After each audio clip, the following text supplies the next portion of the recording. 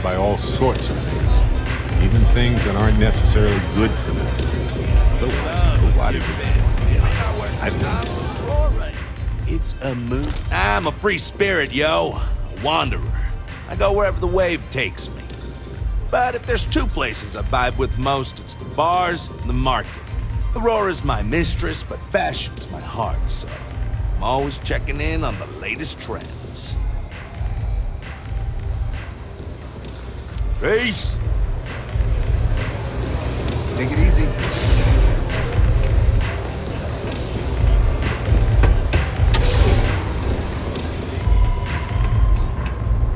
Glad you're back. Sorry about the whole Benjamin Bayou thing at the Astral Lounge, but I didn't have much of a choice. Can you believe the nerve of that smug son of a bitch? The man is priceless. You're not the least bit concerned that he found the virus and figured out where we were meeting that quickly. Must be nice to be so naive. That might help you sleep at night, but doesn't do me a hell of a lot of good. Since Bayou flagged the virus, I can't risk accessing the system now. All that work I did trying to crack Generdyne is gone. Now I'm in a bit of a bind. The prep work for this job put me in deep for a bunch of cash, and I have no way to pay it all back.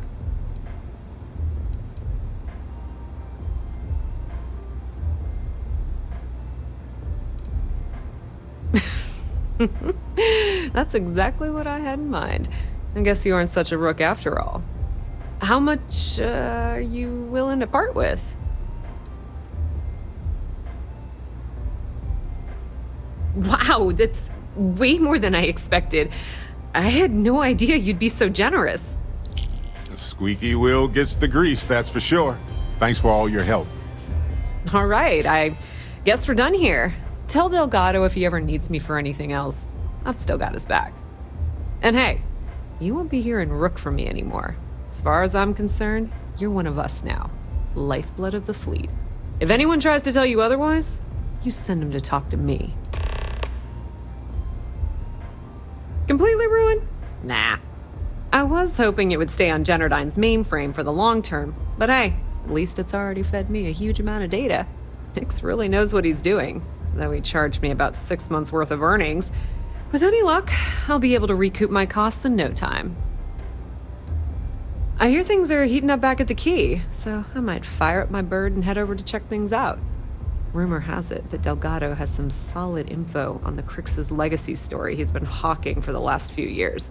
If there's even a chance that it's true, I want to be there when Shinya Voss starts splitting the loot, if you catch my meaning. Now, how did I know you were going to ask me that? Honestly, doesn't matter if I believe that Crix's legacy exists or not. What's important is that I believe in Delgado. If the man thinks that chasing shadows is going to make us rich, then who the hell am I to judge, right? I mean, I'm not going to jump off a cliff for him or anything, but hey, he needs an extra ship at his side. He's got it. Just watch your ass. Benny isn't exactly going to be tickled that you've been talking to his brother. Can I get you something?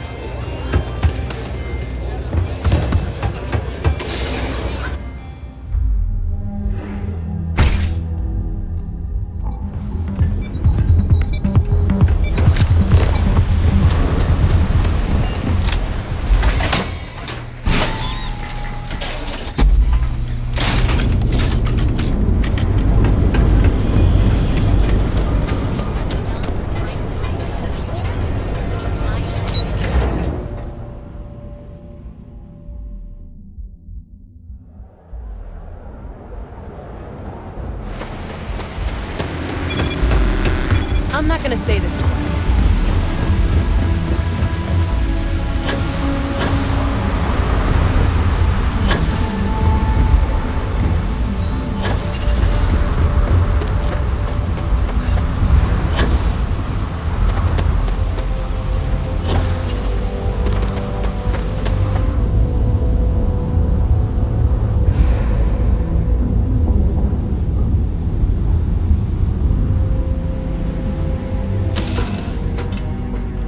Hey, you might want this. Never mind. Sorry. Oh yeah, I do. May as well have it now.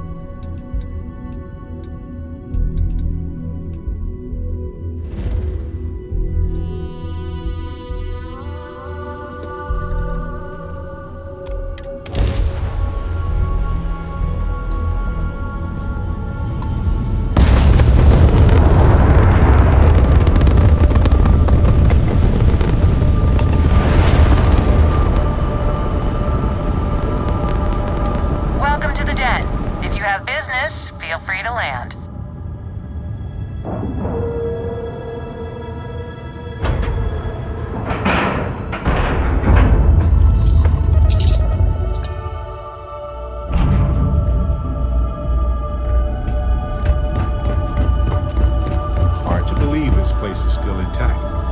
But the military is nothing if not resilient. If there's anything Good to see you. You won't find a better offer.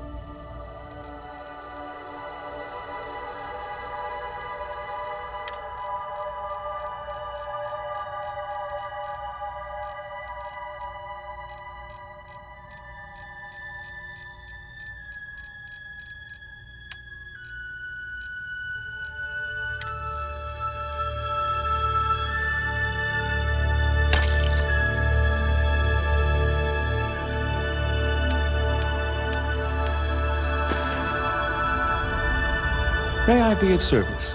Yes, of course.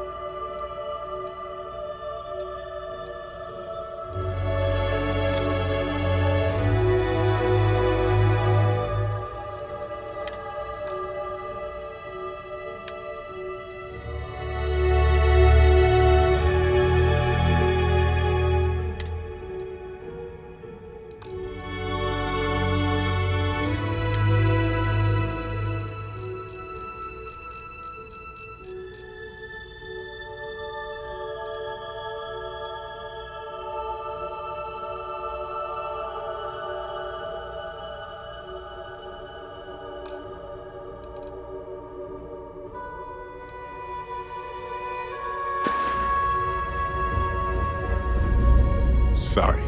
I was... Ah, yes.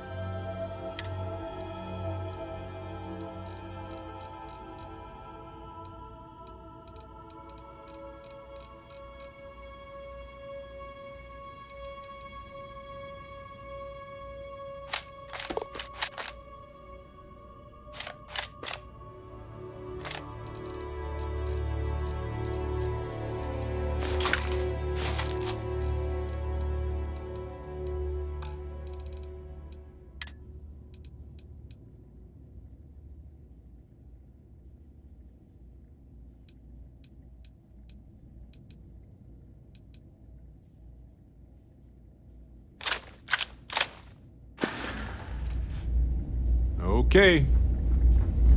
How may the trade of... Yes, of course.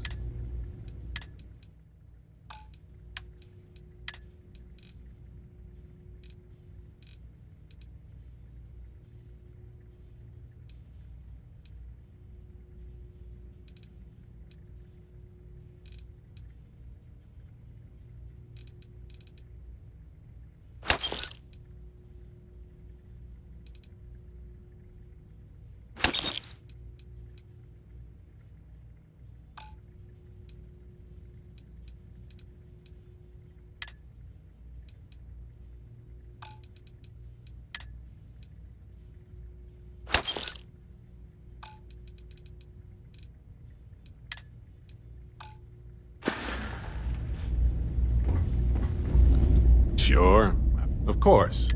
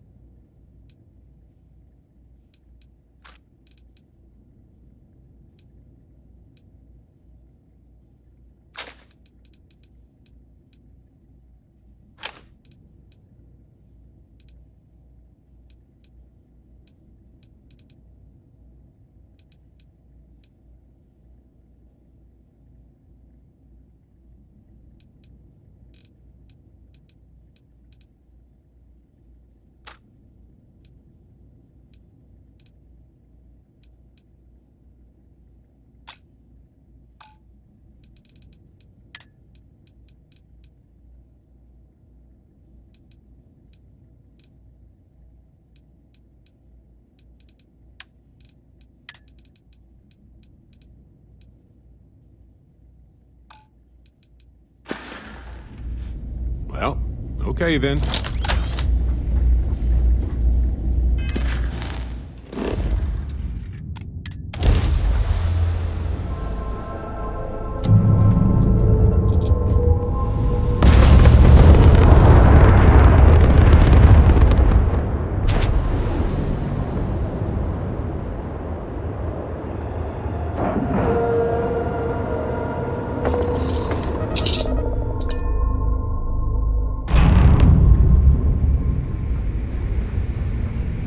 All hell's breaking loose, Rook. Delgado needs you in the repair bay with Jazz as soon as possible. Oh, that's hilarious. You're a real comedian, you know that?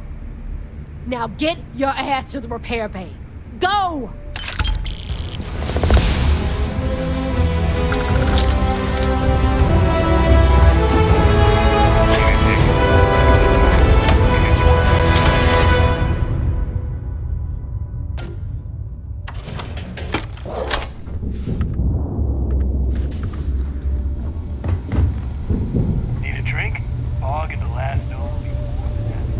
You are sure we will have those defense batteries up and running? No. I'm not sure. They're in bad shape, Del. Really bad shape. I'm already using duct tape and spit to keep the station from falling apart, and you want me to pull a rabbit out of my hat? I don't want to hear excuses. I want to hear that it's going to be fixed. Period. Get it done. All right. I'm on it. You want to quit standing there and hand over the conduction grid data?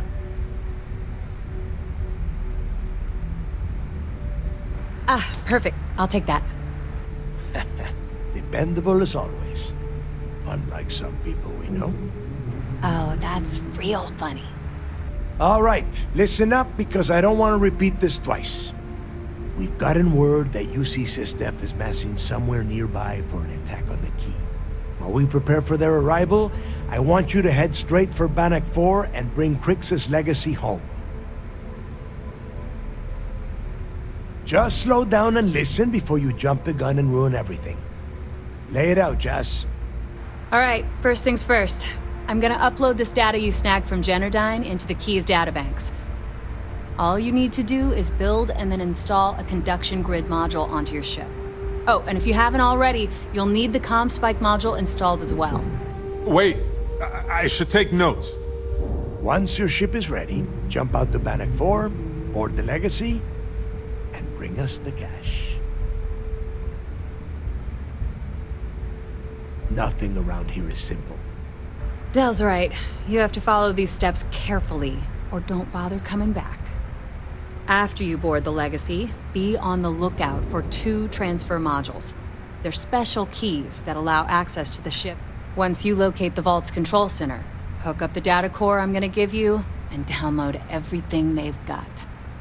And before you get any bright ideas, like running off with the money, that currency is going to be heavily encrypted. Only a genius like Shinya will be able to crack that encryption. So bring it back here right away. Yeah? I sure hope so. Look, I'm gonna make this real simple for you. If that money ends up anywhere but the key, I will hunt you down and pry it out of your dead hands myself. Now get moving.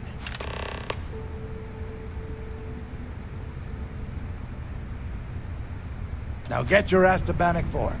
Exploring the galaxy is hard work. Trust me, I know. But stop by sometime and let's talk. Just us adventurers, okay? You know, traveling with you has been more than just good old-fashioned fun. It's been, well, therapeutic.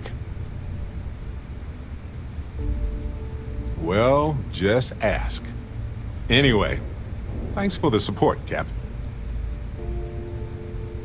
That's just a fact. Which brings me back to that plan I mentioned earlier. I think I know how to move forward now. But I'm going to need your help. My contact sent a gift. Seems real to me. So they found an insurance settlement. Irvin's employers got paid as compensation for sabotage. It seems that the mining company got a huge payout after they won the case against Irvin. We have the settlement paperwork from their insurance. Tons of money. Oh, also the cyber runner had to move on to other work, but sent me a passcode to some computer system. I'm not sure what it goes to yet. We can just hold on to it until we figure it out. But anyway, we have enough to move forward. The missing piece here is proving that Irvin was framed. So I discovered that Irvin's original lawyer still practices law, and she'll look over everything we found. Oh, detective. I like the sound of that. If I'm the detective, does that make you my trustworthy and sensible partner with a heart of gold?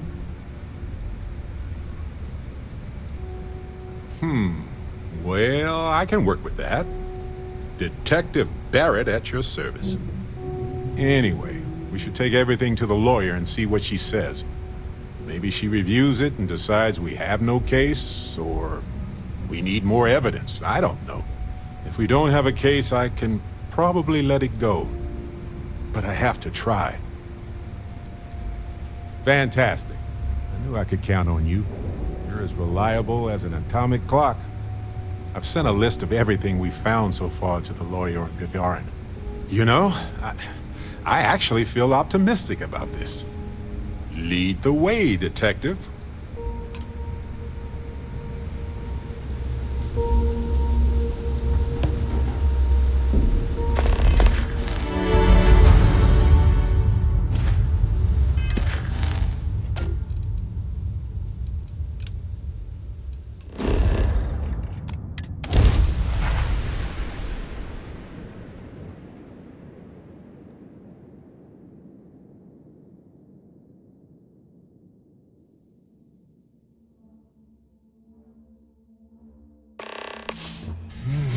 This whole planet smells weird.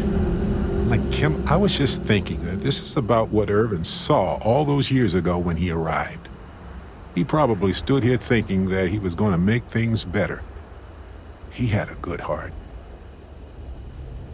Oh, you remind me of him sometimes, wanting to make things right. And when you said it out loud, you know, I actually believe we can do it. I just hope our lawyer is as confident. Right. She said she would meet us at our office when we arrive. Hopefully she can tell us what we need to do in order to clear Irvin's name. Let's stick together, though. Gagarin isn't a huge town, but it's not the kind of town that I want to get lost in.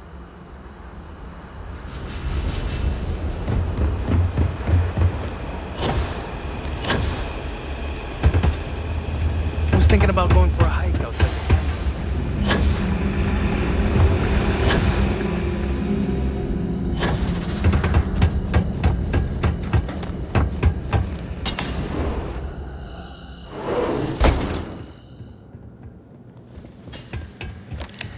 Well, well, well.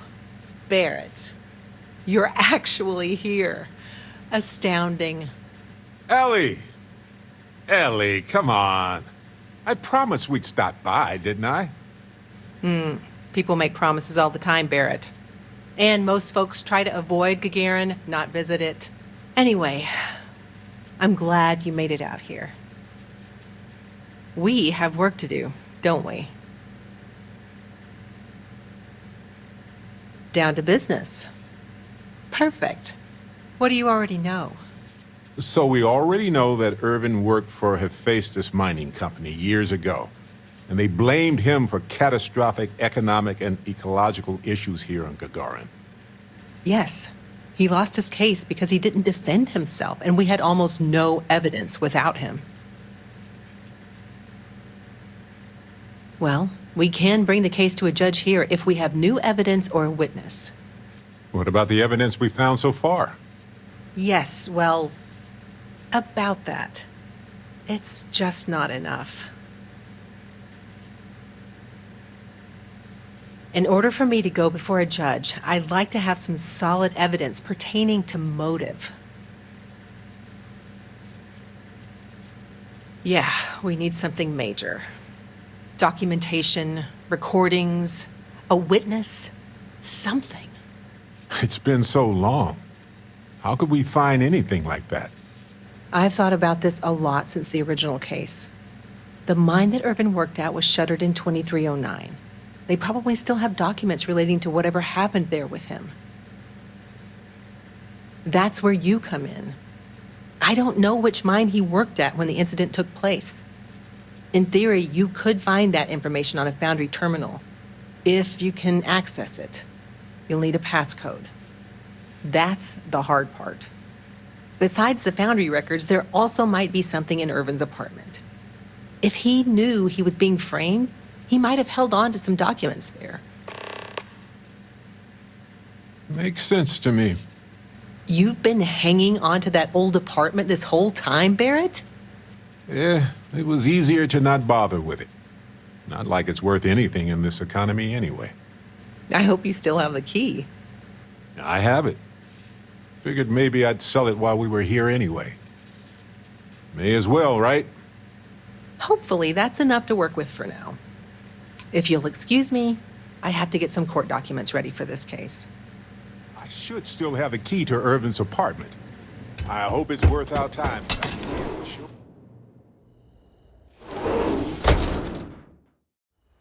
Irvin's old apartment isn't far from here. You think you're hot? Try worse.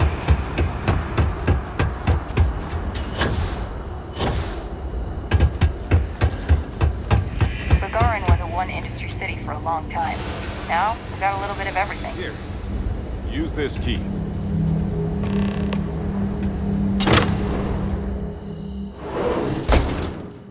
After you, Captain. They probably never intended for these walkways to last this long.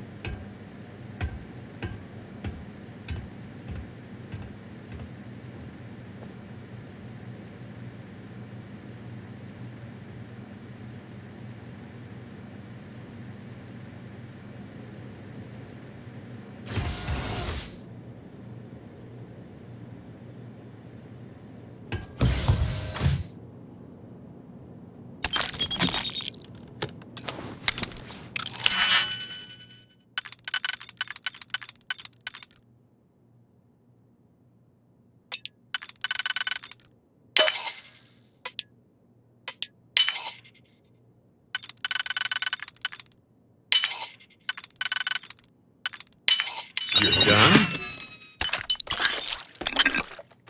Impressive. Wait a second. What about this safe? I bet it's locked by a terminal.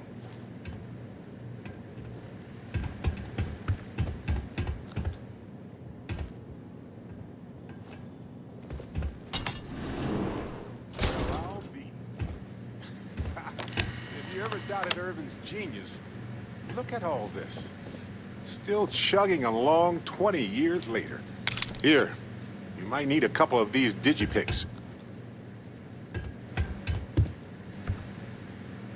Hold on. Is that what I think it is? He lived here for a few weeks. The plan was that I'd join him here. But everything went to hell with Hephaestus, so I didn't. I wouldn't have liked living in this metal box anyway.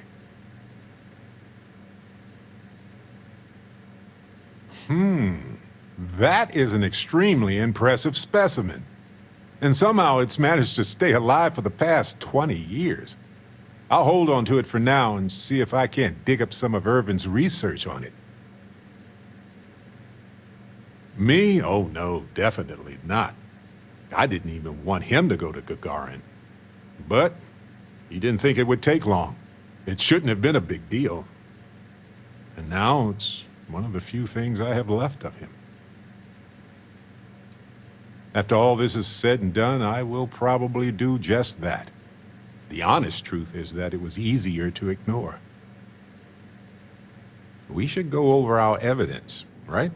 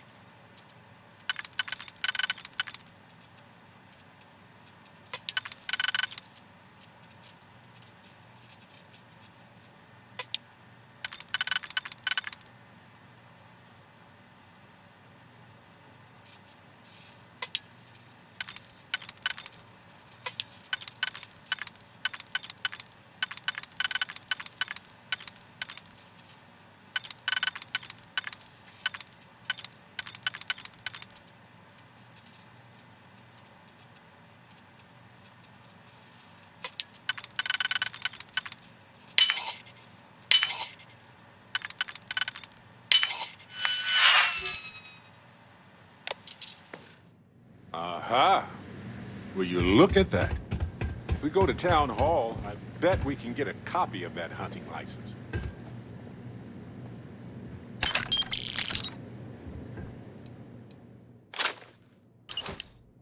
Is that Irvin's employment contract? Let me...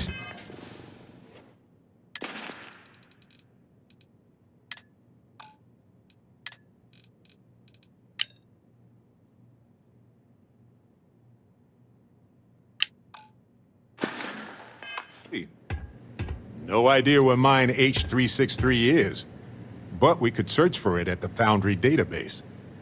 All right, we've got some solid leads, it looks like. The employment contract and the hunting license at Town Hall. Much better than liquid or gas leads. That much is evident. It was a bit strange going through Irvin's old things, though. I was hoping for some old pictures, but the plant is a good consolation prize. Beautiful and resilient, as extremophile plants tend to be. Although this self-sustaining habitat dish gets some of the credit. I bet it could survive without care for a long time.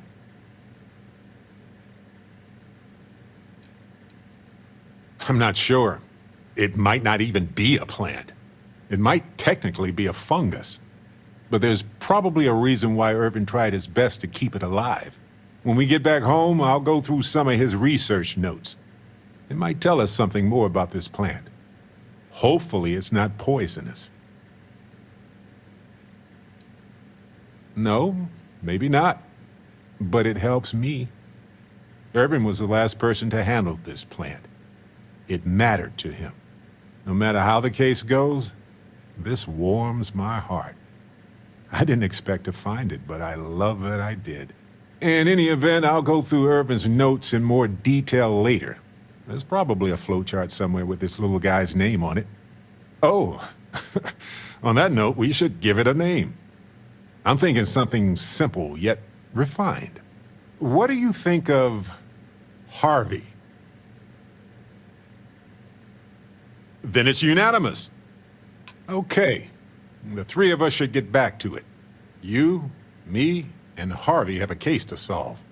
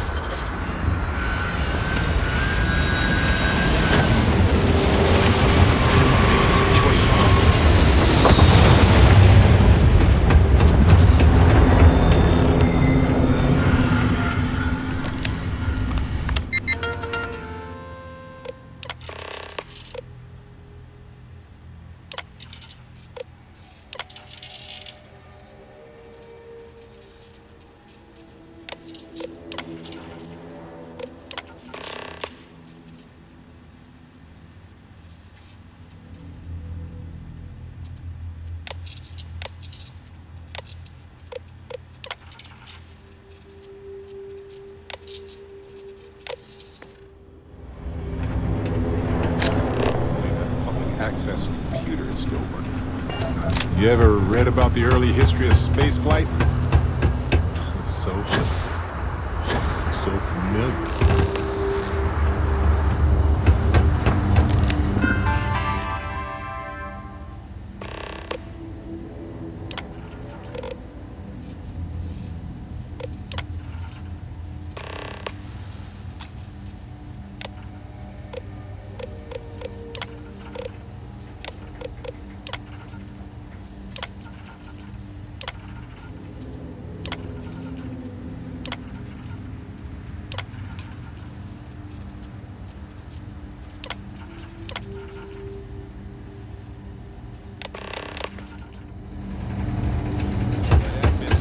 We got from the Cyber Runner? I wonder if that will work here. Worth a try. Coordinates look valid to me. Imagine Irvin thinking the same thing all those years ago. Just a job, right? Well, at least we know where to keep looking, right? Guess we'll see what state the mine is in. It's possible they collapsed it before they left. We just won't know until we get there. If that's the case, we'll just have to figure something out. I don't...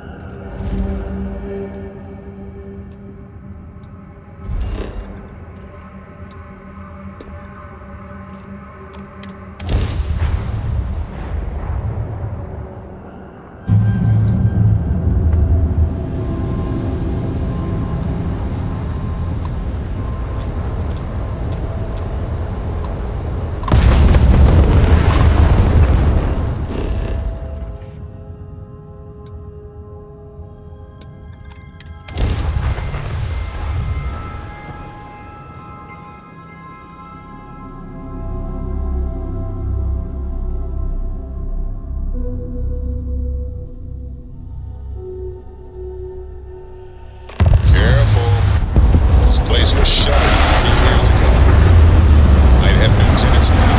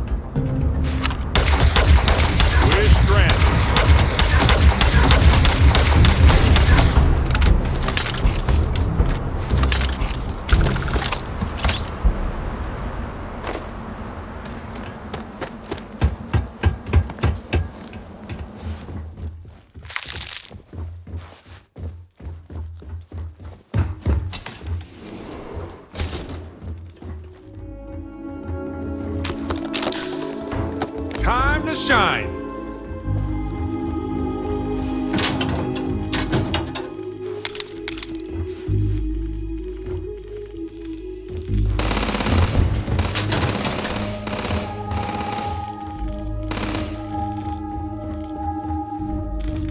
Oh yes!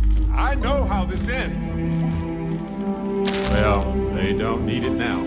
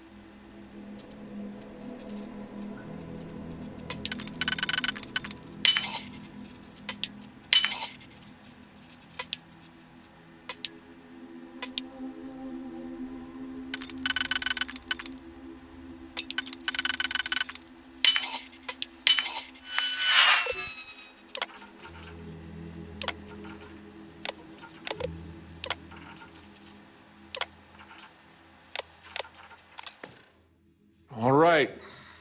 Now let's go find Irvin and all these lab stations.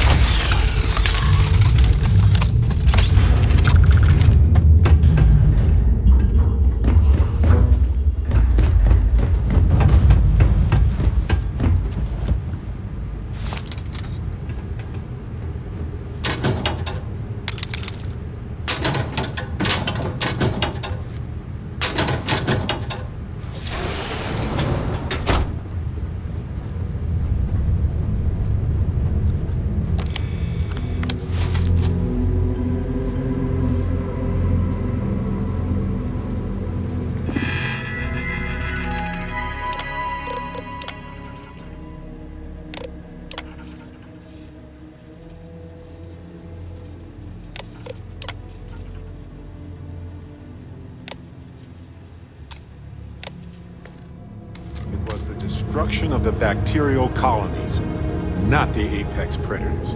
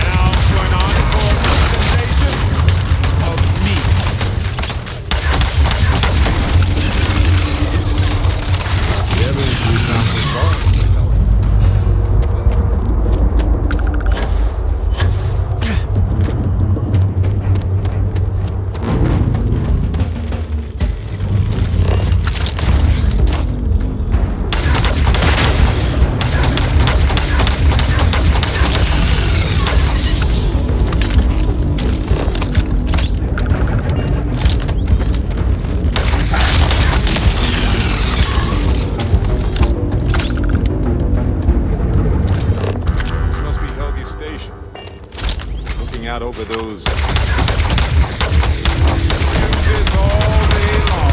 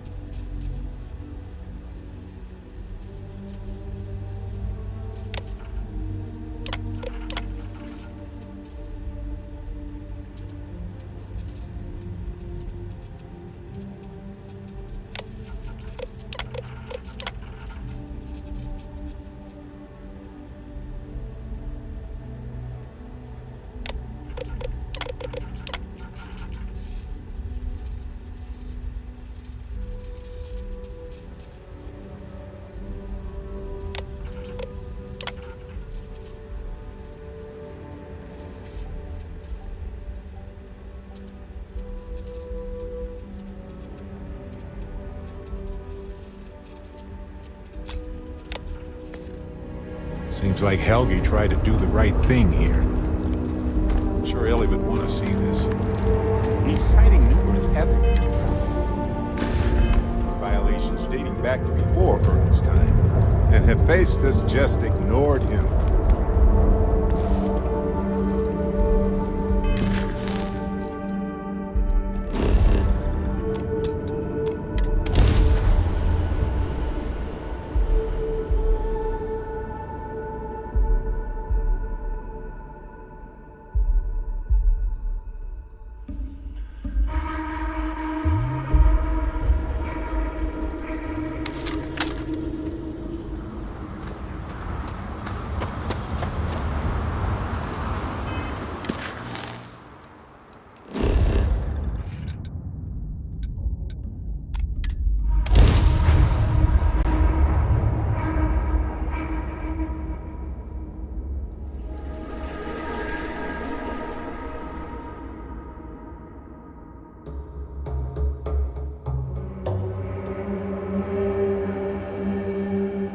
I hope Ellie is still taking names and holding people accountable around here.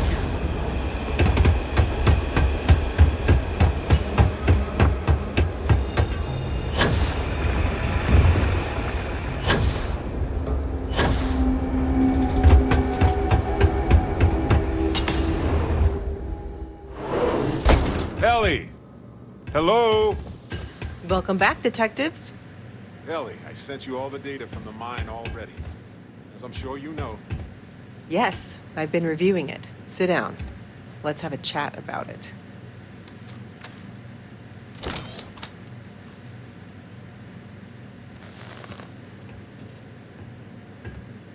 Welcome back, you two. How was the trip to the mine? You're gonna love this, Ellie. Okay, someone better tell me. Come on. We found the coordinates to Irvin's old work site and went there. Huge battle. Fire, explosions. Pew, pew, pew, pew. Barrett, please.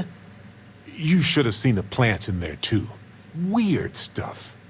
Anyway, you read over the documents we found there, right? What do you think?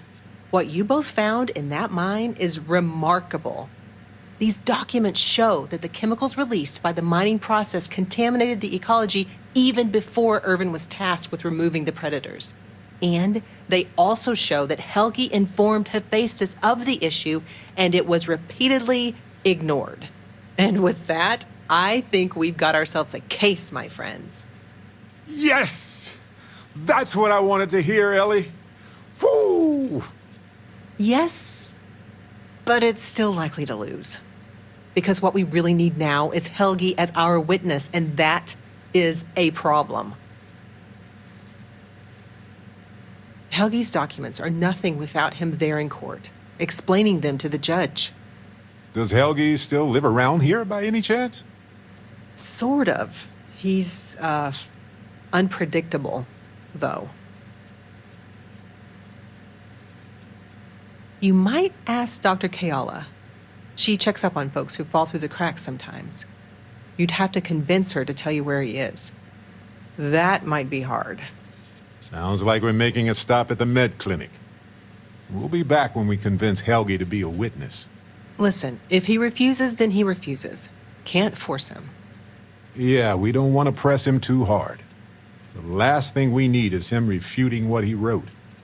This is going to take a light touch, but I think we can handle it.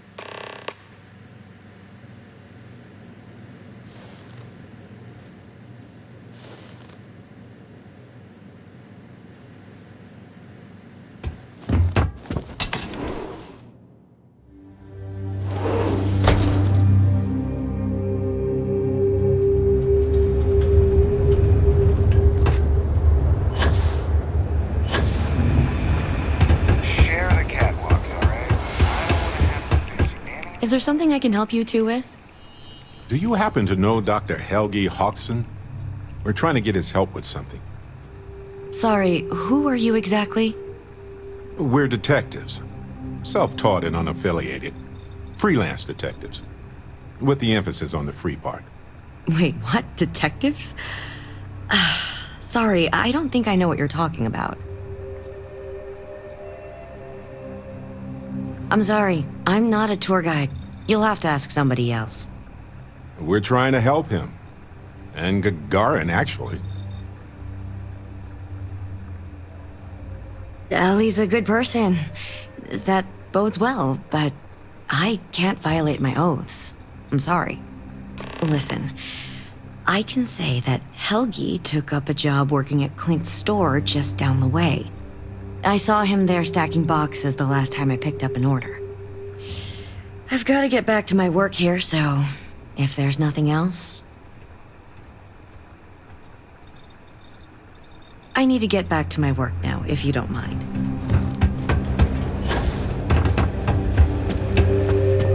If you're looking for something special, just ask.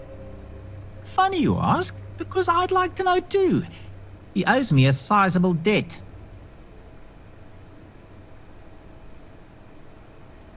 Yeah, I don't want to be mixed up with anything like that. Maybe I can make an exception.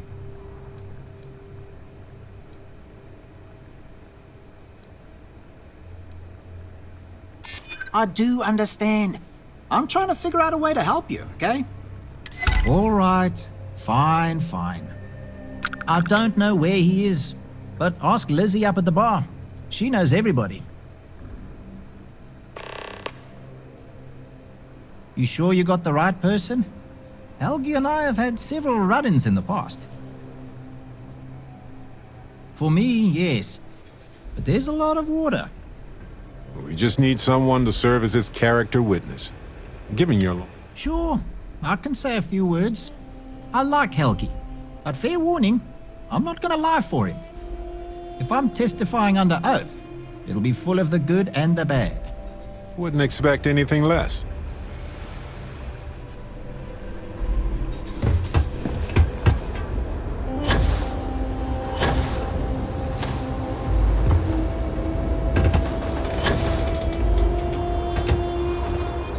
Looking for a drink? Don't serve anything fancy, so if you're about to ask for wine spritz or whatever, you can hop right back on your ship to New Atlantis. Well, then make yourself comfortable. And don't start anything, all right? Ah, yes. The detectives. I heard about you. A reputation already? I'm impressed. Slow news day, I guess. I serve drinks here, friend. We were told that you are a local crime... We serve drinks here. Here's a list of our specials for today. There's nothing on here. That's strange. Here, let me fix that. Don't worry, it's just the one sale today. Oh, right. Of course, it's a number. Here you go, Captain. All yours. The service I provide is worth quite a lot.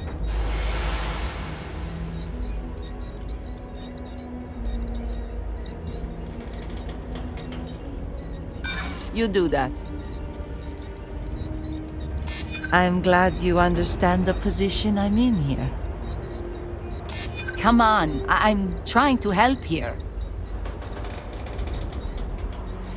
That's true.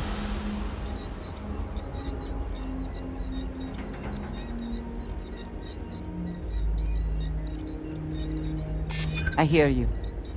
All right, all right. Consider it a favor. Sending the coordinates now. Wait, so let me get this straight. You want the bartender to testify he's not a lousy drunk?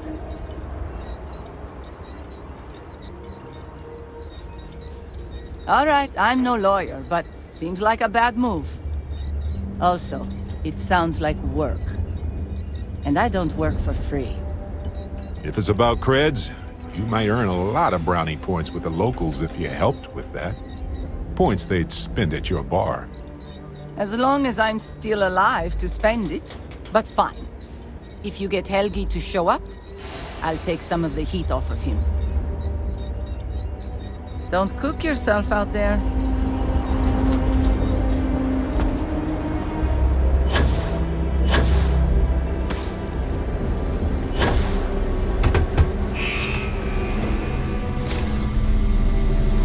I don't suppose you're here to tell me I've won a ticket to a new planet, huh? Sorry, Doctor. Not today. We came to Gagarin to investigate Irvin Mandani's contract with the mining company a long time ago. Ring any bells? Irvin, yeah. Biologist. Hunter. Yeah, I remember him. Why? Who are you people? Then find a history slate. An ancient history slate. Because that's what it is. Please. Irvin was once one of your colleagues. He was the one Hephaestus blamed for an ecological disaster about 20 years ago. Do you remember any of that? No, I don't remember lies.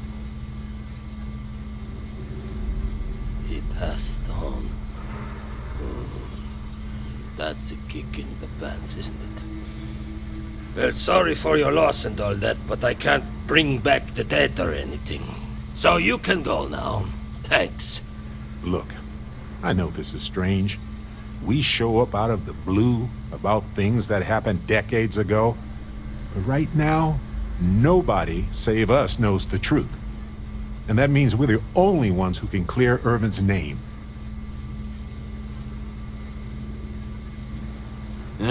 And what of it? You probably think the sky is blue too. Well, you'd be wrong. It's whatever color Hephaestus says it is. Only if you let them. You're a scientist. Your words matter. That's why we need you to testify. Testify? The trial is over, the verdict rendered. In case you two clowns didn't get the memo. Ellie Yankton? But why? It doesn't matter. Nothing's changed. I cannot do that. Why is this so hard to understand here? And so what if it does? The ground don't got any say, it just gets stepped on over and over again.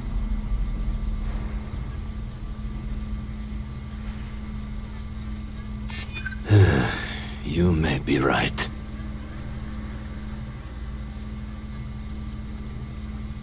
You got a point. Hephaestus' scientists will just say my theories are unfounded without me to defend them.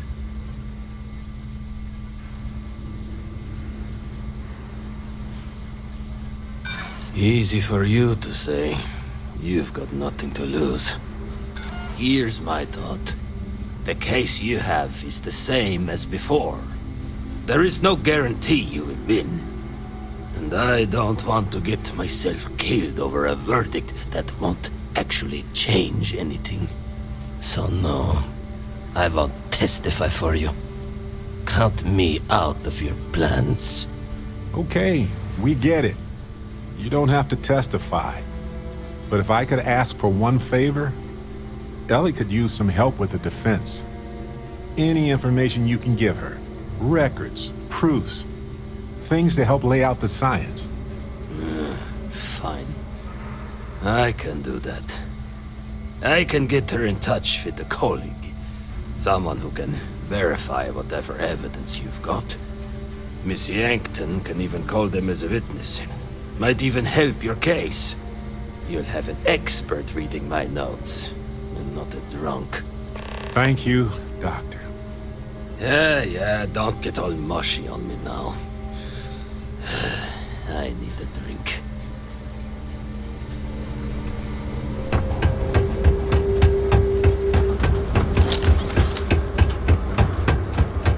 It's been an uptick in strongly.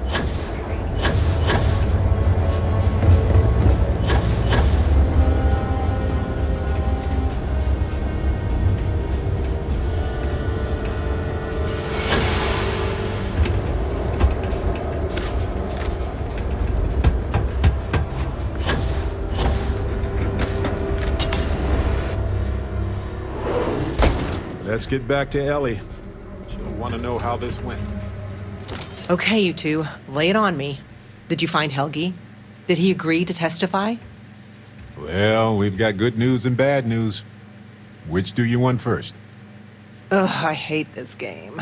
Just give me the bad news first. The bad news. Helgi declined to be our witness. But the good news is he's going to refer a colleague to testify on his behalf.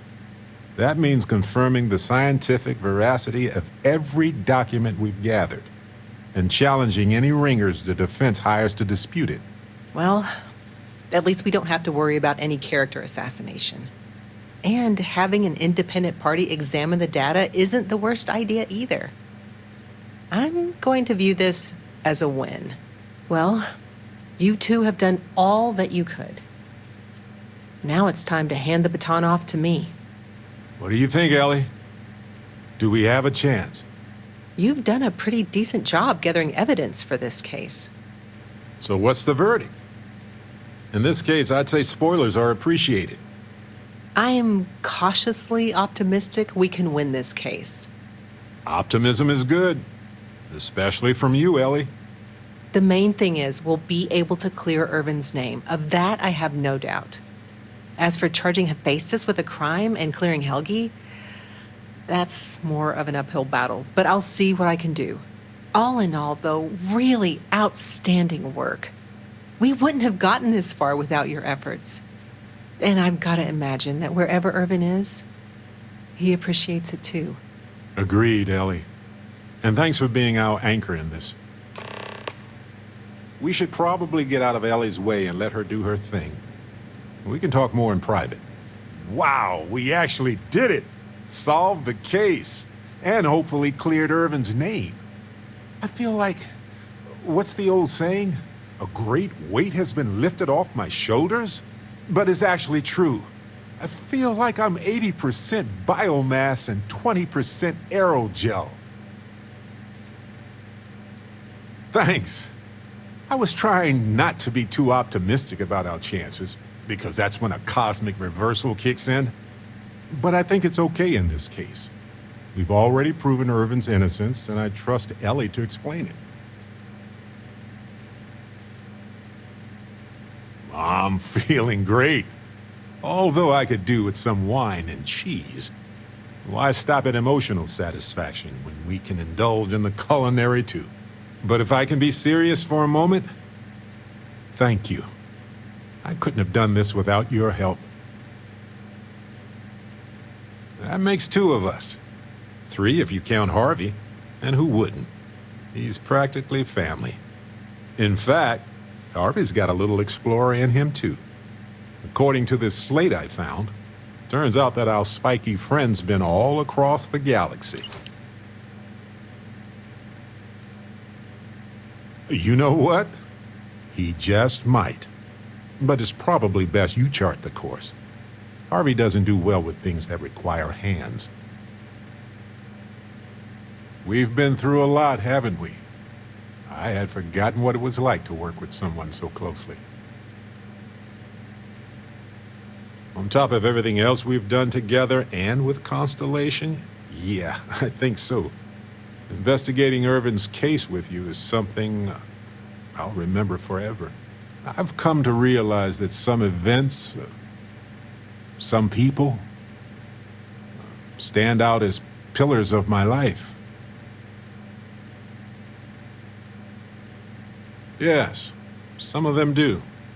And if we're lucky, they change us for the better.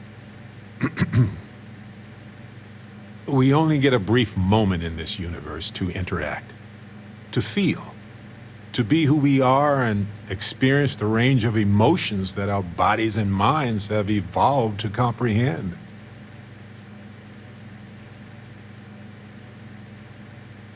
And the definition of that changes for everybody. If one is fortunate, you might even notice events and people changing you while it is in motion. I know I certainly am. I've explored many worlds, and I've worked with Constellation for most of my life. I cherish those memories, but you have changed me as a person forever. I don't want to look back years from now and wonder what if. I need to know what you think about us. There's nothing more important to me in the entire universe, my friend.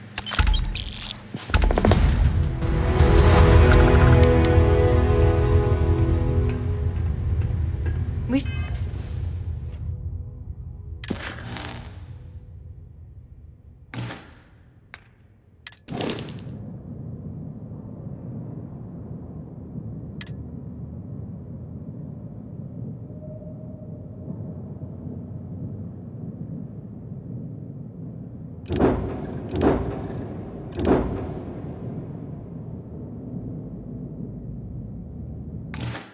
To catch up sometime.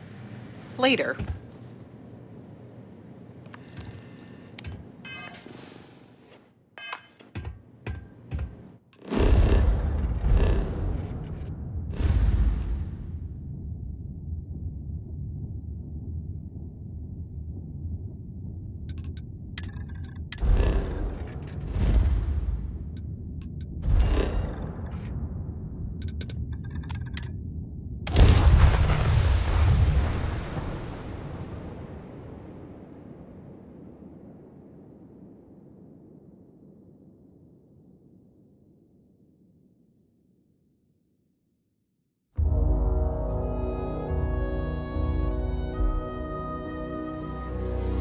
Hard to underscore the impressive architecture of New Atlantis, right?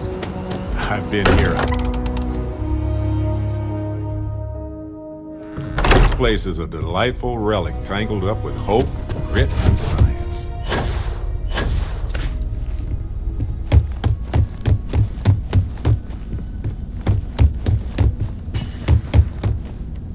Is something amiss? What did you need? I'm at your side. You two go on. I have academic journals to review, and the galaxy's cheesiest hoagie to devour. An interesting mix of activities. I hope they are both enjoyable.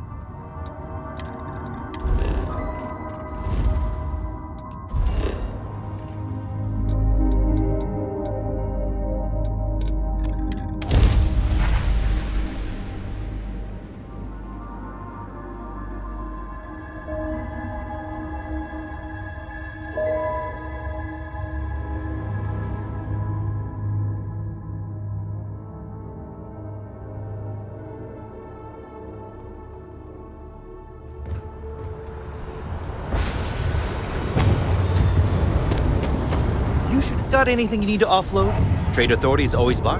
Sure, have at it.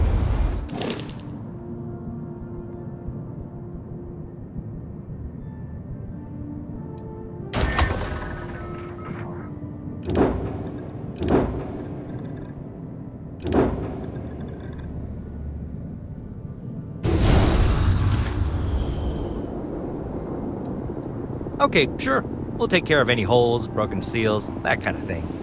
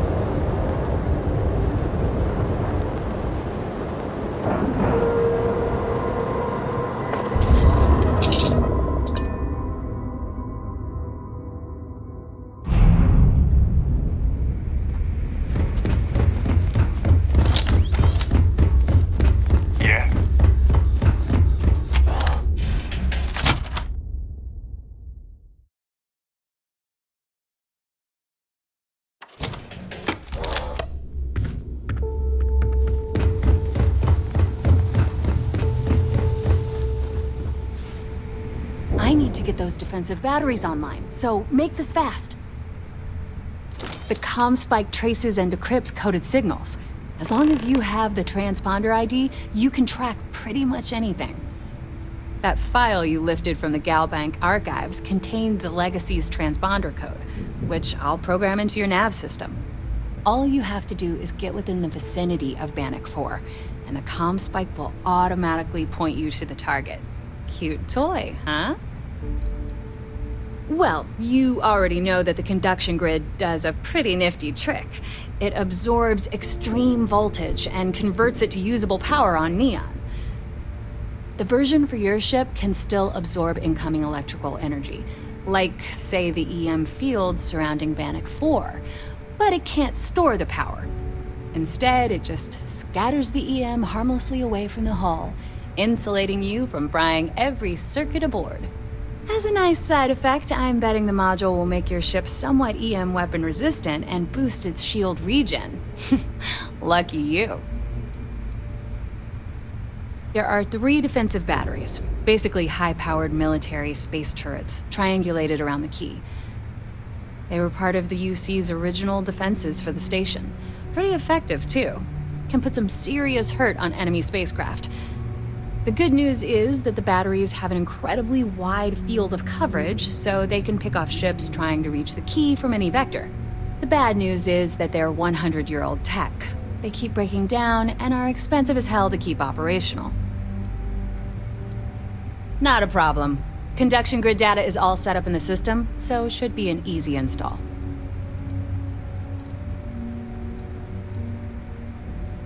Oh, yeah, nothing like changing it up to make a ship feel new again.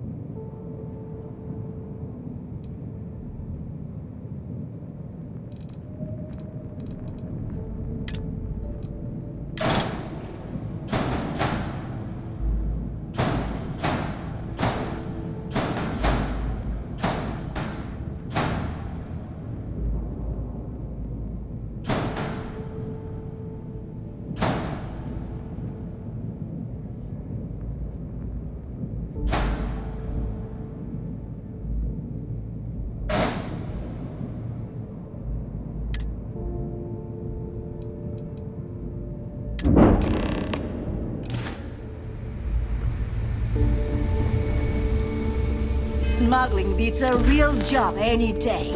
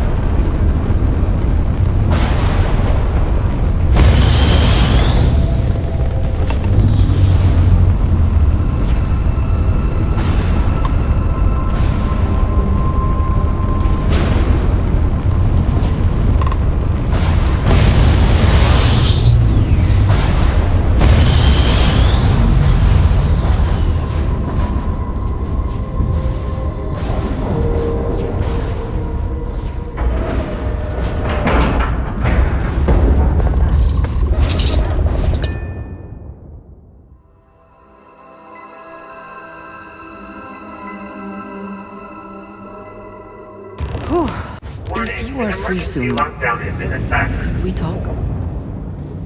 I have been curious. I know that your role in Constellation was thrust upon you in an unusual way. But that experience does not demand that you stay. You could have delivered the artifact and then left. Why do you stay? It does seem to be a unique situation with serious consequences. That is what keeps me here as well. My past is complicated. And anyone in Constellation will tell you I do not speak much of it. But my family always stressed the importance of having a purpose in life. You must have a reason for being. Yes, that is one way of putting it. I am often surprised at how reluctant some are to agree with the idea. They sometimes seem offended I would suggest such a thing. When I first came to New Atlantis, I was shocked at how many people go about their business every day like drones. They do their jobs, eat their food, sleep in their beds, all seemingly without concern for anything around them. Complacent. Their experience is so different from much of the settled systems. They do not know how good they have it. Yes, they were. I did not grow up amidst such luxury. Purpose cuts through adversity. I know that all too well. And these people seem to have no idea. I have. There have been times where I wondered whether it was worth it. My family is unique within the settled systems. I grew up outside the bounds of the United Colonies, or the Freestar Collective. My parents, and their parents before them, did not believe anyone outside our family could be trusted or relied upon. You can imagine, I am sure, how existence without ties to others is challenging in space. It has certainly proven valuable. Saved me. A few times, without question. For now, though, it would seem you and I have found purpose in Constellation. I believe that is enough. I am pleased that we have common cause, and have enjoyed our time together. Thank you.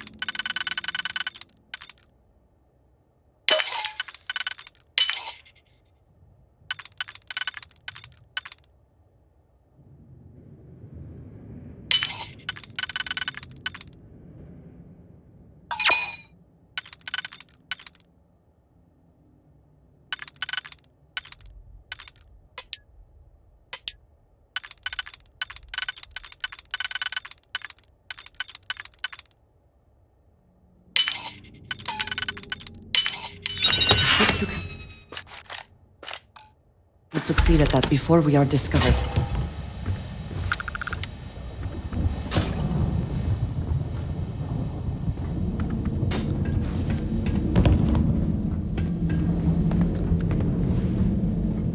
Crew recording initiated. Alright, the system should be all set up. Just shout out when you want the computer to record. Should work for everyone. Okay, fine. Now, give me the bad news. The bad news is that our engines and grav drive are destroyed, and we're drifting toward Bannock 4. Wait, doesn't that put us smack into Bannock's EM field? We hit that! Every circuit on this ship will overload! Easy, Simmons. What's easy about it? Huh? She's right. We end up in that electromagnetic radiation, and we're dead. Hey, there's no need to talk like that. It's Simmons' first time out. Can't you see she's scared? Yeah, Bakara, pipe down. You aren't helping. Everyone stop. Right now, we all need to take a breath. We're in bad shape, but I need everyone alert and level-headed so we can figure a way out of this mess. Osterholt, you're my engineer. Give me options. We don't have any options. Kellner and I need to work on a shielding solution. Fixing the propulsion isn't even on the table. Fine, you two get on it. Simmons and Bakara, I want you to walk the ship and give me a full damage report. Mayfield, see if you can help Aguilar with that arm injury. Let's move out, people. Crew recording terminated.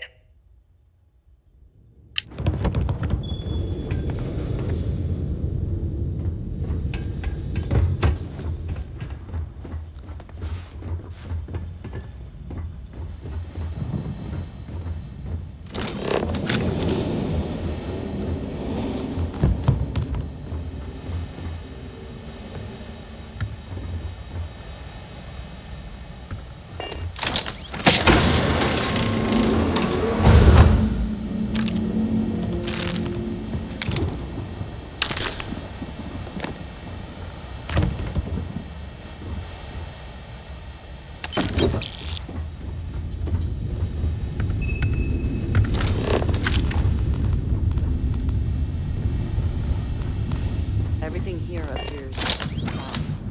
The crew must have remained trapped for some time. Crew recording initiated. Hello? Hello? Engineer's message said they set up some kind of a recording system. Well, the red light is on, so I guess it's working. It's been a few days since I docked with the Legacy. For the time being, I'm stuck here. Every system on my ship, including the prototype shielding, is completely burned out. It's unlikely it'll ever fly again. Whatever's protecting the Legacy seems to be holding for now. Which is pretty amazing considering she's been here for almost 40 years. Long story short, I've made it to the prize, but now I'm stranded and trying to figure a way off this hulk. I gotta tell you though, it's not looking good. Not at all. I found the remains of the Legacy's crew. Looks like they're starved to death. And it's obvious they couldn't find their way out. Next thing I need to do is start scouring the ship and look for something they might have missed. Guess that's all for now. Signing off. Crew recording terminated. An unenviable fate. Crew recording initiated. I wouldn't go near Osterholt. He's drunk and he's got a pistol. Oh my god, are you alright? Tell me exactly what happened. I was bringing Osterholt his food. When I got near the cred tank vault entrance, I found him sitting on the floor. Bottle in one hand, gun in the other. He say anything directly to you? Anything threatening?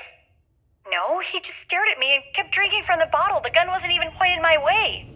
What's happening to him, Captain? What's happening to all of us? First Bakara kills himself and now this? You have to help us. God damn it! I'm trying. I thought Bakara would be okay. How the hell did I know he'd never come out of that room alive? Everyone's looking to me for answers. Well, guess what? I don't have them. This whole thing's falling apart, and it's my fault. Captain, do anything wrong, Simmons. I'll go talk to her. Crew recording terminated.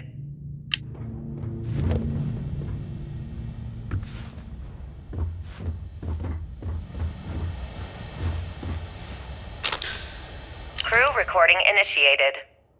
I just wanted you to know I placed a commendation in your record, Aguilar. Really? Why would you... Ah! Take it easy, Doc.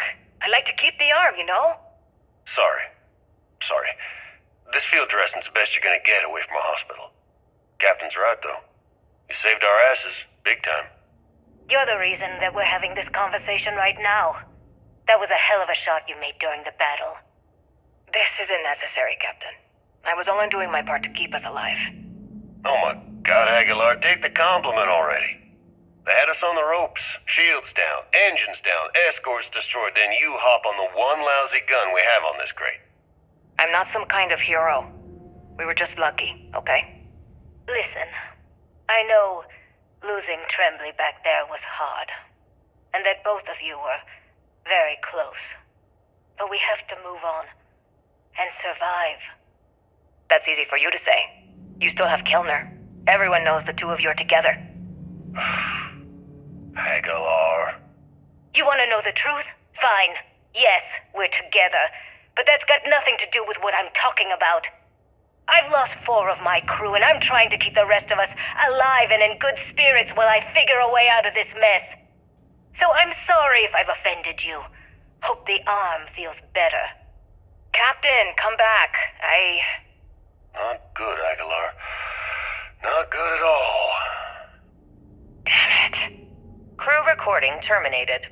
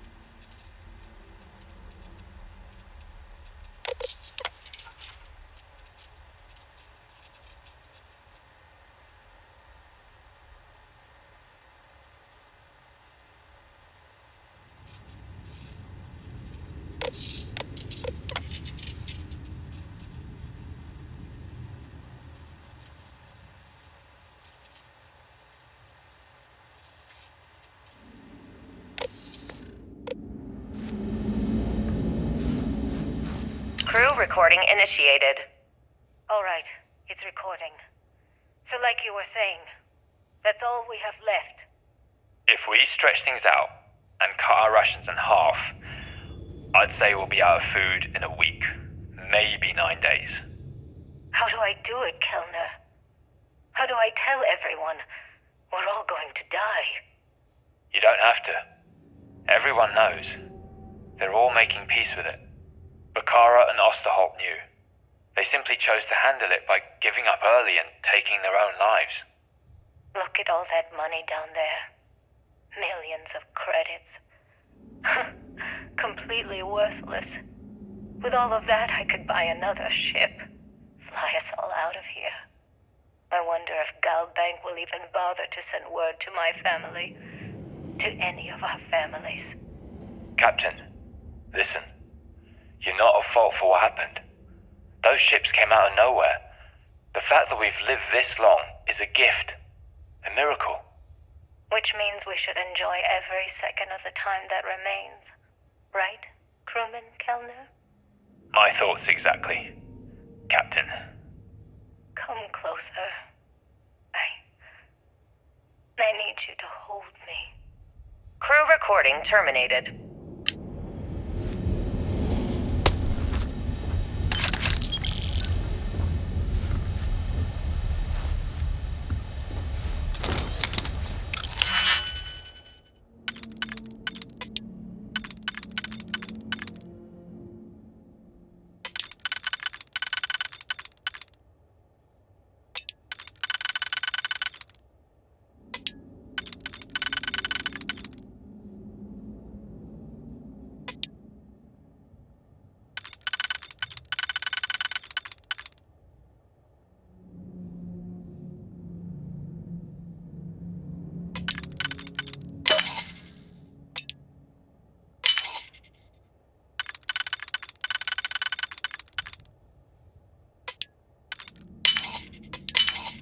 How quickly can you get that done?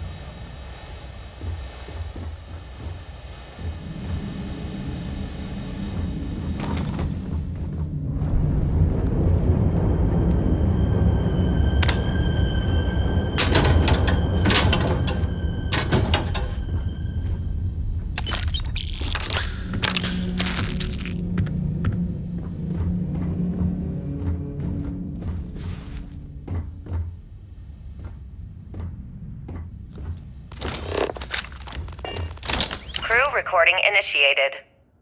Full house? Damn it, Mayfield. You must be cheating.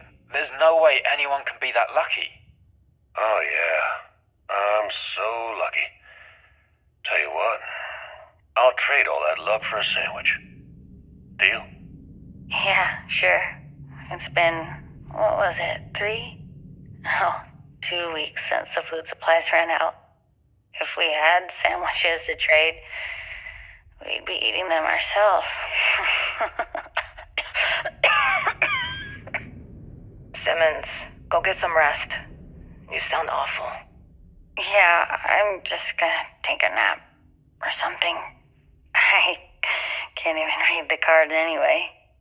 Sorry, everyone. Can't keep my eyes open. It's okay. Go on. I'll come check on you in a while. So, another round? Aguilar? Kellner? Captain? You three go ahead. I'm just going to lean on Kellner here and watch. Oh, and let's cut the captain nonsense. Call me Liang. Alright. Young's out. I'm dealing the rest of you in. Crew recording terminated.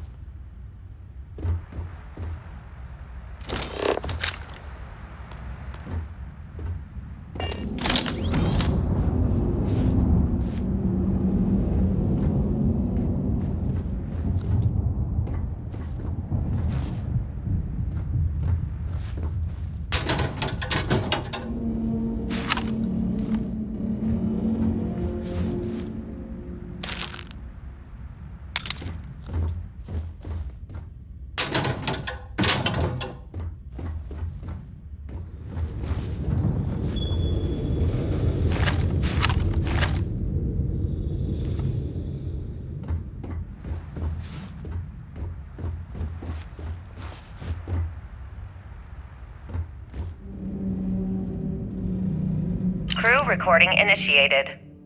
It's day 20 since supplies dried up. And here I am, staring at an empty poker table. Our last game. After Simmons passed, we kept trying to get together at least once a day for a game. To keep our minds off of things. Kellner and Leong were the next ones to, step away. They wanted to be together at the end. Then it was just Mayfield. We played for hours. Now I'm alone. I just wanted to, leave this recording for anyone that finds the legacy trapped above Bannock 4. That's all. For now. Going to deal myself a few hands and call it a day. I miss you, Trembly. And I'll be joining you soon. GB Legacy. Signing off. Crew recording terminated. Always worth checking. Never know what you might find in their pockets.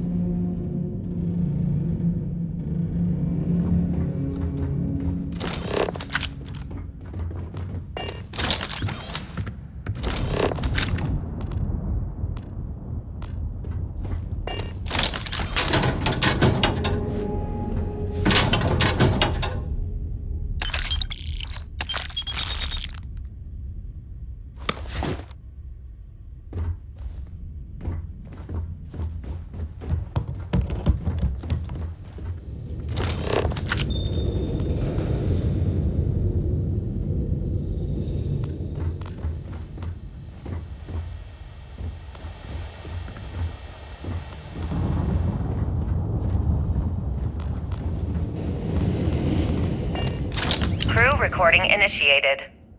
Alright, so how long has Bakara been locked in there? I'm not sure. A week? Maybe more. All I know is that he took some food packs in his duffel into the head and locked himself inside. Everyone's been steering clear of him since he scared Simmons, so we didn't even realize he did this till today. Bakara! Can you hear me? You need to open this door and let us in! The hell with it. I'm going to use the override. I've already tried that. He's rewired the door or something. Maybe change a code. Not sure what he's done. Kellner, can we cut through the bulkhead? Or the door? I'm open to any suggestions. To be honest, I wouldn't go cutting anything in this ship right now. The structure is extremely unstable. Damn it. Well, we can't just leave him in there. Begging your pardon, but we can. It's pretty clear that Picard checked out after our initial assessment, and he's been killing morale across the ship. Let him soak in there for a while. When he gets hungry, he'll come out. I suppose you're right. Crew recording terminated.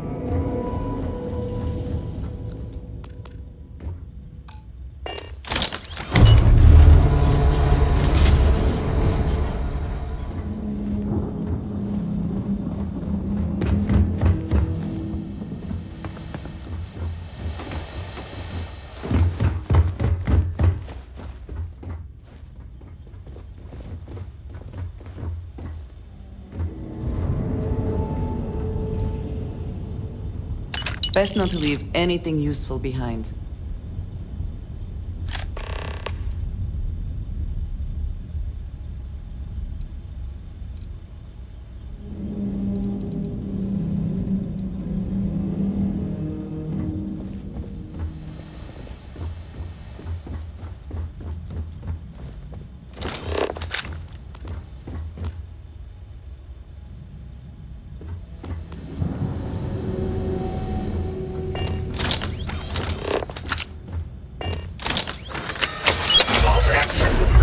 Please get clear of the door.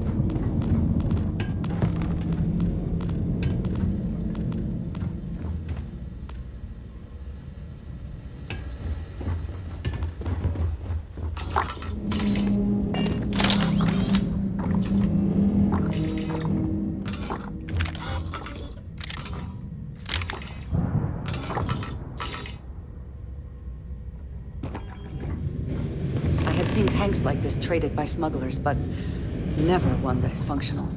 This must be decades old.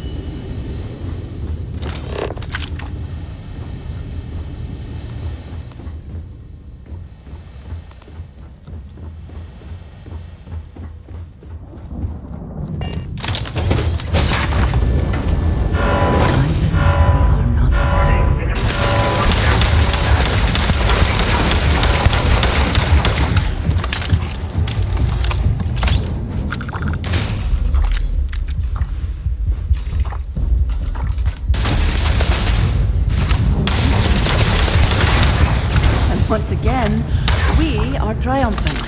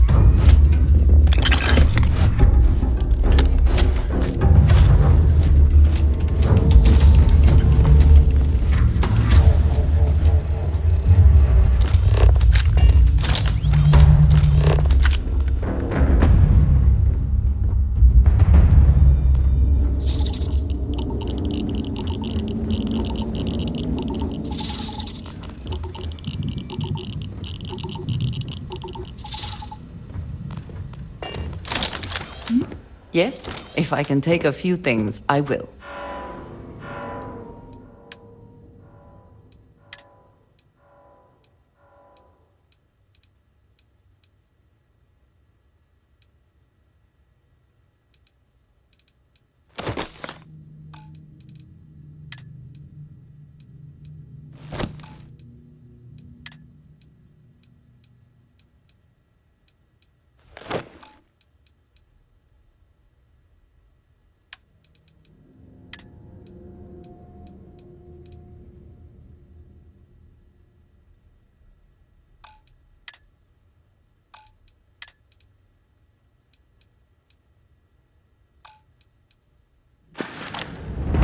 Have my attention. Come then. That is all. Very well.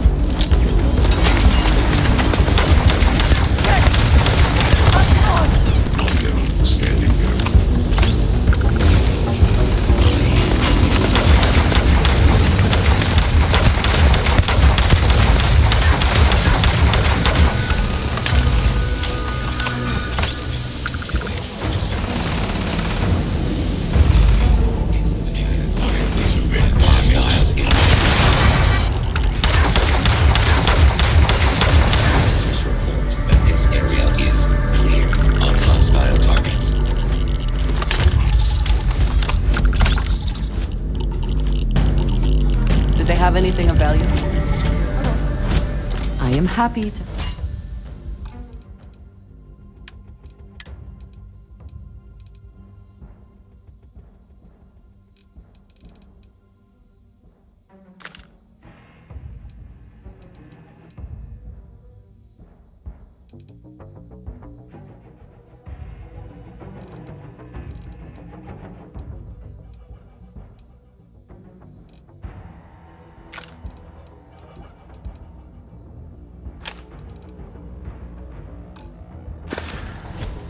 Very good.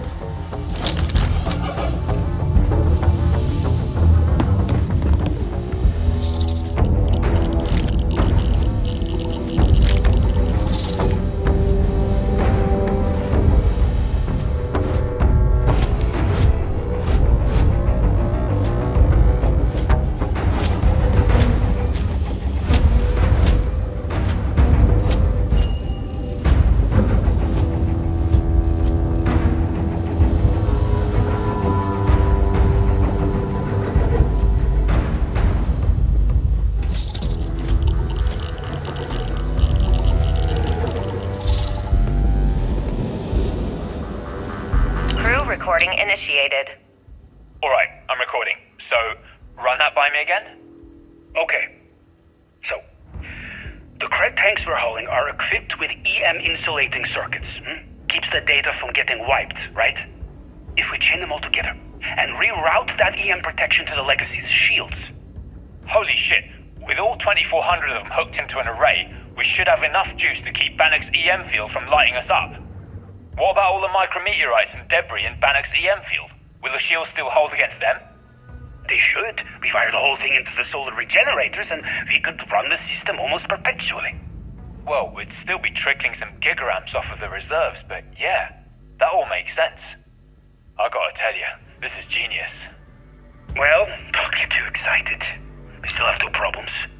One, it's going to take all of the ship's power to keep the array running. That means we've got almost nothing left over. And two, with the engines destroyed, we're still stuck orbiting Bannock 4. I'll set the computer to keep us in orbit, but that's all we got. Hey, it's a start. Gives us a chance to survive and time to think. Yeah, I guess you're right.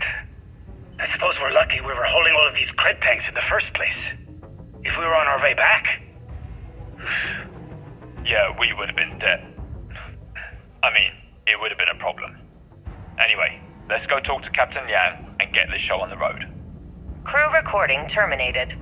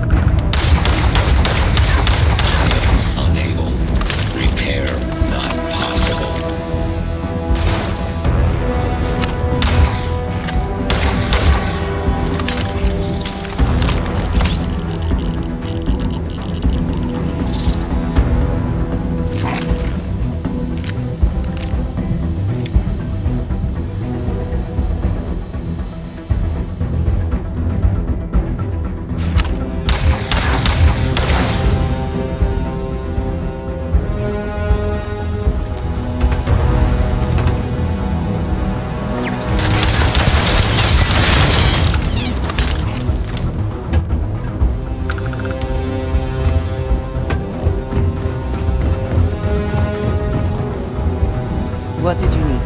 I am always willing.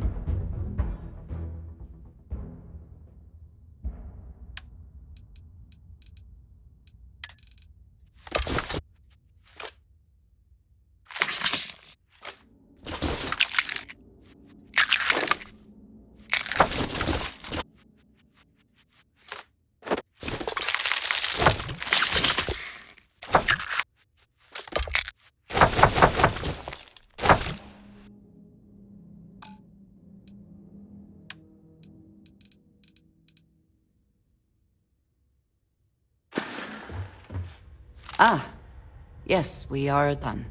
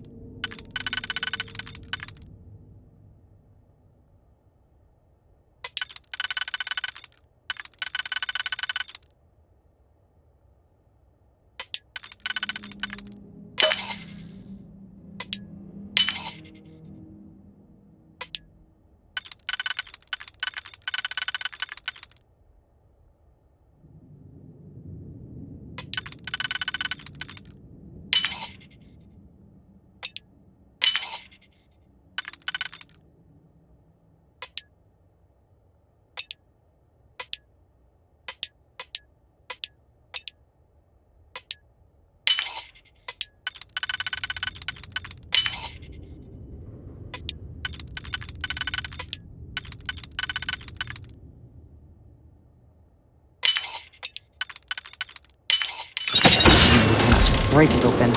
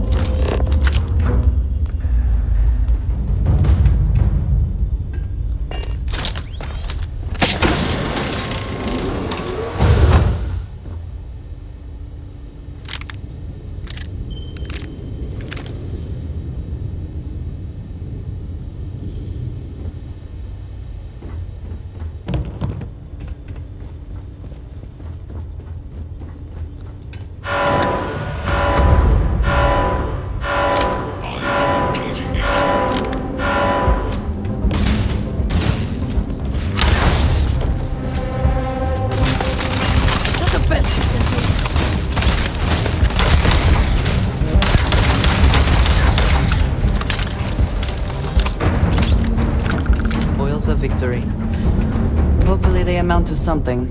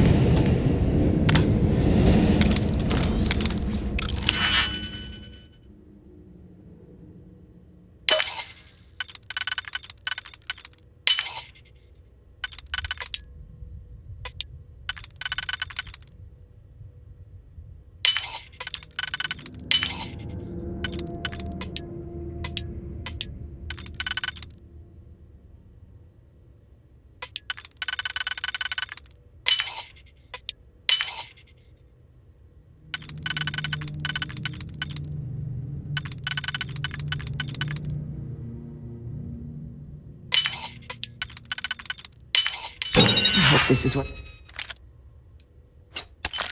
The effort.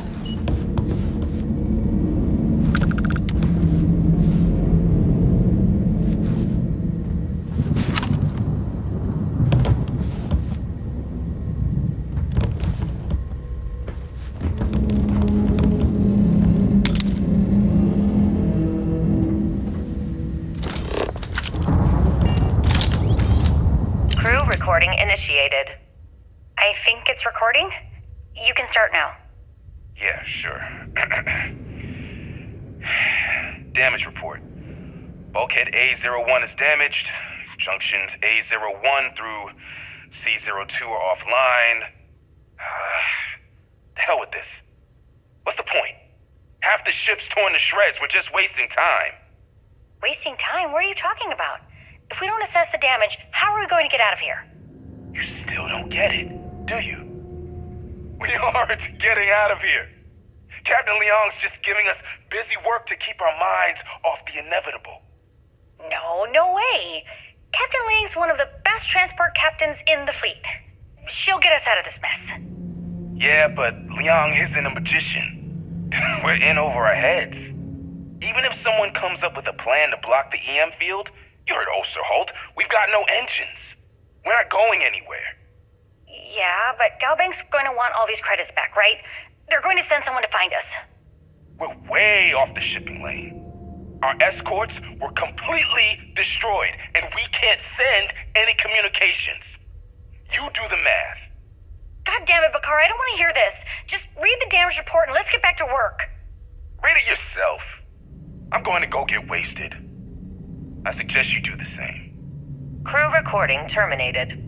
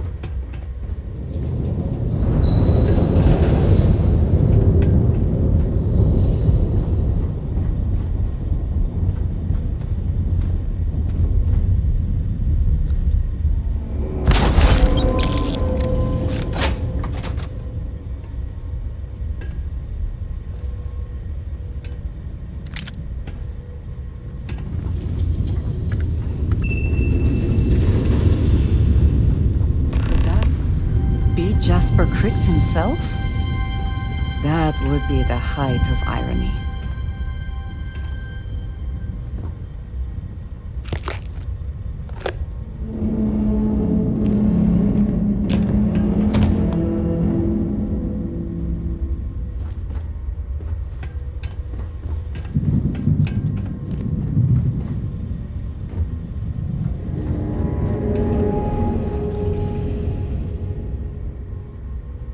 Take what you must. Leave the rest for the scavengers.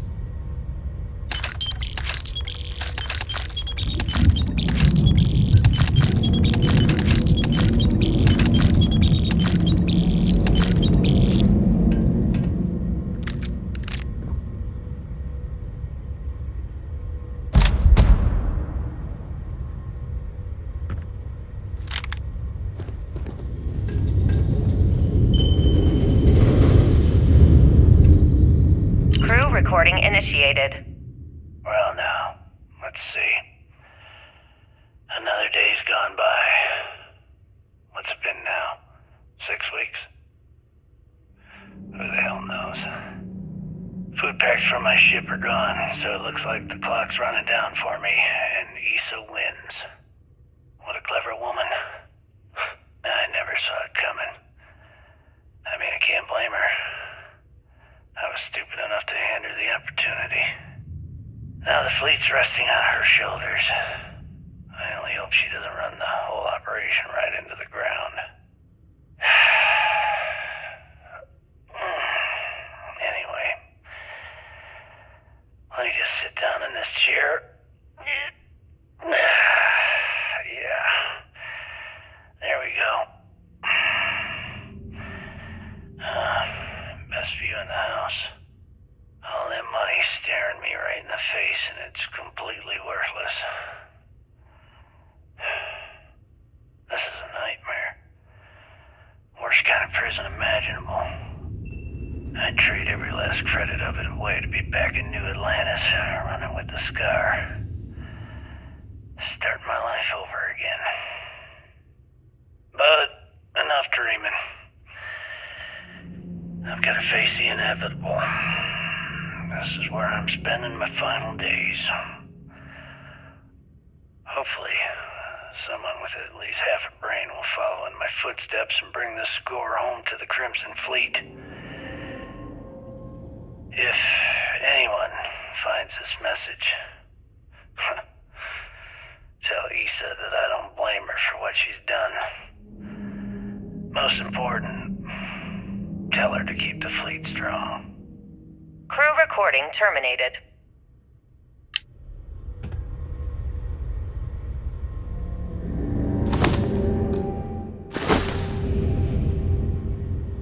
Crew recording initiated. Son of a bitch!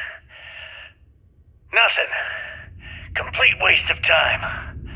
I've tried everything I can possibly think of, and I end up right where I started. Oh, here I thought I was so clever. Thought I had it all figured out. First, fix my ship and get the prototype shielding back online. Second, shunt the power from the cred tank array back to the system to drain the credits. And then third, haul ass back to my ship before the EM field rips apart the legacy. 3 easy steps, right? Only problem is, I'm stuck at step 1. Every system on my ship is dead, and there's nothing aboard this ship to use for repairs. I can't believe I came all this way, just to end up stuck here like the poor bastards who ran this ship. Actually, wait a second. Issa will figure it out. I told her where I was going for a reason. She's smart. She'll know something's up when I miss the rendezvous. After all, we're supposed to split the loot. All I have to do is sit tight and wait until she figures out that something's gone wrong. Then she'll come here looking for me. In the meantime, I should start rationing my food. I could be waiting for a while. Crew recording terminated.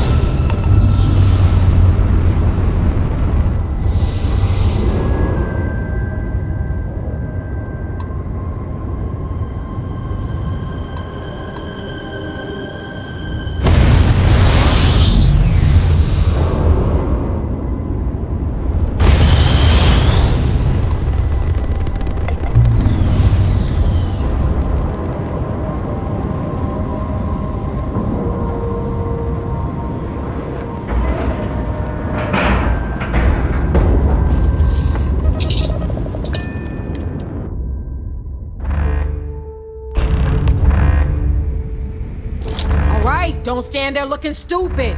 Everything's going to hell and Delgado needs you in operations. Please don't tell me you actually believe that was everything SysDef had. Wake the hell up! Ikande's throwing everything he's got at us, but we're planning on pushing his sorry ass all the way back to Jemison. That is unless you want to keep standing here talking while the Vigilance puts its crosshairs on us.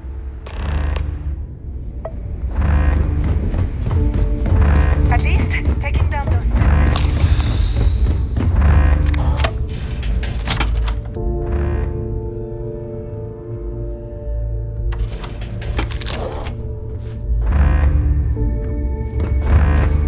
I don't know if you've heard, but SysDef's decided to pay.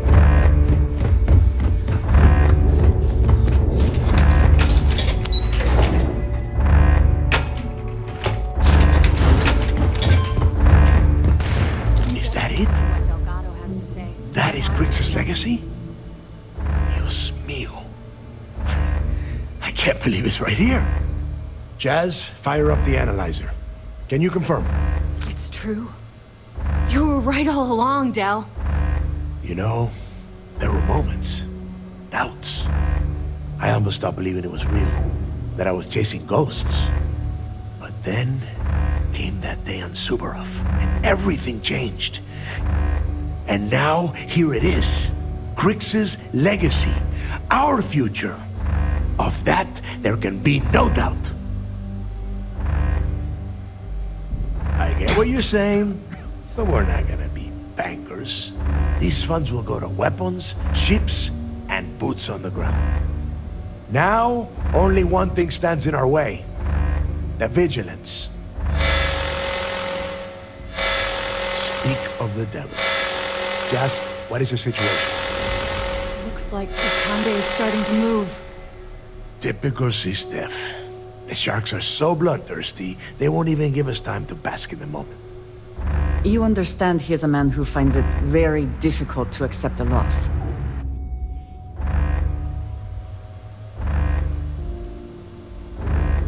I saw that. Hell of a job.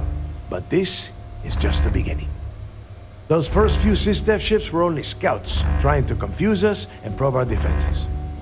Which means they're playing it smart. They're gonna try to take out our defensive batteries before bringing in their big guns.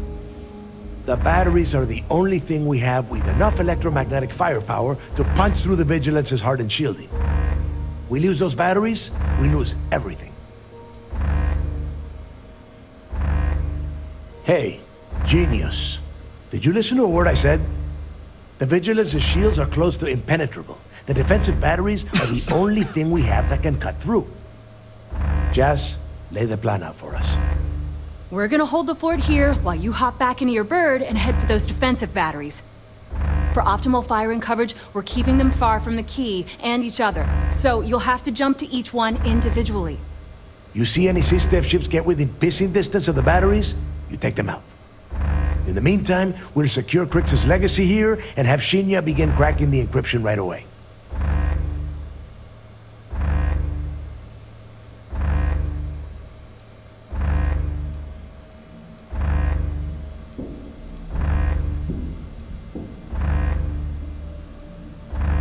This isn't some kind of trick, and I don't play around.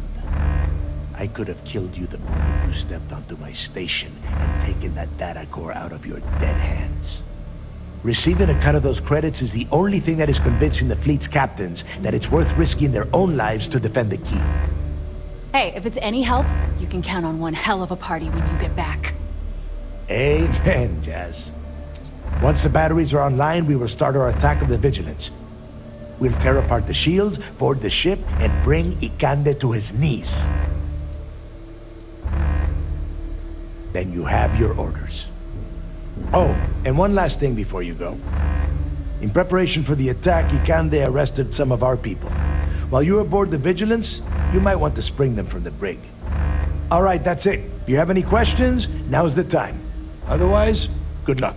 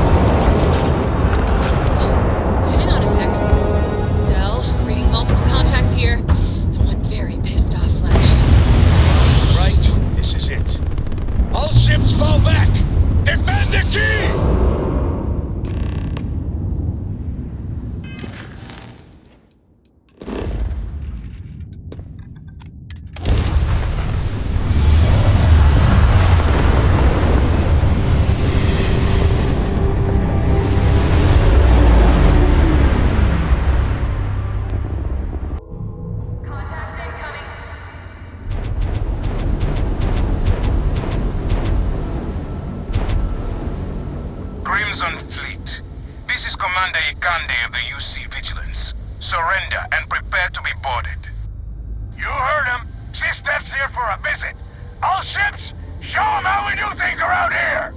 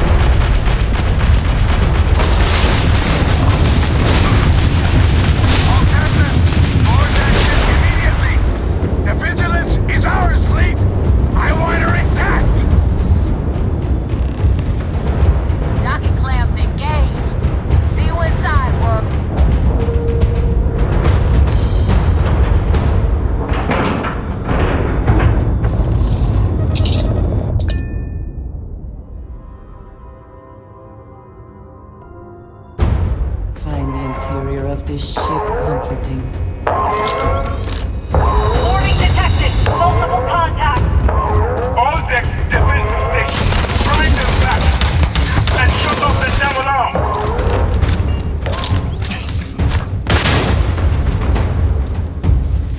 Bulkhead failure in Sector 8. Sealing secondary bulkheads.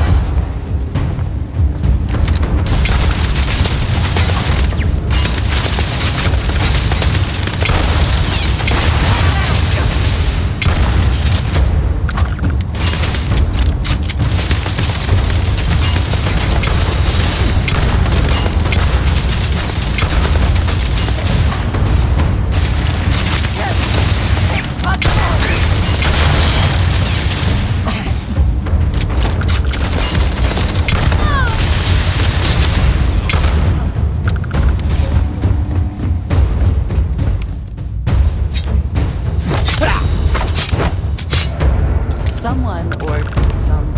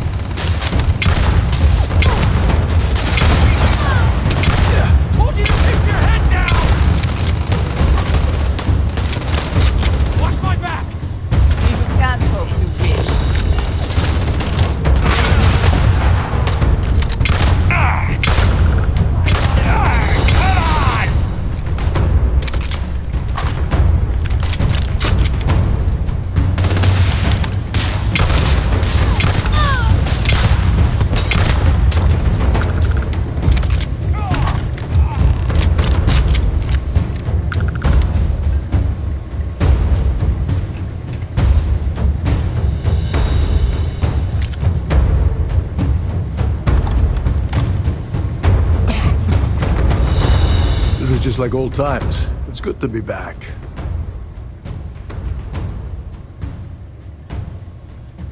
If you think that compliment is gonna get you out to pay me my cut of Crix's legacy, then you're gonna be in for a surprise when we get back to the key. Anyway, I'll deal with these prisoners. Could use a few extra hands. Go on, go on. You work your magic, and I'll take my pick of the cargo here.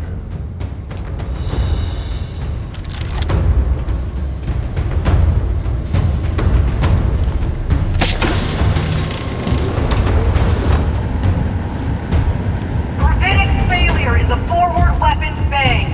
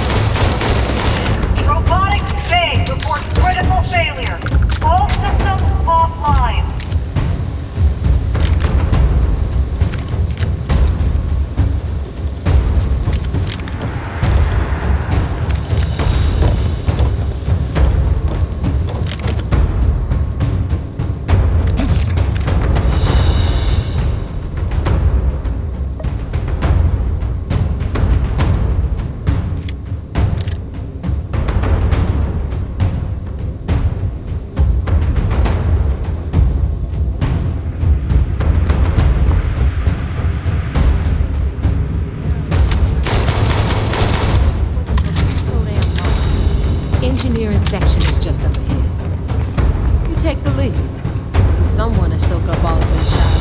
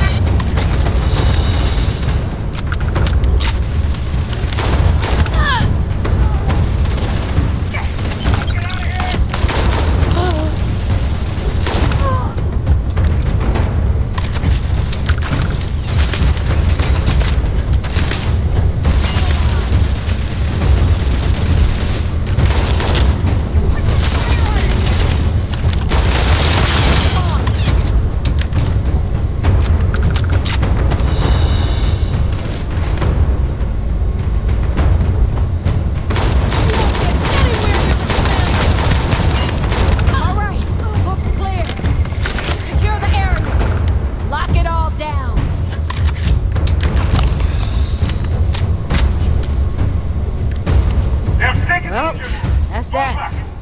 Little Beauty isn't jumping anywhere now. What would you do without me?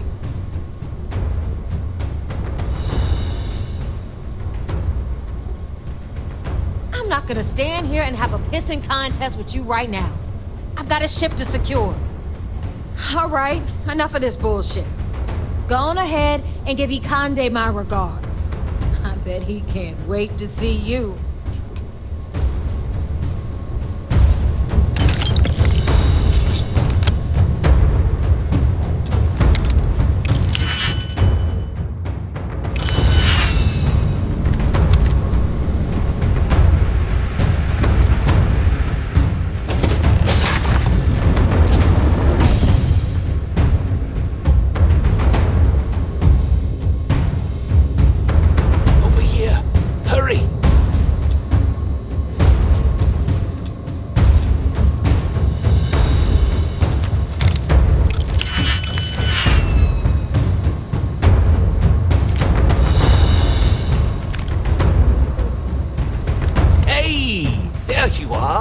This is a far cry from enforcing debts in Sidonia, am I right?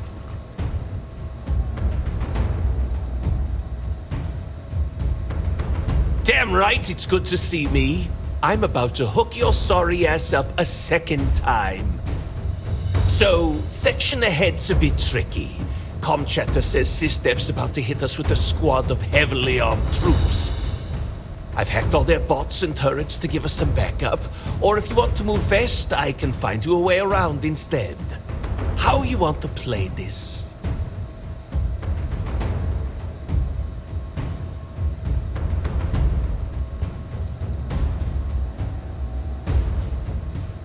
No problem. You just focus on the door at the end of the hall. I'll keep everything else locked down.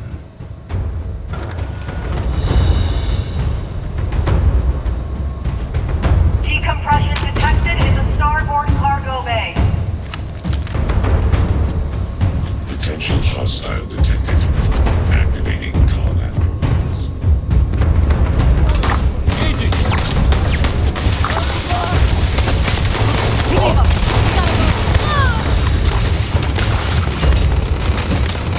Prophet is never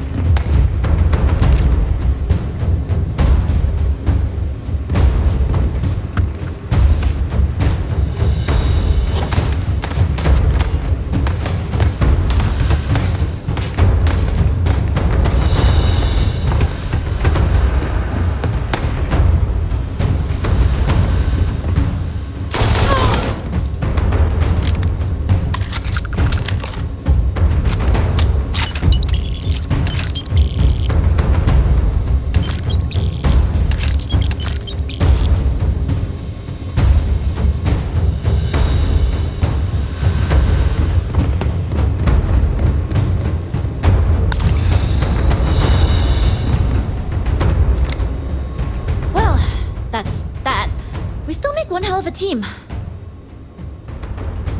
When there's money on the line, I think you'll find that I'm full of surprises.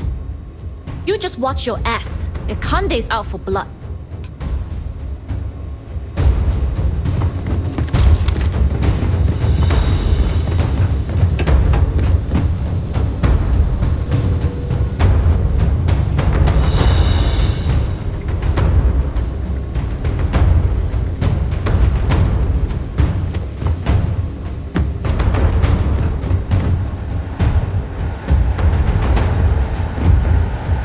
Secondary generators have failed.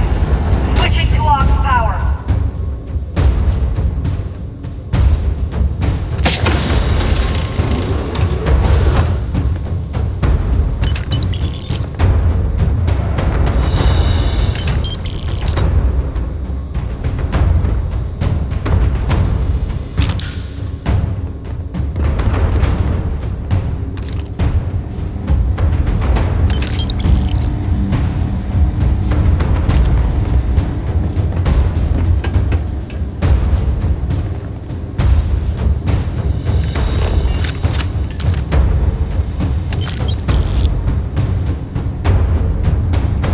There you are!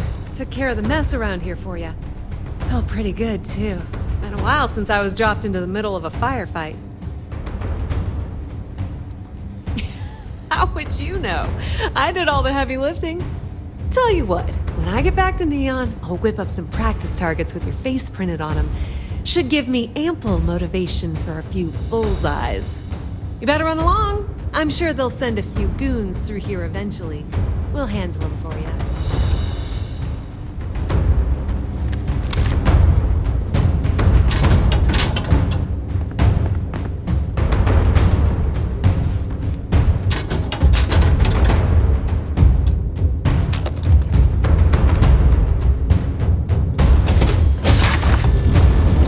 This is Commander Ikande. All hands abandon ship. I repeat, abandon ship.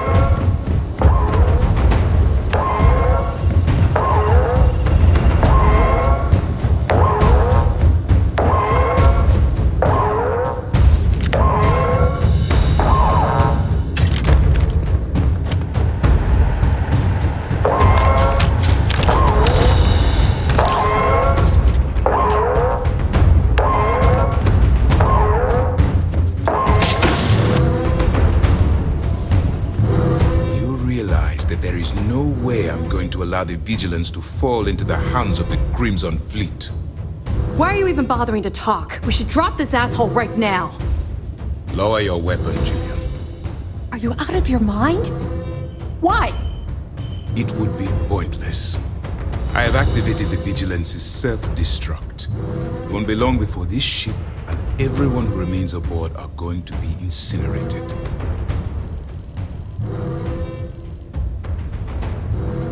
I am not doing anything. You think I am the one causing this to happen? The destruction of this vessel and the deaths of everyone aboard falls on your shoulders. Whatever caused you to side with these lawless pirates, I hope it was worth it.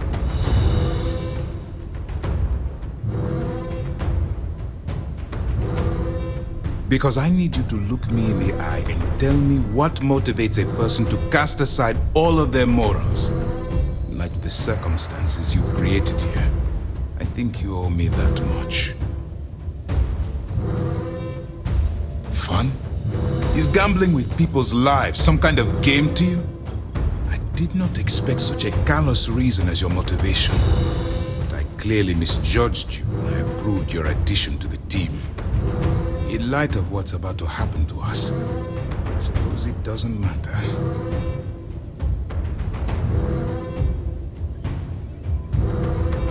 And why would I do that?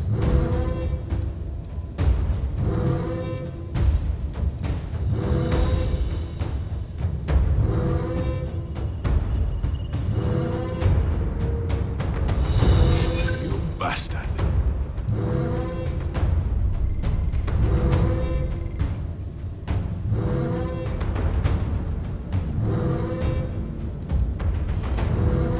You're lying.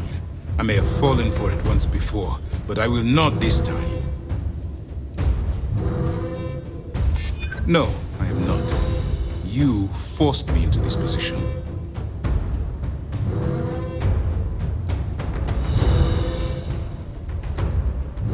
Damn you.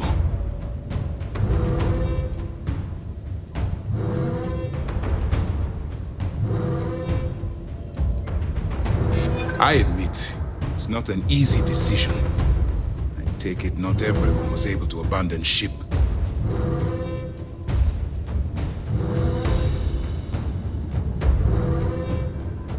Damn pirates. You win. I've cancelled this self-destruct. You won't have any resistance from myself or Lieutenant Toft.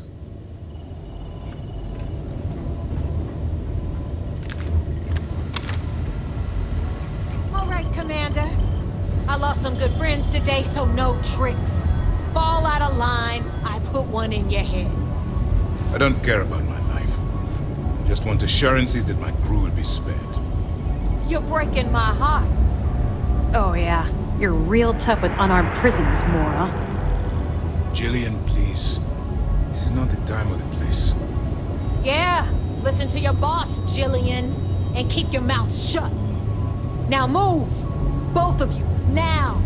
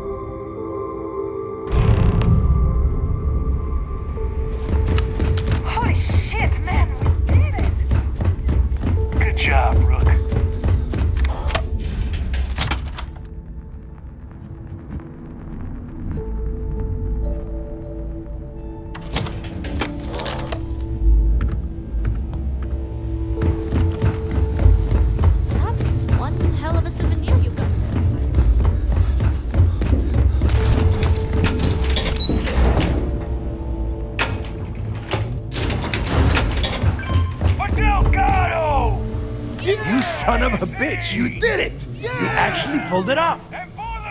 Oh my god, Nave, you're so full of shit. Yeah, sure. I seem to remember your rant about that lousy rook and how you were gonna off that loser and take their ship. No? Both of you, cut the crap and let me talk. All right, look, I'm terrible at this crap, so I'm going to spare all of us the stupid speeches and make this short. When I took over around here, things were looking grim. We were hanging on by a thread. The only thing that kept the fleet intact was the promise that I'd find Crix's legacy and put us back on top. At the time, I was full of shit. I didn't know how the hell I was gonna make that happen. And as the years passed, my words started to wear. We lost a lot of good people because they thought Dale was chasing ghosts. She's right. That thread I was talking about, it frayed. Badly. But when you found that recording on Suvorov, the hunt reignited. You gave us the courage we needed to hold fast. Now that his legacy is where it belongs, we can become the pirates Crix always meant us to be. Thanks to you. It feels extremely uncomfortable to be thanked for such a thing.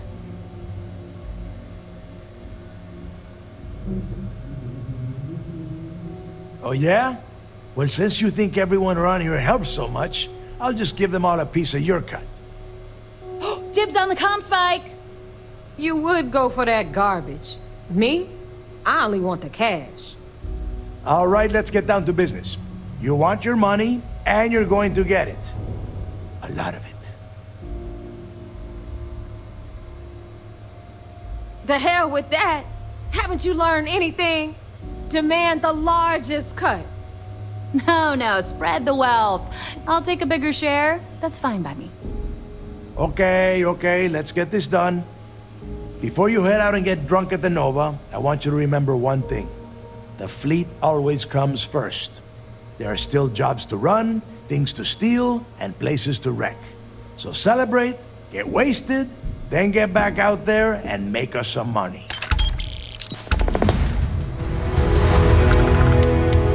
When you joined up, things were bad. It felt like half the fleet wanted out.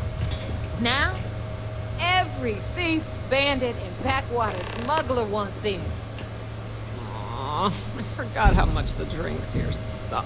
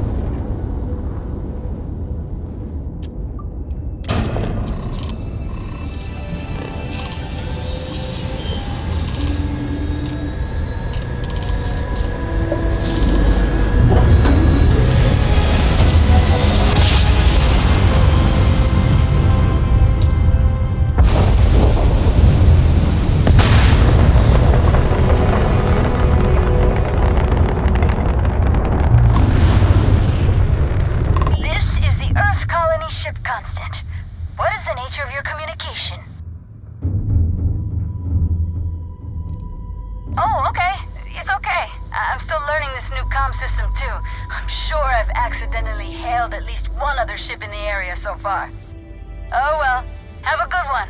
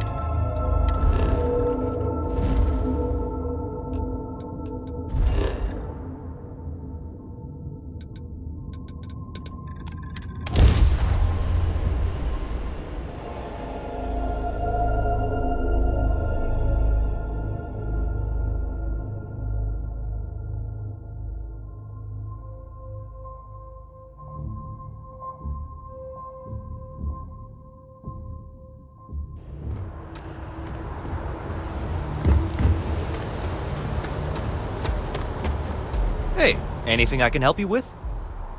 Okay, no problem.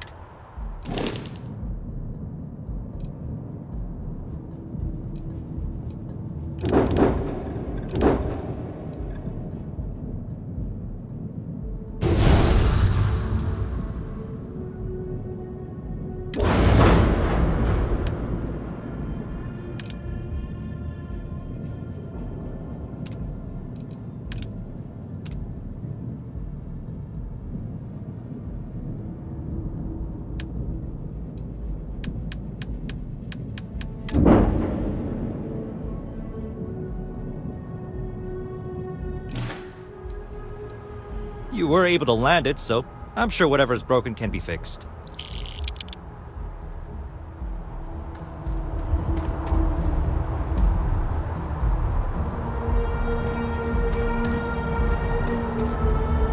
Is something amiss? Indeed I do. All yours. Back to it then.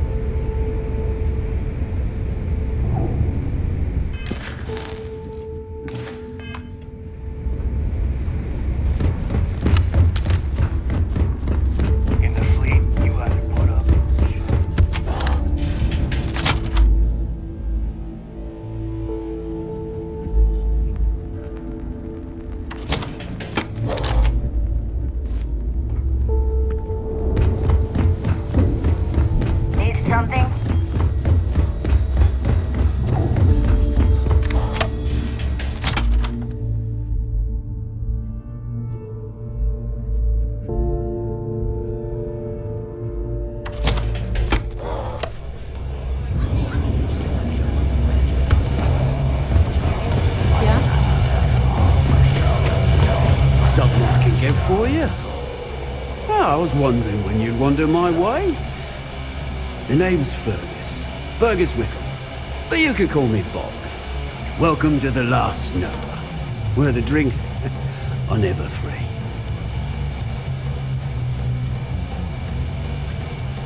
As long as you're buying, stay as long as you like. The Last Nova never sleeps, so no last call here. Since it's your first time with us, I'm willing to make an exception to the rule and offer you my speciality on the house. 1 free bottle of Bog's Grog. The good ones always are, mate. And if you like it, you're in luck. Cheapest drink you can find, and guaranteed to drown those sorrows.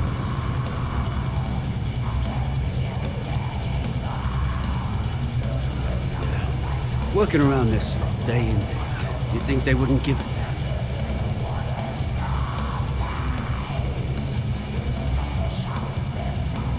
I think I need to take you up on that offer. I guess I'm thinking of my dear old Maddie. The only woman I ever loved. Almost married her, I missed my chance and lost her to one of my best mates. I'll tell you what, you want to help an old man out. Bring me back the one thing in Maddie's that ever meant anything to me. Her ring.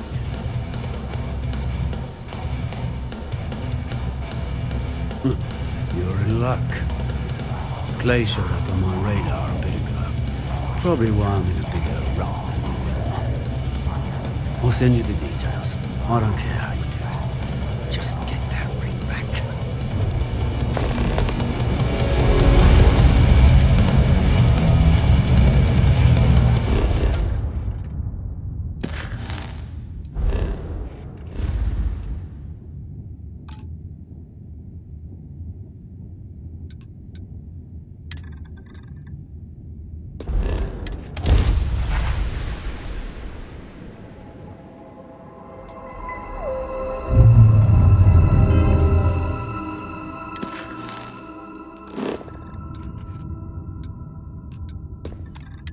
Approaching ship. You've entered Freestar Collective space. Maintain your current course while we scan for contraband. Scan complete. Go ahead and land.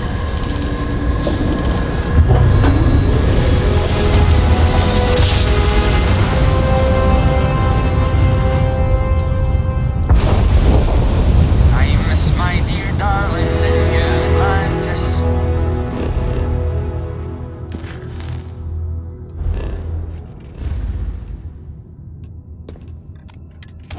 As I wander the blackness of the deep abyss, my ship is in tatters, all dented and worn, but I trust my old engine to get back by morn. Wait.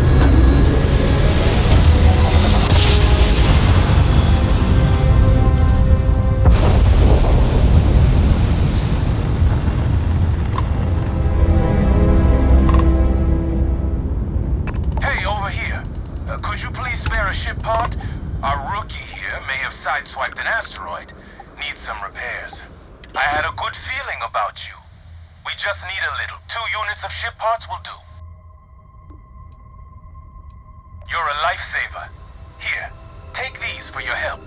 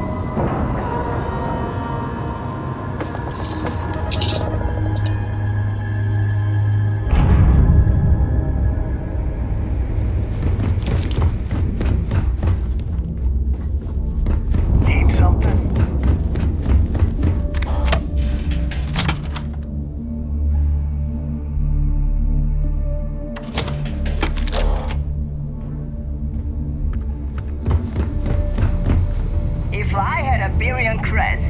I'd run my own city. I hope you do not have any loose cred sticks. I fully expect you would find them missing when You we brought leave me here. something interesting. What'll it be, friend? Buying, selling? The Trade Authority takes anything and everything. The fleet's got an impressive commerce system. They even managed a legitimate doctor among their ranks. Business on the Key is like no other.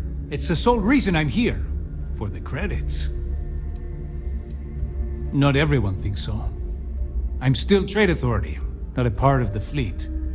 There are a few, Neva included, that see me as an outsider. Regardless, as long as the fleet has goods to push, the Trade Authority will always maintain a presence on the Key. I'm sure we can work something out.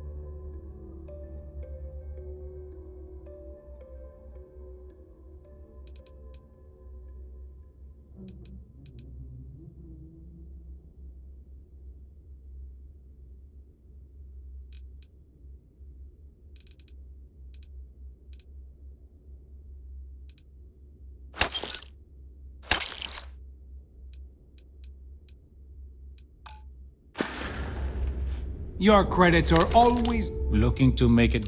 I hope you're not low on credit.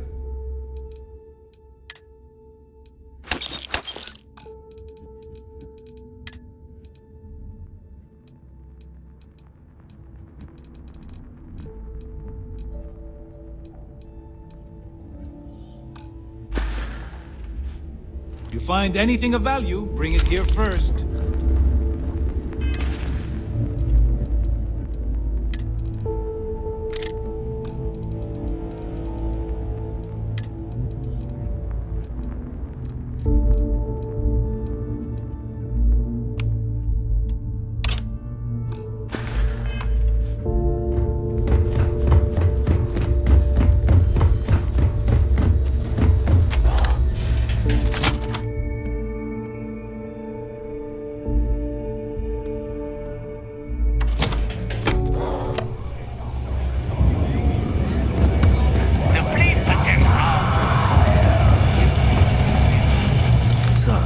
Something for me?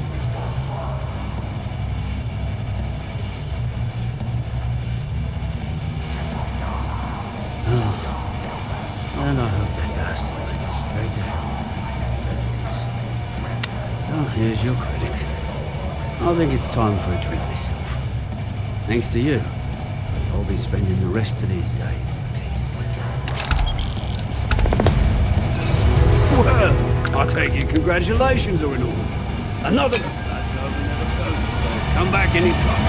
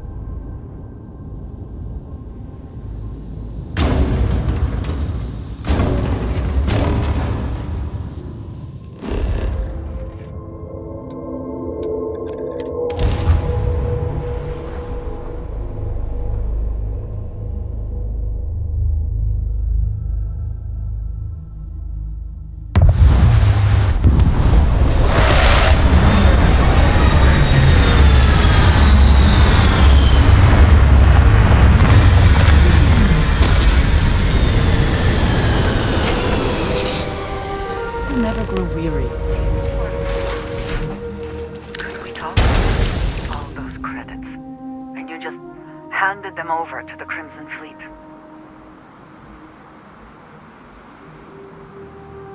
The pirates, the ones known for robbing, murder, and general betrayal, they will be good allies? Are you listening to yourself?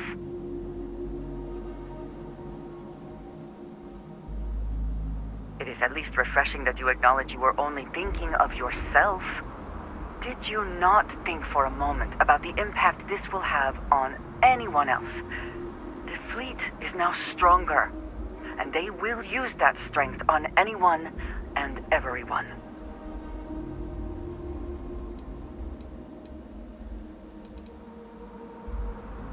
That is abject foolishness. By that logic, we should just blow up your ship right now, since it will inevitably fail someday. I thought you were better than this.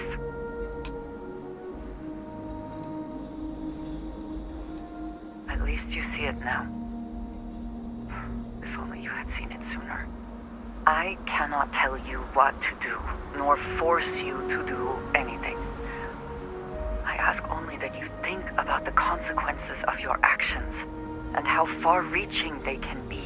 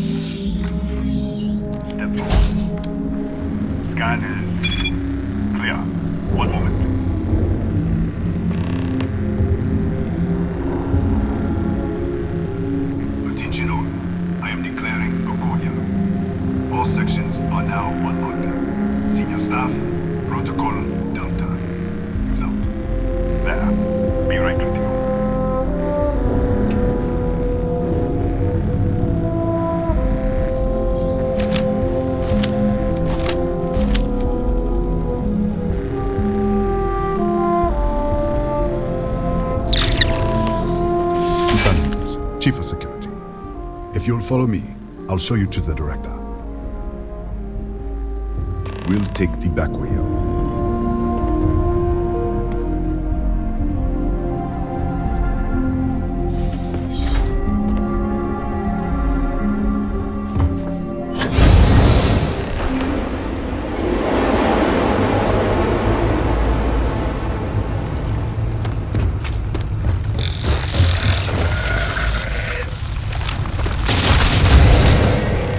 What the? Easy! Easy! What the hell was that?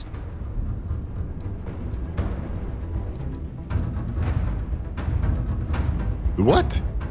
1 minute you're following me, and then you're just gone. Minute later, you pop in out of nowhere looking like you were in the middle of a fight. But there's nothing here. I should have never let you inside. What is this? Some kind of stealth tick? Who are you working for? Look, I don't know what's going on. Let's get you to the director. Maybe she can figure this out. Come on, this way.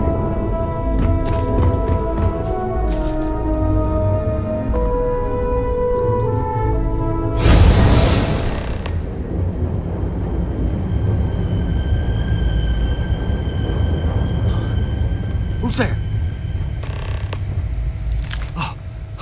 Thank God. Finally, someone came. The distress signal. You picked up the distress signal, right?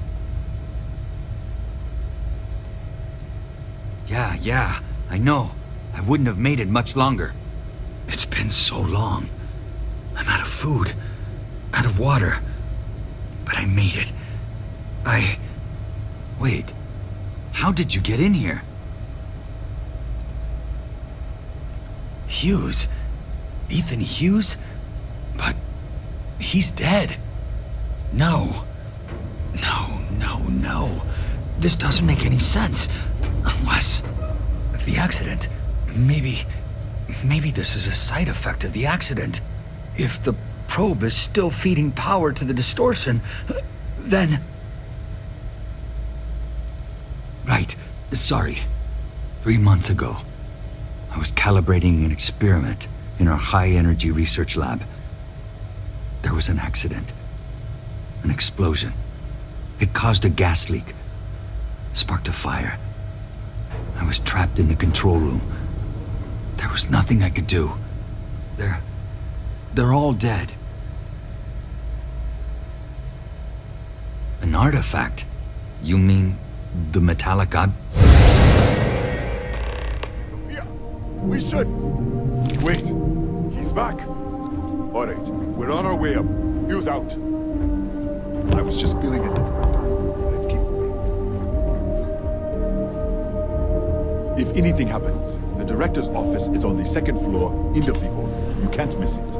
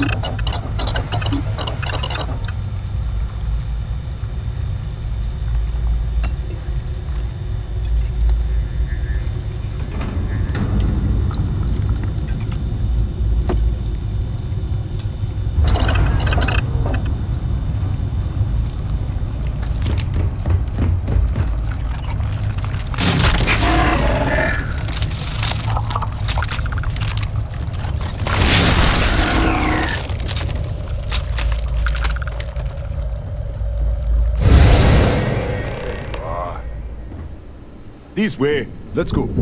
This way.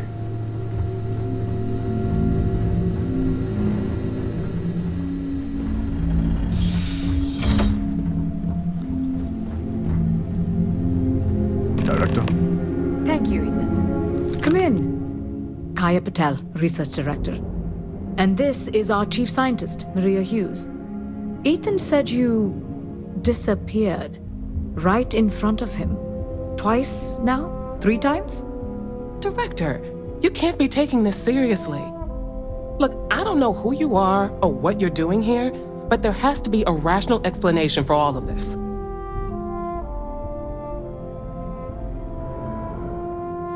Excuse me? That is quite a claim. What makes you think that? Tell us about this other universe. Raphael. Raphael died in the accident. He... Wait. Gas fire. Gas fire. The leak. Director, there was a hydrogen leak right after the accident. It was contained in a minute or 2. But if it hadn't been, it could well have caused an explosion. Another universe, though. That's a lot to swallow. An artifact? You mean the source of the distortion? You know something about it?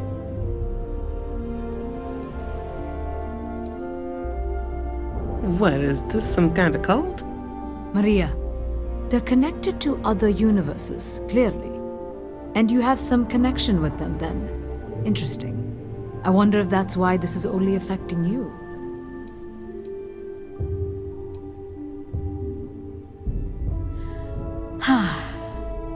This facility and the research level 2 kilometers beneath us were built to study a gravitational distortion, this artifact and the field it creates. 3 months ago, our chief engineer, Raphael, was calibrating an experimental probe when something went wrong. We still don't know what happened. There was a series of explosions, and somehow it's still running. That would make sense. That's why the field strength keeps increasing. We have a control unit for the probe. After the accident, I tried to use it to shut down the system, but the kill switch isn't responding. We could shut it off manually, but the entire research level is locked down. We can't even get down there.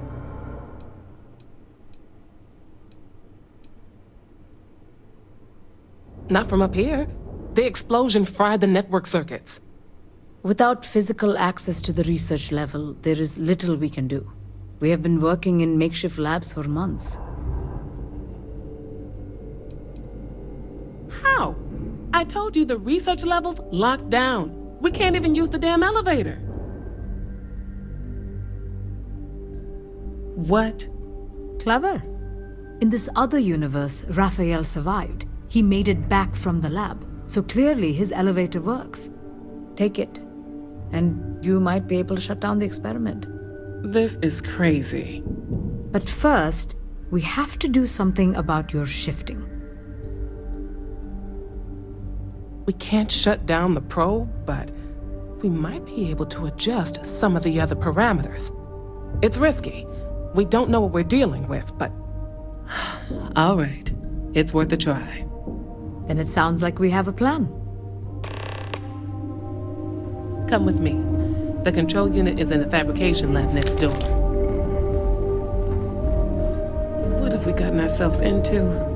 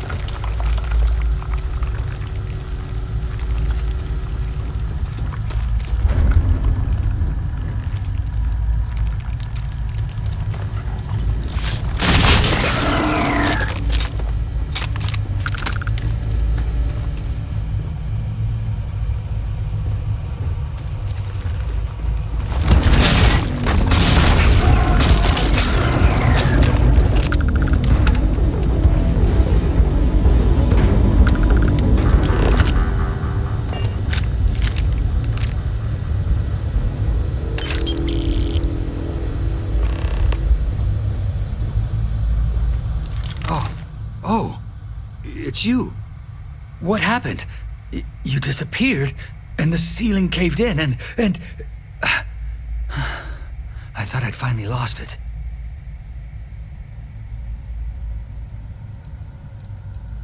What? How?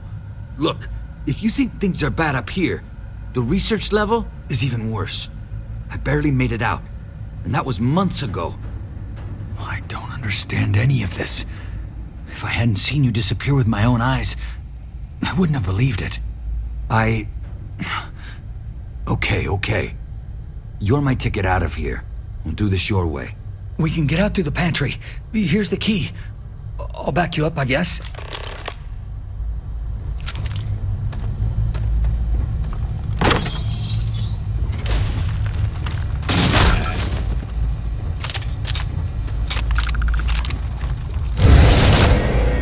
What the? You... Dirty gringo! Everybody out! For it! Out of my way!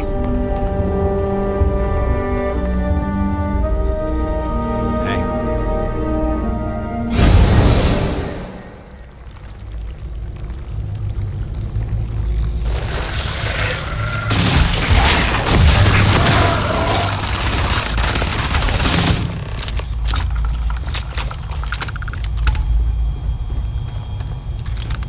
Look at this.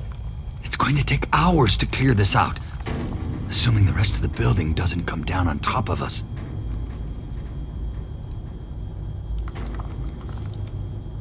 I'm not sure. It might stop whatever's happening to you. It's a reasonable theory, I guess. How should I know? You're the one who keeps winking in and out of existence. I just want to get out of here. Go do whatever you're going to do. I'll see if I can clear a path to the door.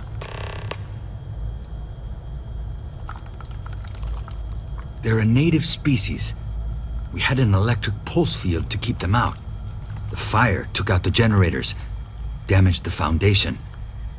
They just keep coming. I was in the lab, working on the frequency calibration for the probe. I was walking out of the control room when it happened. I heard the tanks rupture. The alarm sound. I only had a second to react. I jumped back into the control room. The doors sealed. I was safe. From the gas, the fire, everything. But I was trapped. There was nothing I could do to stop it. If I had gone the other way, maybe I could have made it to the ventilation controls. Killed the system. Even if it killed me, I don't know. I don't want to think about it.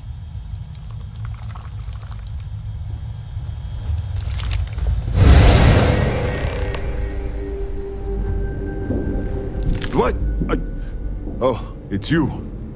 You realize you just poked into my locked office. So much for security protocols. Sure. Down the hall. Take the stairs next to the atrium. Yeah, let me get the doors for you. And done. Is there anything else you need? Yes, Kataxi. Nasty things. The original survey team ran across them. You're welcome to read the old logs if you want. Yeah, I'll unlock the terminal for you.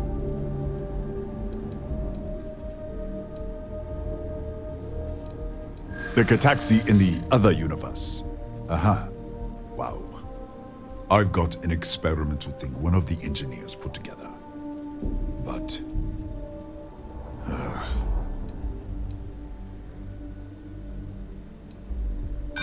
Sorry, but I cannot. There is nothing to talk about. I have already made myself clear.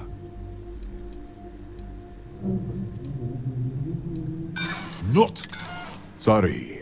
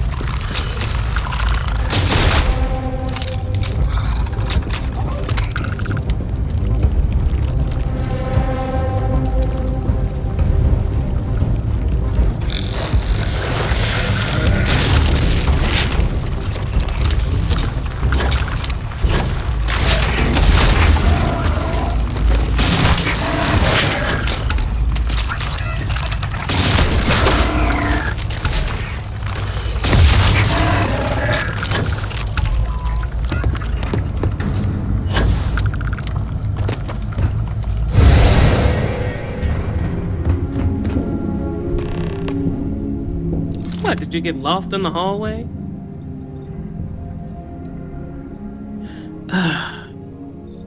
Right. This is the probe control unit. Most of these controls aren't responding. I'm going to very carefully adjust the settings I can. There's no way to tell what's about to happen. Pay attention and be ready for anything. I'll begin by adjusting the energy feed of the electron beam array. We're at 93 teravolts. Calibrating to 95, 97, 100. Nothing. Let's try the other way. 91, 89.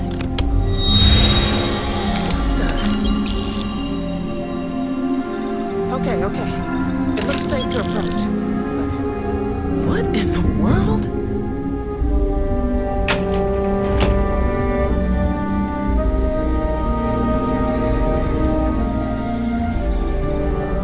It's a microdistortion. Flux pattern matches the distortion in the lab. The setting is just exposing it somehow. Step into the distortion, please.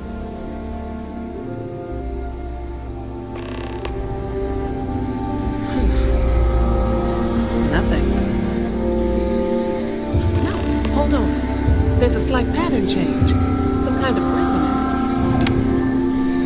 Right, stay there. Let me turn the feedback up for a moment. Calibrating to 90, 91.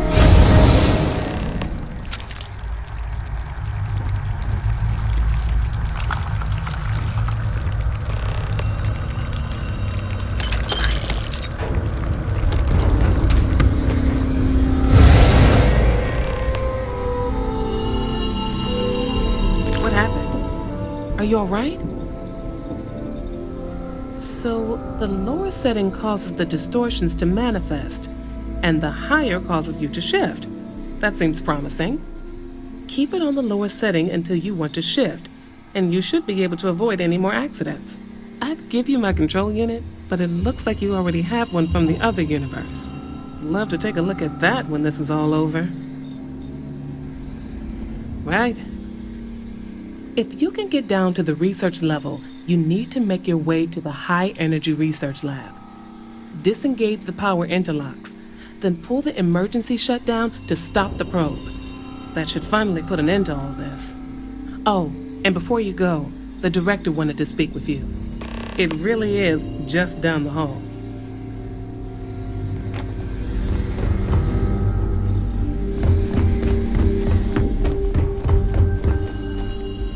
Well then, all set?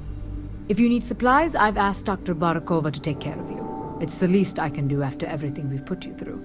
Before you go, there is one other thing we should discuss. If this experiment is the cause of your shifting, when you shut it down, the shifting will stop. What happens then? To you and to us.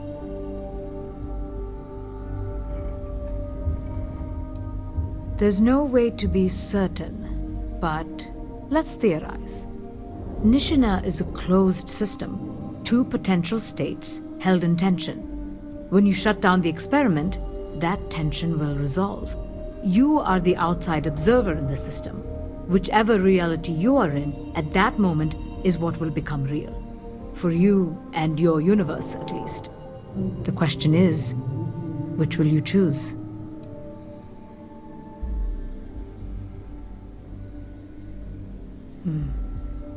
If this were a choice between my life and Raphael's, I would ask you to save him. But as the director of the station, I am responsible for the lives of my staff. 30 people. People with families, careers, futures ahead of them. In this universe. It's not an easy decision, but I am grateful. Thank you. Now, it's time you are going. With the network offline, we can't shut down the security system on the research level, so you can expect some resistance. Be careful. Ethan, unlock the elevator lobby, please. Ma'am, research level is still locked down. I'm aware of that. All right. Done. Good luck, dear. It's been a fascinating day.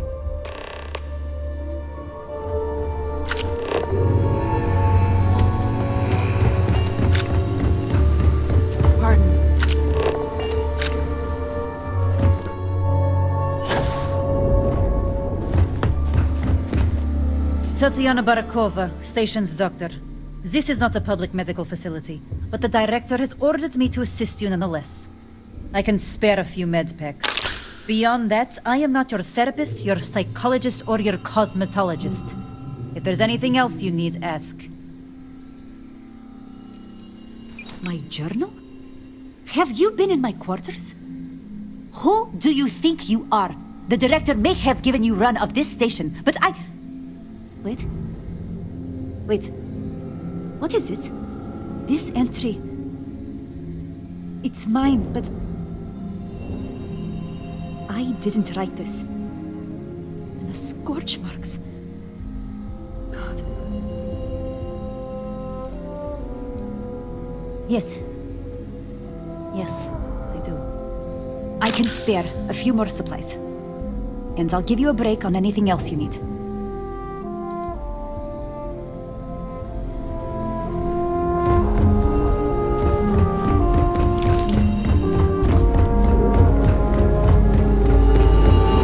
Don't touch the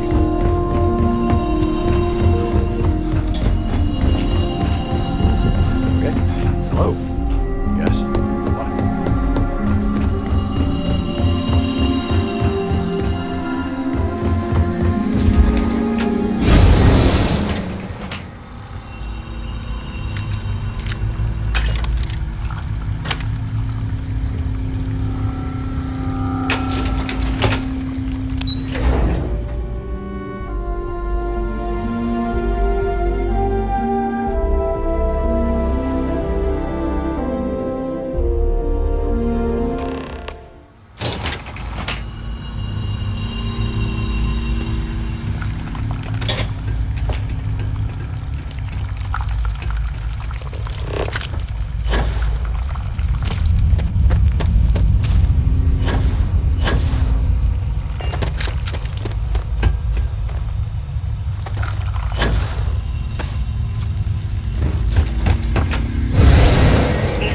Lockdown is active. Emergency override controls are available on designated security terminals.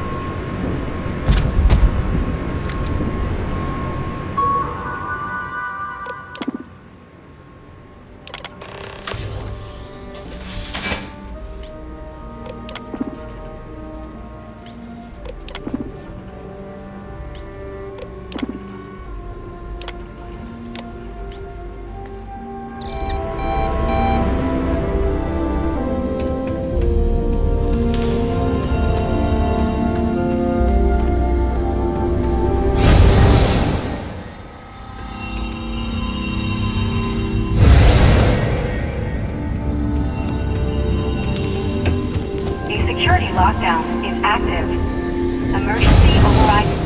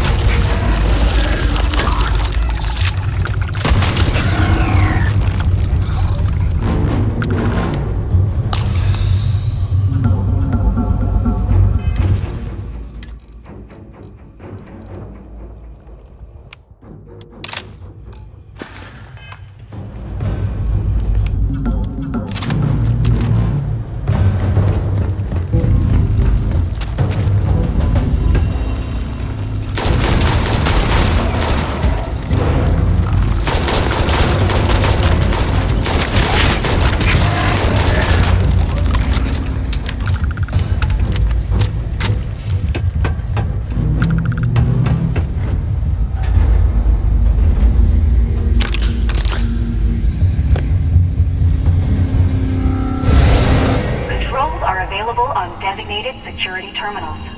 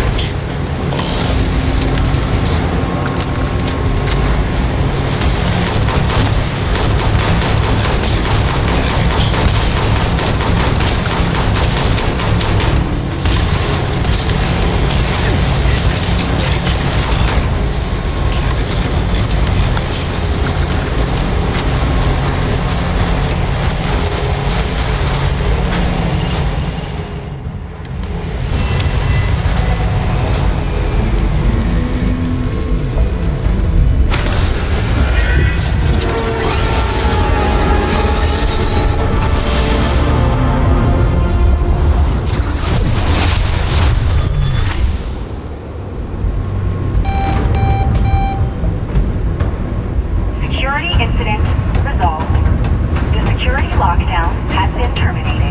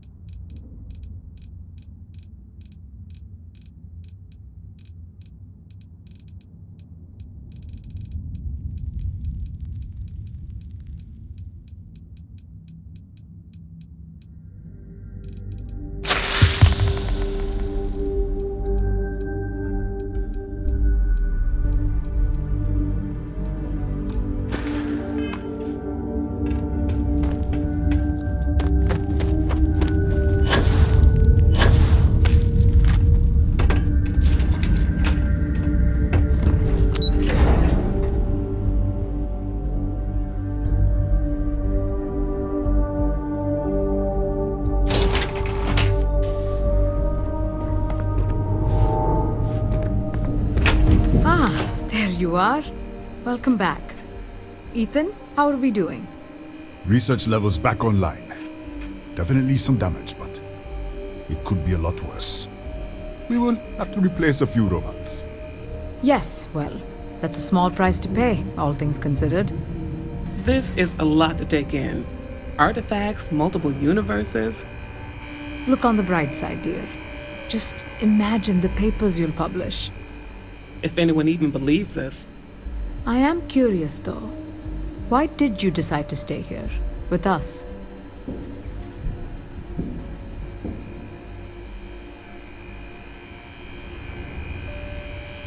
Of course. I'll make sure the consortium remembers his sacrifice. Our next supply ship will be arriving soon. I'll have a full report ready for them. For now, I'd like to extend our gratitude and what compensation I can offer for everything we put you through. Thank you. This has been a truly remarkable experience.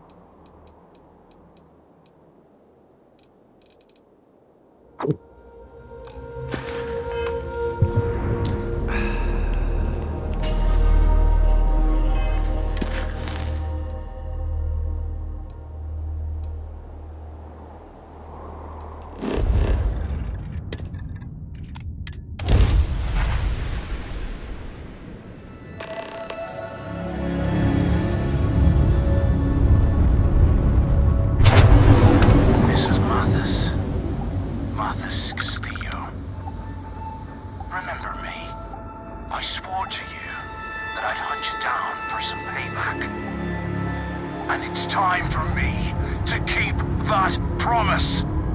Don't even think of running. Last time we spoke on the key, I told you there'd be hell to pay. You got me kicked out of the Crimson Fleet, and now it's time for me to take everything from you!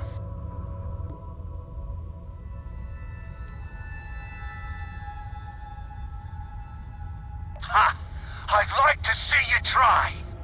I almost made it into the Crimson Fleet, and got a crack at some real money. Then, you had to open your big mouth! You stole everything from me, and I'm here to steal it all back! Kill him! Leave nothing left but space dust! We got ourselves a mark!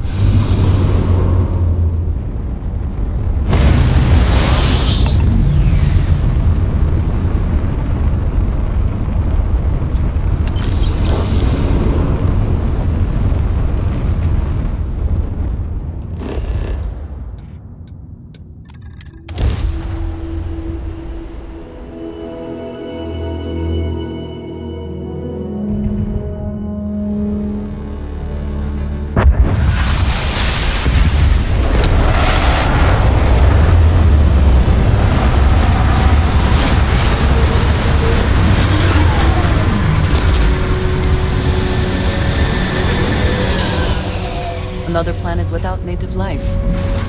All we need to concern ourselves with then is other visitors. Yes? If I can take a few things. Back to it then.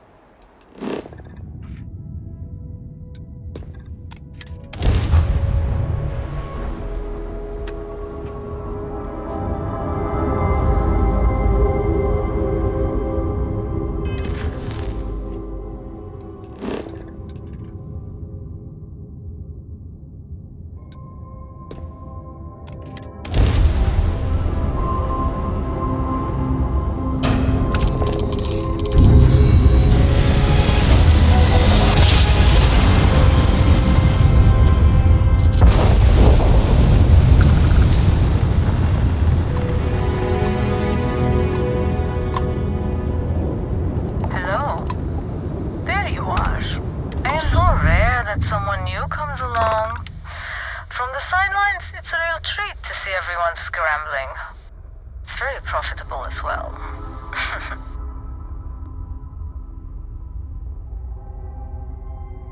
I really can't say, as much as I'd like to. It may mean nothing, but I'm rooting for you.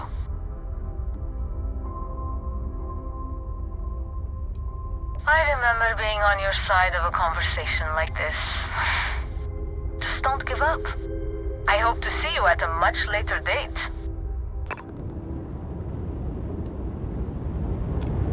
Excuse me.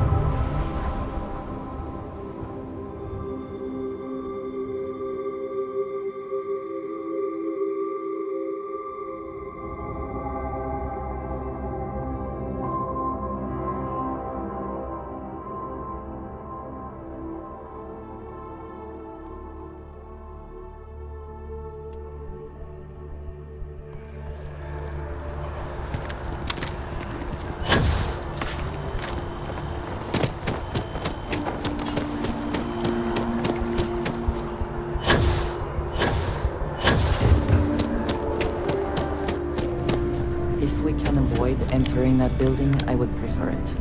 Let us just say I am allergic to bureaucracy. Hey, Sarah's friend. You come to enlist at long last? Start earning your stripes with the Vanguard? Well, all right. Take the elevator down to the Vanguard Orientation Hall. You can get started at any of the registration terminals. The system will walk you through the rest. And if you've got any questions, I'm happy to answer them.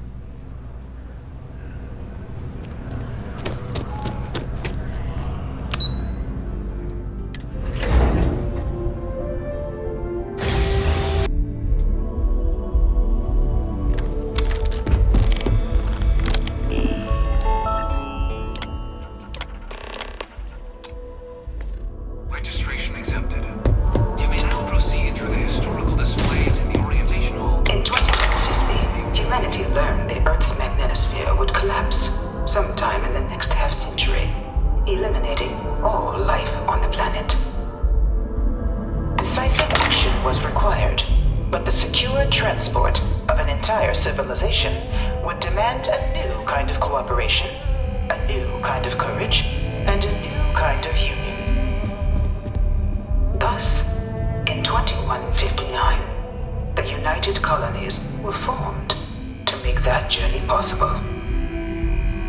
Just 1 year later, the Galileo, the first of many colony ships, touched down here on Jemison, beginning a new era of human history, the age of the United Colonies.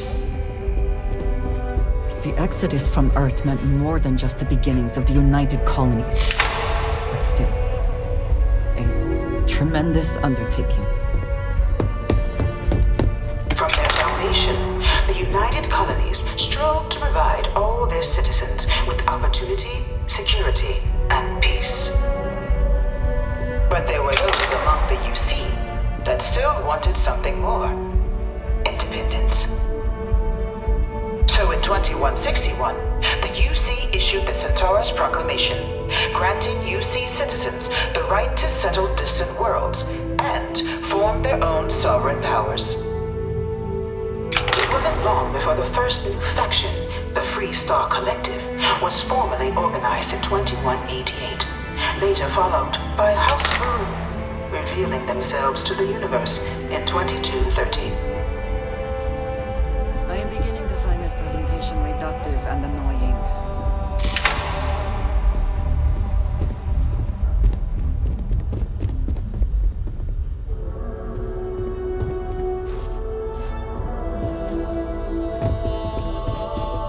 It was only in 2230 that the faction known as House Varun first made contact with the rest of the settled systems. Founded by the passengers of a colony ship that had left New Atlantis and disappeared 4 decades earlier, House Varun was a faction unlike any other. A theocracy dedicated wholly to the beliefs of its isolationist founder, Janan Varun. House Varun initially made overtures of peace towards the rest of the settled systems. They claimed their only intention was to spread the word of their god, the Great Serpent. But none could have guessed that this worship might take the form of a bloody war, the Serpent's Crusade. The Freestar Collective was initially founded in 2188, when the citizens of Aquila banded together with the pleasure city of Neon in mutual defense. But in 2194, after the deployment of a UC medical star station in orbit around their world, the citizens of Narion also requested to join the collective. The resulting rise in tensions between the Freestar Collective and UC culminated in the settled system's first intergalactic conflict, the Narion War. Despite a decisive victory by the UC, the colonies permitted the citizens of Narion to join the collective, forming the basis for the fiercely independent union that persists to this day.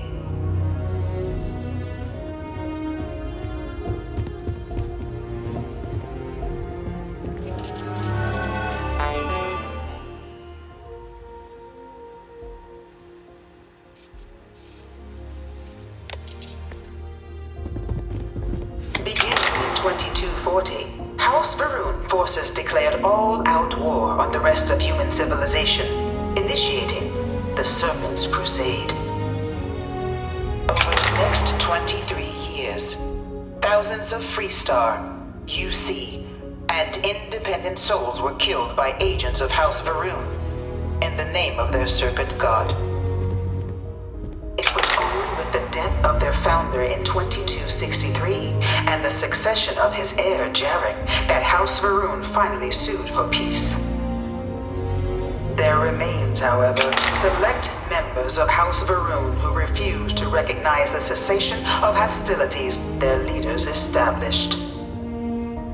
Even after House Varun's mysterious disappearance, these zealots remain a threat to all who encounter them. Their pacification, a goal of all space.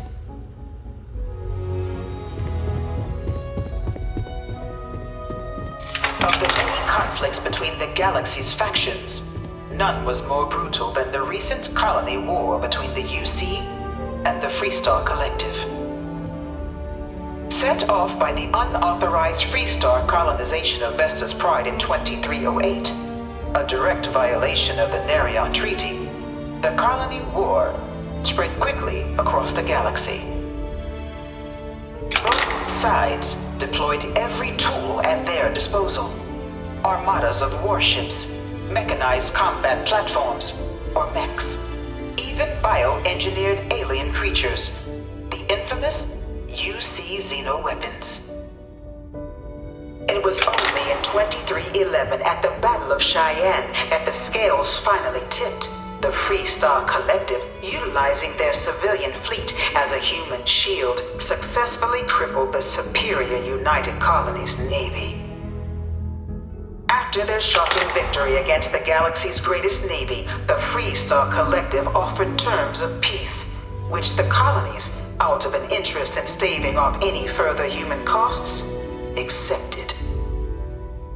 The galaxy has been rebuilding ever since. I suspect many in the Freestar Collective would take issue with the way the colony war is represented here. Few settled worlds were left untouched by the colony war. But nowhere could the viciousness of modern warfare be seen more clearly than on the Freestar planet of Nira. Initially occupied by invading United Colonies forces as a forward operating position, repeated attempts to take and retake the planet by collective forces led only to devastation. Swaths of the world were transformed into scorched husks, a nightmarish testament to the depths of human ingenuity and human cruelty. And today, Nira remains a continuing reminder to the horrors of unfettered war.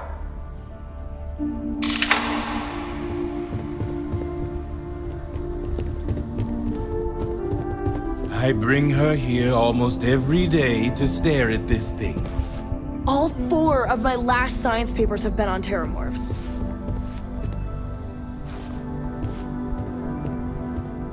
In the midst of the colony war, a different kind of tragedy struck the UC city of Londinian.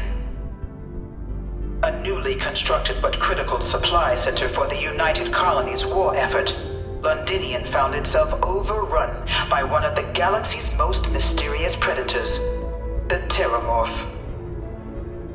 A rare but pervasive threat to all human-settled worlds, Terramorphs swept over the city, seemingly out of nowhere, on a scale never before seen in recorded history. Valiant efforts by the UC military slowed the onslaught, but the creatures proved unstoppable. Ultimately, the decision was made to destroy the Londinian spaceport, sealing off the city, the outbreak, and its citizenry from the galaxy at large. The tragedy of Londinian is mourned by the UC to this day.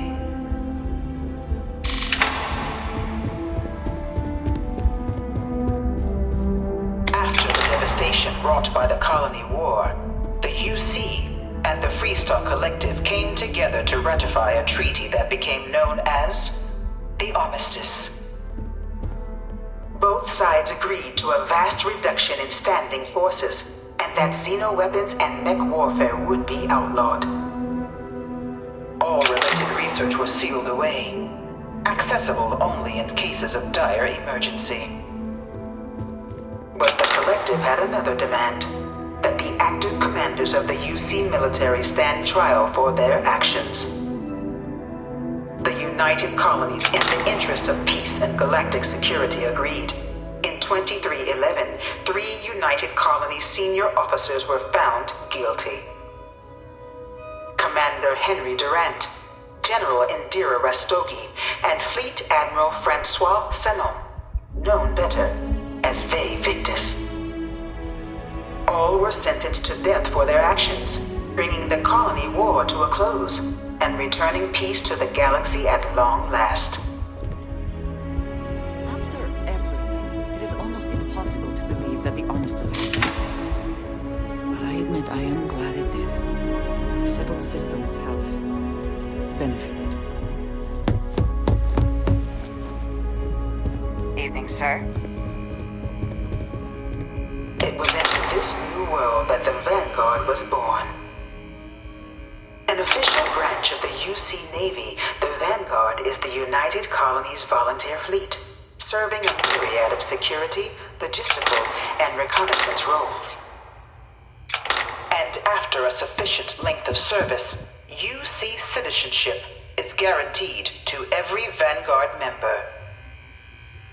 Open to all captains, regardless of origin, the Vanguard is leading the charge to protect and support the citizens of the United Colonies, wherever in the galaxy they may be.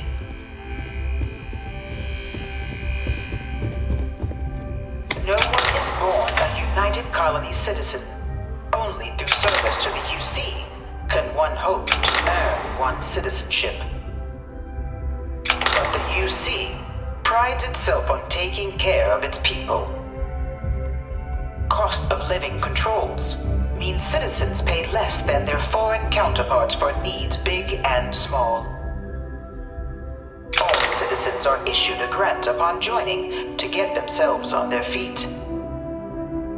And only UC citizens have the opportunity to purchase property, getting the chance to live in one of the most beautiful cities in the settled systems. By joining the Vanguard today, you too can begin earning your place here, in the heart of galactic civilization, as a citizen of the United Colonies.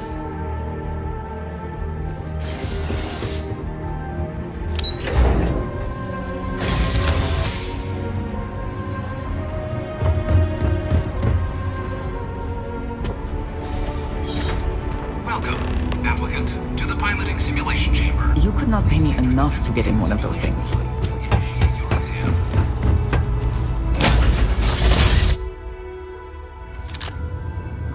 This is the Mark 18 flight simulation chamber, applicant. Currently in orbit around a high-detail recreation of a remote world. When you're ready to begin, please take a seat in the pilot's chair.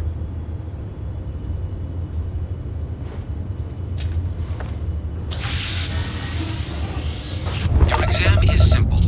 Defeat as many tiers of opponents as you can before your ship is disabled. You must defeat at least 3 tiers of opponents to pass the exam. Good hunting, applicant.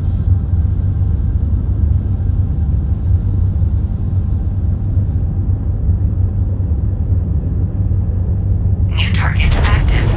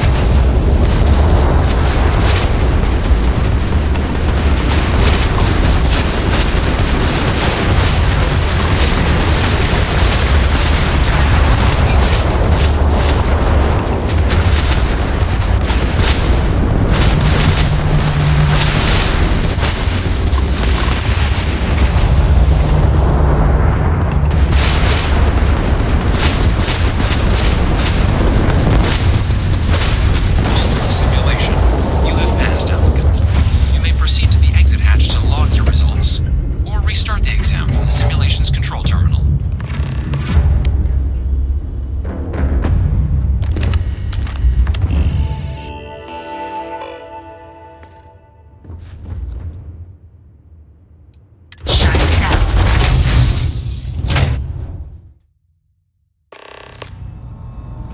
Congratulations, applicant. You've passed.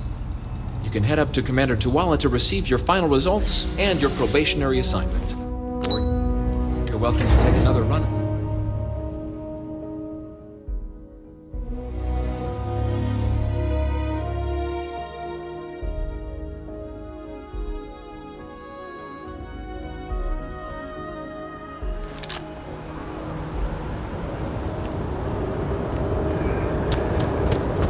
What can I do for you, applicant? So these are your numbers that just came through then. You ready to hear how you did? Then let's get to them. So, looking at the data, hit every mural in the orientation hall, huh? A test of preparation and thoroughness. 2 traits the Vanguard values highly. Psychological results are all within expected levels. Navy doesn't have room for folks that'll fall apart the first time they're trying to outrun a homing missile. Now, how'd you do against your foes? Tier 4, not too shabby.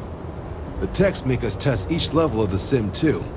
I can tell you that wave are some real artificial bastards. Good job putting them away. If I had any reservations about flying with you, they are now gone. Well done. So then, looking at your results as a whole, and presuming you're successful in completing your probationary mission, you could have your UC citizenship after only 10 years service. Pretty standard for combat assignments. But your performance in the simulator does mean I can offer a signing bonus. Help convince you to join the cause. 10 years can be a long time. You must be certain it is something you actually care about. So, sounds to me like we've got Vanguard material on our hands. If you're interested, we could bring you on as a provisional member today. Get you the credits you've earned, then send you out on your probationary mission. First, though, all UC service people, provisional or otherwise, are required to swear an oath. So, you want to make this official? Commit yourself to the cause of the colonies? Fantastic. Then just follow me.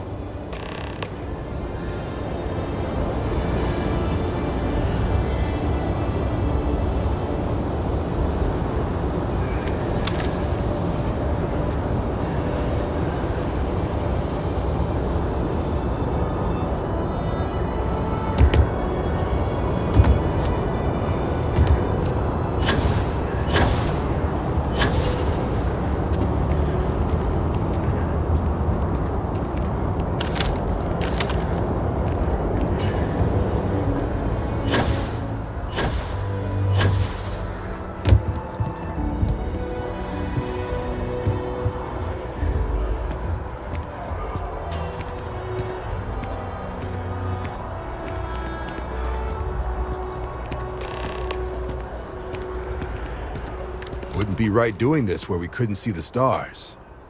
Now, raise your right hand.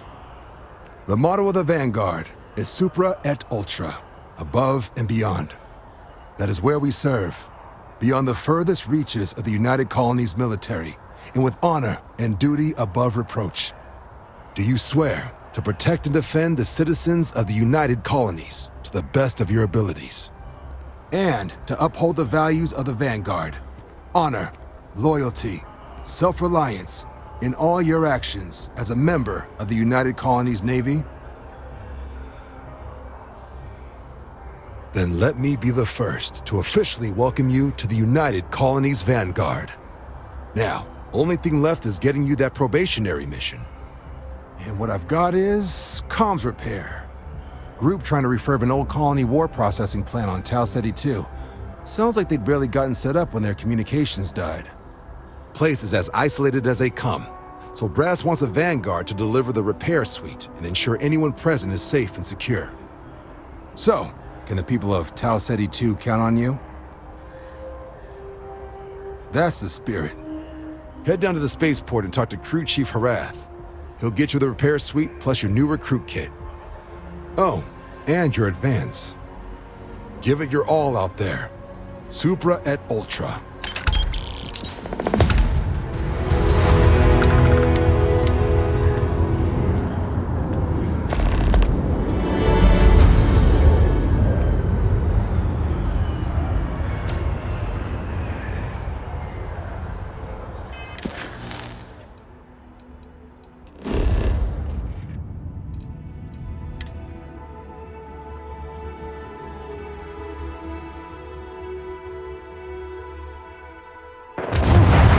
Always a satisfying.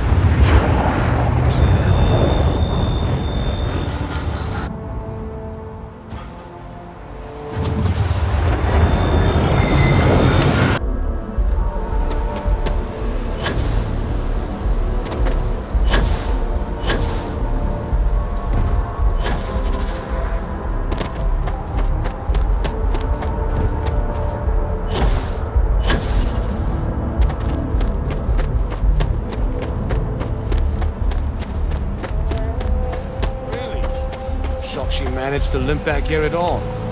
Pull it for leeches, get it fixed up, and let her know we'll have it ready as soon as we can. Ah, you are new probationary then? Crew Chief Herat. Pleasure to be working with you. It's my job to make sure all you rocket jockeys are ready for anything that comes at you up there. Now, Manifest says we're fitting you out with one comms repair suite. In addition to the standard issue welcome kit all probationary pilots get for their first mission. Med packs, some small arms, couple spare ship parts, all the essentials in case of any surprises up there. My people will have everything on your ship before you lift off. Won't even know they were there. So, paying a visit to the people of scenic Tau Ceti 2. Nice easy one for your first job. Just keep your head on swivel and you'll come home safe. Any questions before you head out? Then I won't keep you. Make us look good out there, recruit.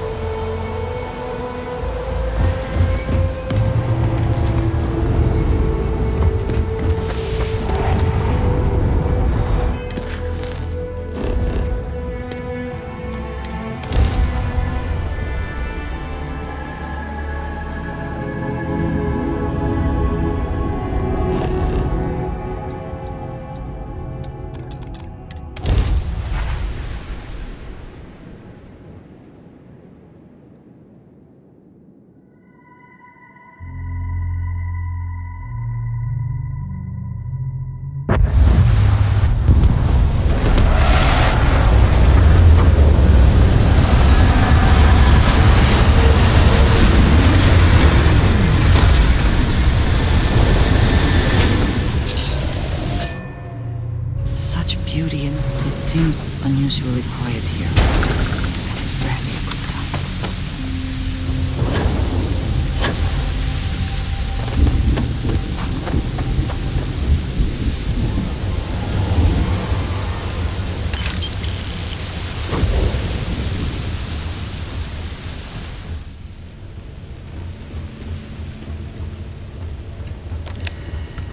This does not look to have been motivated by theft. That may make it worse.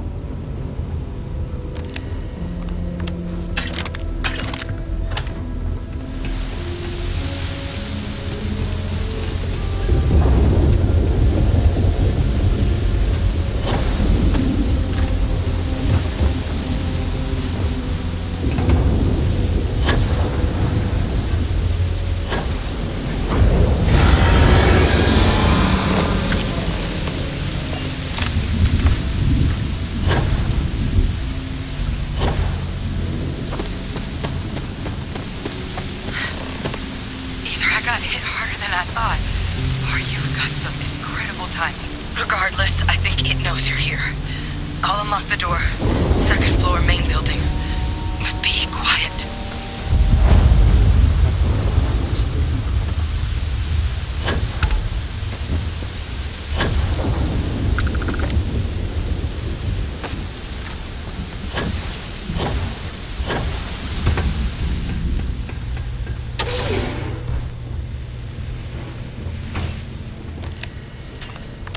So what do we got here? Too clean to be one of the settlers. Or a pirate. You see on patrol, maybe? Yeah, make my day if you said you were a shock trooper out for a stroll.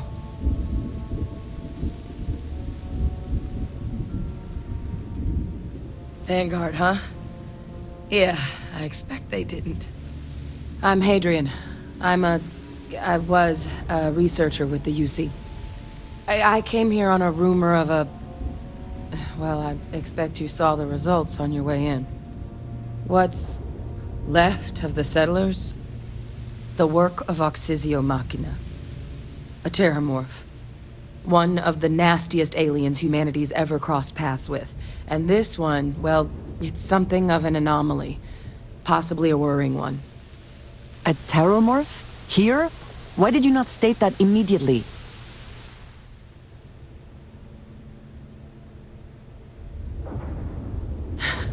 I sure could. Because to confirm my suspicions about this creature, I'm gonna need a tissue sample from it.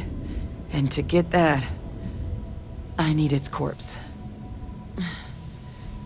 But there is a way we can give ourselves an edge against this thing. The plant's security system. The admin terminal's here in this building, but it needs its connection reset.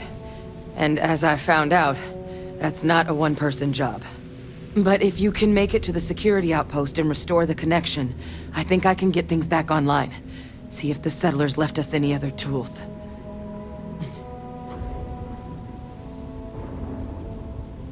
Good. Once I see the connection reset, I'll get things underway on my end. Take care of yourself out there. And make sure you leave enough of that thing for us to get a sample.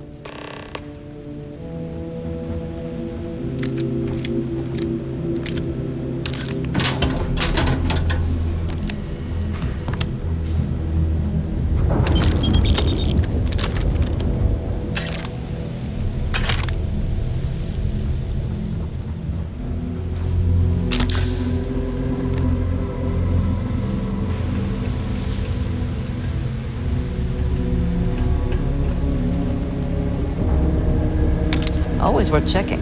Never know what you might find in their pockets.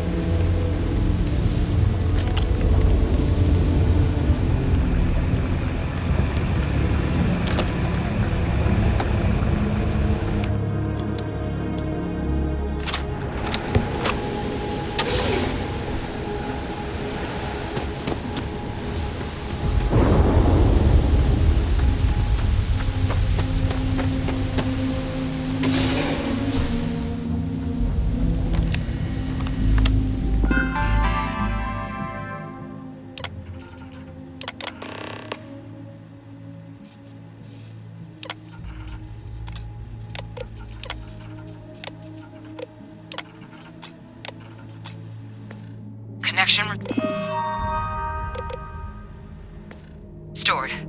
I'll make this quick. Plant's turrets took a beating, but I should be able to get you a couple of kill lanes. Just get the thing to chase you down the alleys between the buildings, and you'll lead it right into a crossfire. Oh, hello? Wish I'd found this earlier. You notice those sensors around the facility? Part of a livestock tracking system. Should let you keep tabs on how close the terramorph is. But it's not connected to this network. There should be a terminal in the adjoining room. Tune it to 183.5.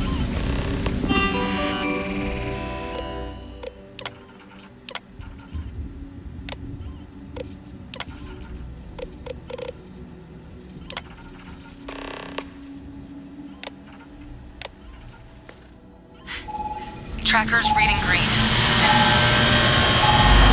What's that sound? Security lockdown is active. Shit. Stop. Stop whatever you're doing and get in cover. It's on the move.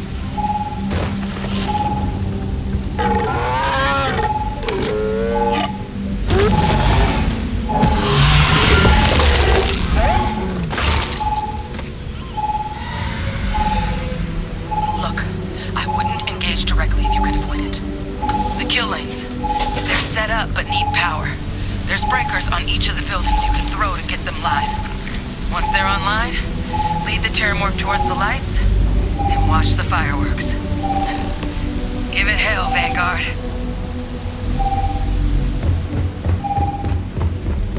Additional power input required.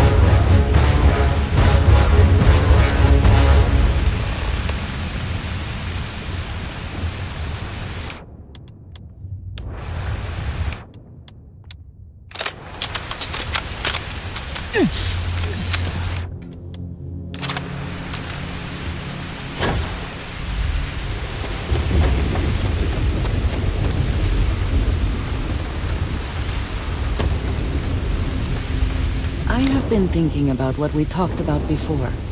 The idea of purpose in one's life. You agreed with me that true purpose can be a driving force in life. I found that comforting.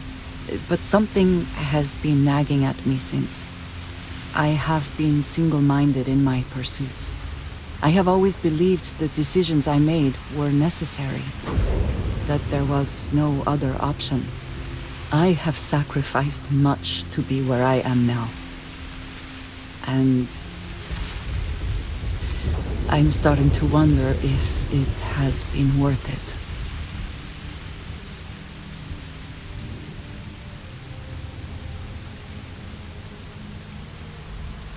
I know. I have told you that I am not one to discuss my past. And yet... No, that is not what I am trying to say. I promised to provide for my family. That meant working with smugglers to procure supplies we could not acquire any other way. I have spent my adult life away from my home, jumping from one planet to the next, living in dangerous conditions, often surrounded by violence. This is true, but I have only experienced my own. I was convinced from the beginning that it was unwise to let anyone get too close. I had, maybe not quite friends, but people I cared about. Yet there was always a distance I could not reach across. I often find other people complicated and confusing. It seemed easier to not become attached, especially when circumstances meant I might never see them again, with no warning. Until now, I have disagreed strongly with that idea, but therein lies my concern. What I am trying to say is that I now wonder whether it has been the right decision to distance myself from others. I appreciate that more than you know.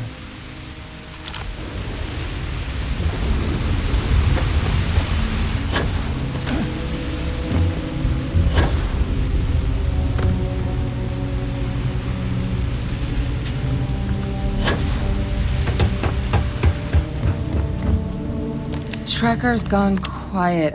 I suspect it's either hiding or... Wait. You did it, didn't you? Heavens above! You just flatlined a terramorph! Oh, yeah. Taken care of. No big deal. You didn't happen to grab me a tissue sample, did you? All right. I spotted a microscope downstairs. Let's see if we can't get to the bottom of this.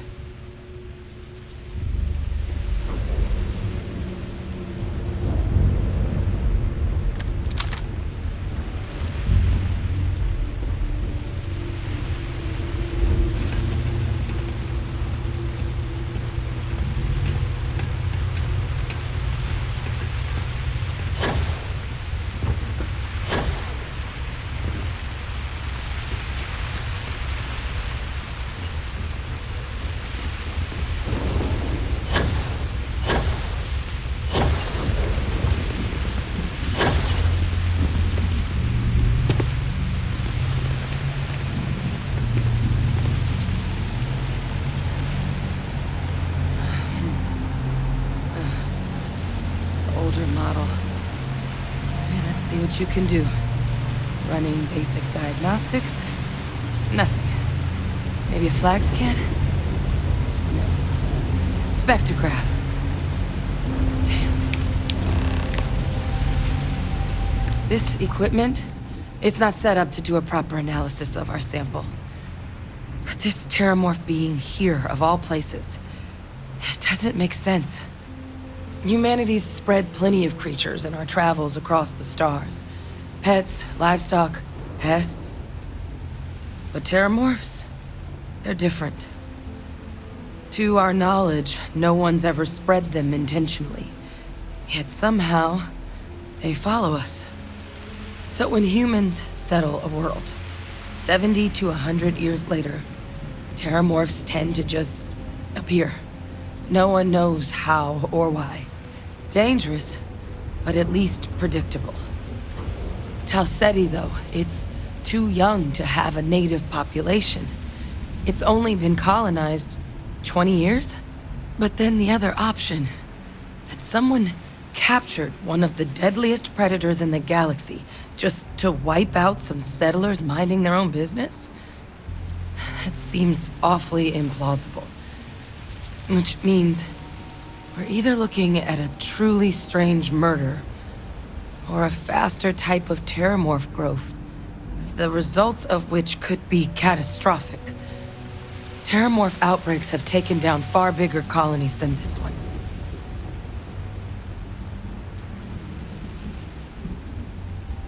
There is. I mean, there has to be. We just have to find it. Time was, I had access to one of the best repositories of terramorph research in the galaxy. Seems a natural place to start looking, if I can figure how to access it. But we also need to get this sample properly analyzed, get confirmation on just how concerned we should be. Luckily, I think I know just the person to help with the sample. What would you say to delivering this to him for me? Yeah, I'd do it myself, but I need to call in some favors. See if I can't get access to that terramorph data. Plus, maybe just pop by a hospital for a little bit. Clear it with your commander first if you have to. You can even show them this. My gene tag. Tell them Hadrian Sinan is worried there could be more attacks on the horizon. They should recognize the name. Oh, you don't understand what a weight off my shoulders that is. I need Dr. Percival Walker to put together a sample analysis for this thing. Full workup. He'll know what that means. I'm not sure exactly where to find him, but last I heard he was contracting with the Trade Authority on Mars. There's a place called the Sixth Circle in Sidonia. A bar run by some old friends. I'll meet you and Percival there. And here. It's not a lot, but you've definitely earned it. Should cover the cost of fuel to Mars at least. Now please, go check in with your commander. We need to know what we're dealing with.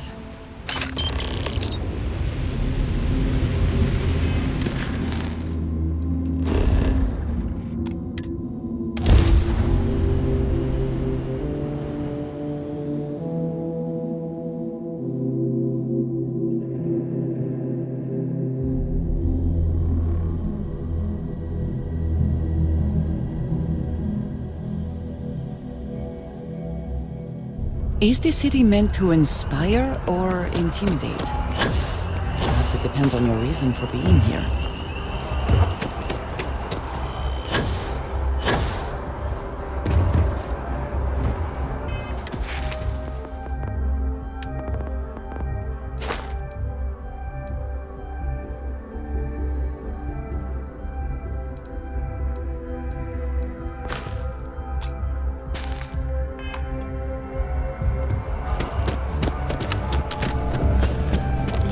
Look who's back. All set with that probationary mission? We can do your debrief and formally welcome you into the Vanguard whenever you're ready. A terror? What?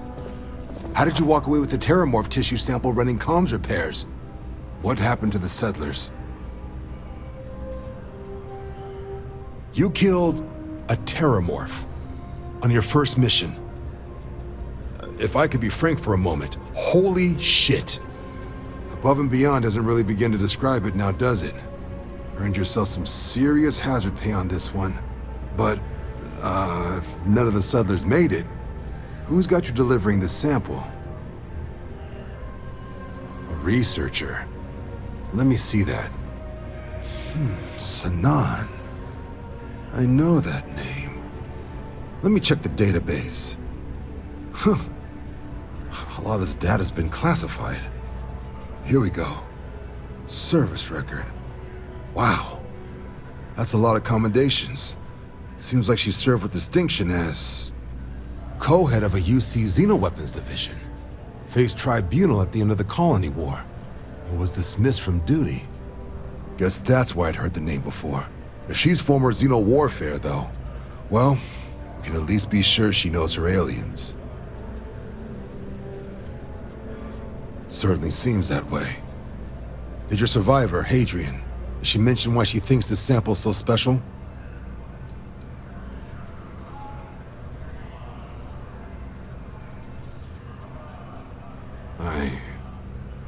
I see. Well, this is one of the more surprising debriefs I've ever been a part of. But if Hadrian Sanan thinks this sample needs to get to Mars, then we're gonna make sure it gets to Mars. I'll take care of the clearances and ensure you get your credits. Consider these your first official orders. And here, so everyone knows you're working with the Vanguard. Welcome to the Navy, Captain. Vanguard's also got some custom ship modifications. You'll be cleared for access to them next time you're down at the spaceport. Talk to ship services. Now, if there wasn't anything else, I'd suggest you move out.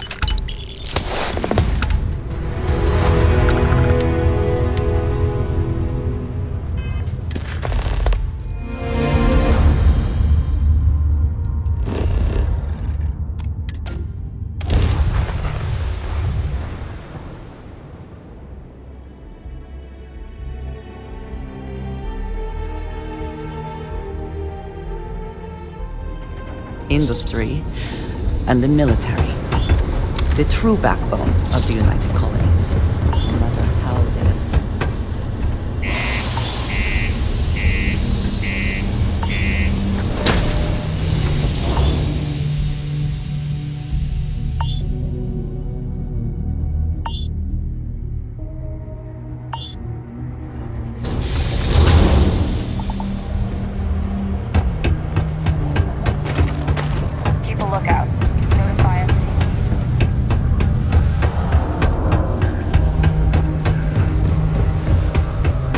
We got lots of stuff. Just ask.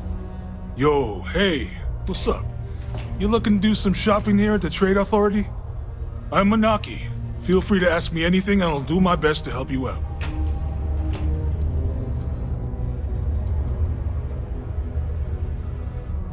Oh man, I'm still new here, so I don't know how qualified I am to answer that. We're like this huge network of shipping and trade throughout the known universe. Everyone. Free Stars, UC, even Varun uses us in some capacity. Because I guess we're all about free trade for all. Yo, I wouldn't be surprised if we bought and sold from the Crimson Fleet, right? They pay my salary, so as far as I'm concerned, they're all right in my book.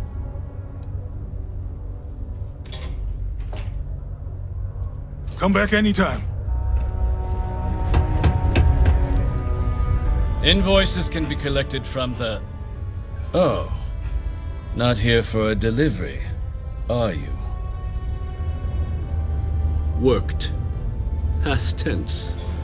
Dr. Walker hasn't been employed here for some time now. A shame, too.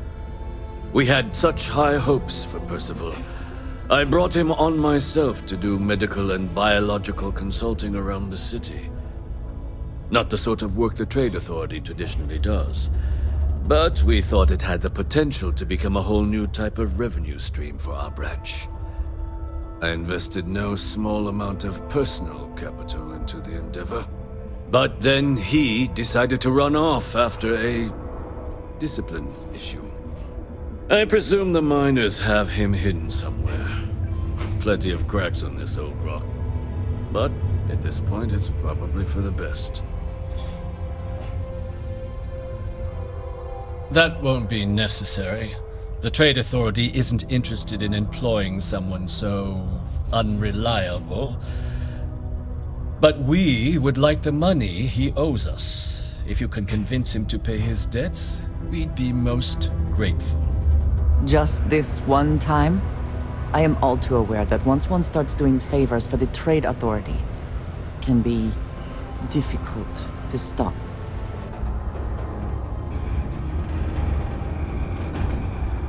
Why? Feeling charitable? I don't recall the exact figure off the top of my head, but with the interest it's accrued, I believe it's something substantial. So if you were able to find him and convince him to clear his accounts, you would have our honest gratitude.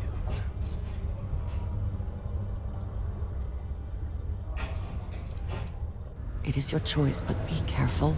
Do not let him talk you into more. Wonderful. I suggest paying a visit to the Sixth Circle, what I suppose is technically a bar on the lowest level of the city. If anyone knows where Percival is, the miscreants there would. But I would urge caution. They're not a group known for their hospitality.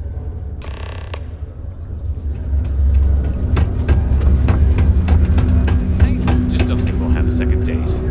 Barely survived the first one. Oh yeah?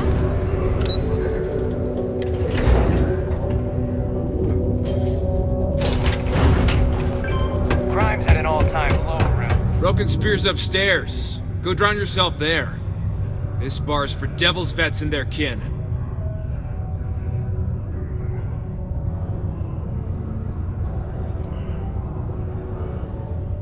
Doc Walker? You're barking up the wrong... Andy, you. Why don't you come here and tell me what some stray wants with Walker? Not every day a stray topsider wanders into my bar claiming they know people. What do you want with Dr. Walker? That's so. Now, if that tag's a forgery, it's a damn good one. All right. Maybe she did send you. Or maybe you just know where to buy your fakes. But look, even if I decided I was going to help you get in contact with Dr. Walker, Percival made himself scarce for a reason. His debt to the Trade Authority. But if someone resolved that debt, well, Percival wouldn't have to hide anymore. Can bet that person would make a friend out of Percival, and the rest of us devils. And I'm always inclined to help a friend. That's good to hear. Now, you want my opinion? Most straightforward way to take care of this debt would be to just saunter up to the authority and pay him direct, if you've got credits to throw away. Of course, rumor is the Trade Authority keeps all their records and collections files on a central server inside their storeroom. If someone was to break in there and adjust Percival's debt to something a little more reasonable, say a few hundred credits, I'd be happy to cover the costs. Crossing the Trade Authority could be perilous. There are real stakes here. But, one friend of Hadrian's to another, Sidonia's full of old utility spaces. Wouldn't be surprised if there was one that let out right into the authority storeroom. Say, with an entrance behind the bar at the Broken Spear. Ooh, and you might need these. Now, what say you get out there and help Dr. Walker? Hey, you! Maybe Hadrian's friend. Come here.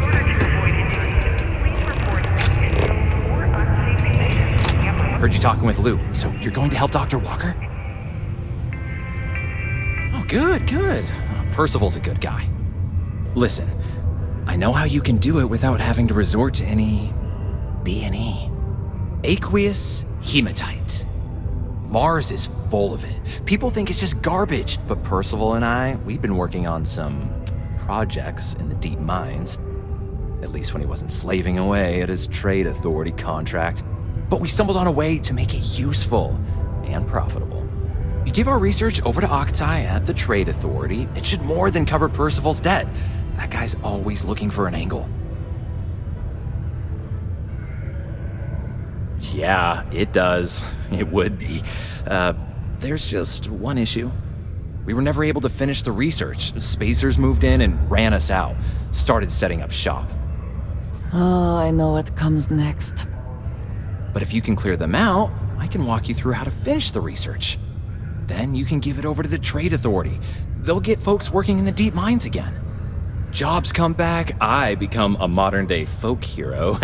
Then I don't have to sleep on an inflated spacesuit anymore.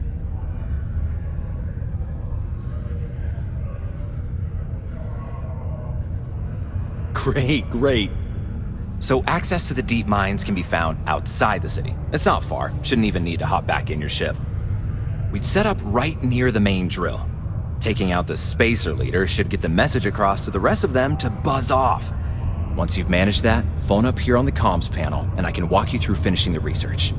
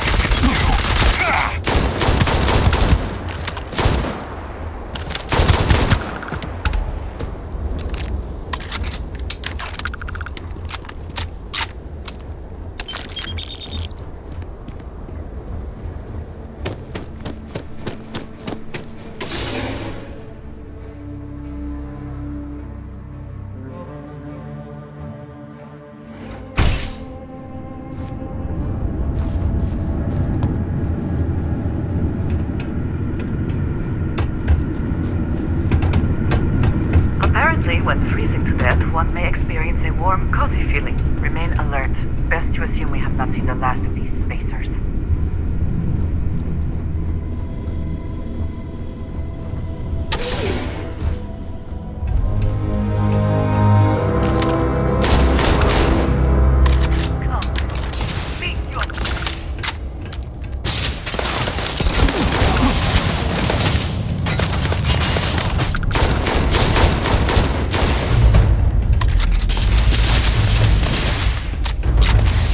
You cannot reach me.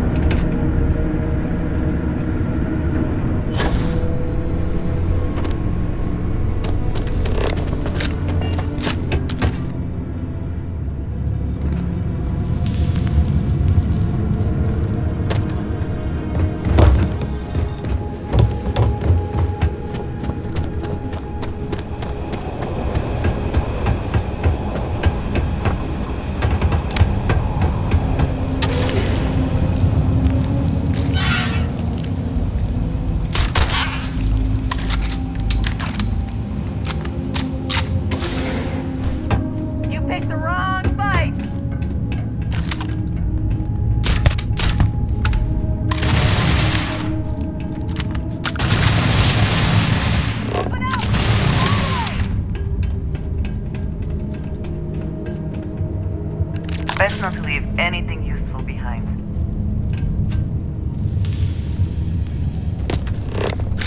Are you prepared to die?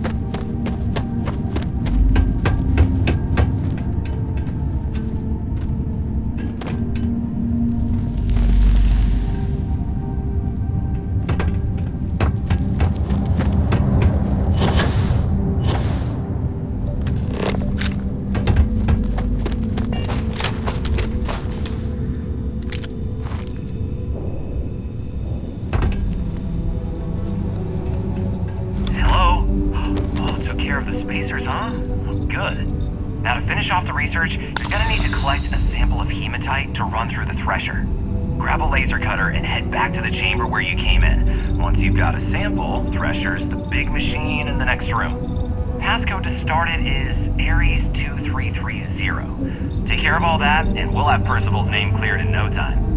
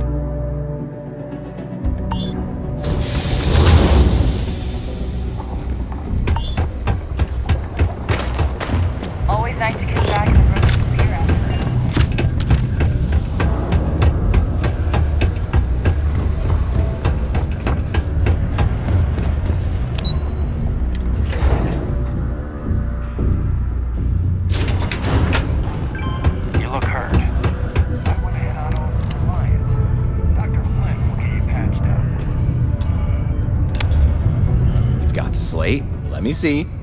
Reduced joint wear? Oh, increased lifting capacity. A dose of this stuff could make a miner way more efficient.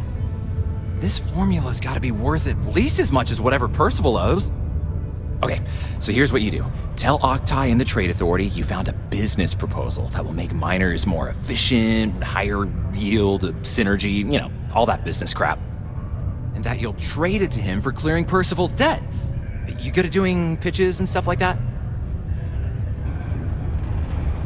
Oh, this is gonna be great. Oh, and here, a copy of the formula for yourself, in case you ever want to try maximizing your own industrial output. Oh, use that if you can. Good luck.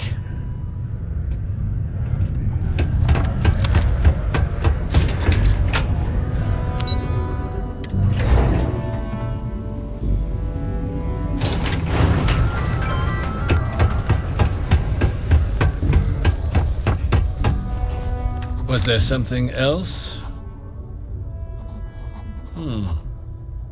I'm never one to turn away an opportunity, but I'd be curious what you think you've uncovered in the Martian market that others have missed.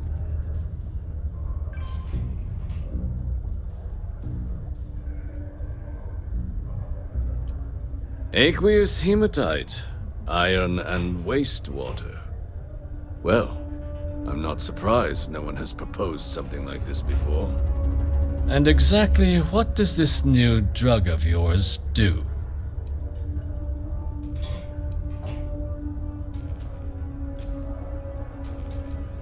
Sounds like it could be useful if the data backs up your claims. But where's this hematite coming from? The active mines would be too expensive to retool. The deep mines could be an option, but they're full of spacers, or so I've heard.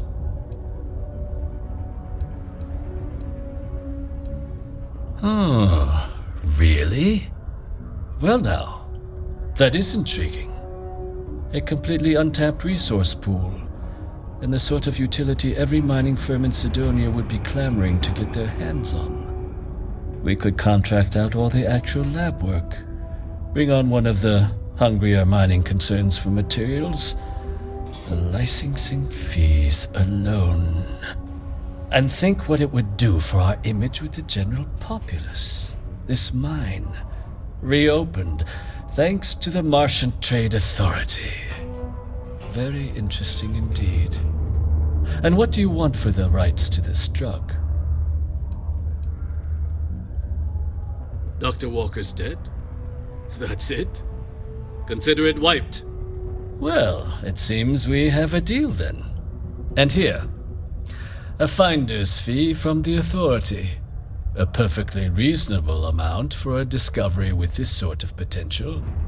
Wouldn't want you feeling shortchanged down the road. We'll just be taking that slate before you have any second thoughts. It was a pleasure doing business with you. I swear that warning. A reminder that particle detonation can occur beyond the city limit between the hours of 06.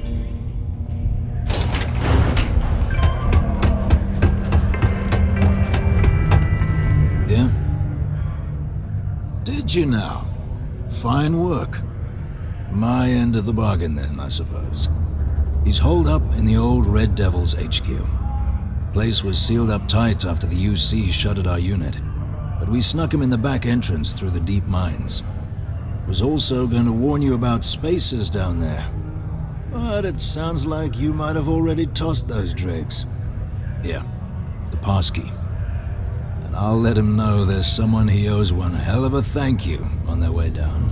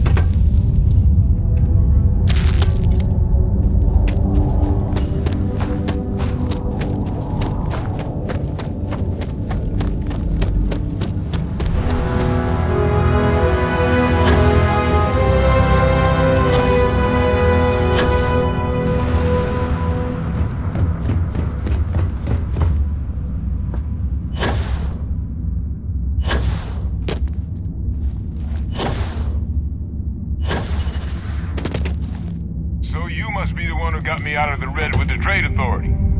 Can't say I don't appreciate it, but I doubt you came all this way just to do me a favor. Now you want to explain to me why you're going around harassing nefarious old men by wiping away their hard-earned debts? Tissue sample? You came all the way down here for that? Must be some damn important cells. You want to tell me what I'm about to be staring at?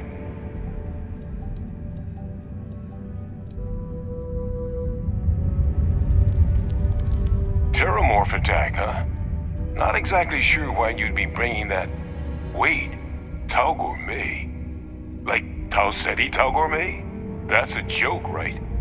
There's no settlement old enough on Tau Ceti to have a Terramorph. Either someone's setting up the worst petting zoo in the universe, or who exactly told you to bring this to me? Hadrian. She gave you this? If she made you come all the way for this... Let's get inside. I need to see these cells.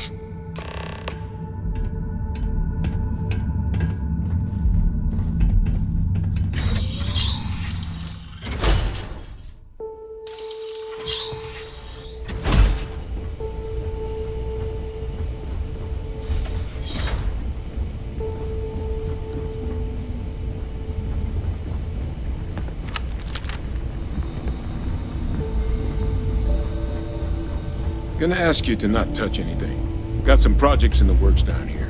I wasn't expecting guests. Oh, and Lou mentioned how you took care of the debt. Can't say I'm thrilled the Trade Authority got their mitts on the research, but I guess that's the price you pay not to live in a cave the rest of your days.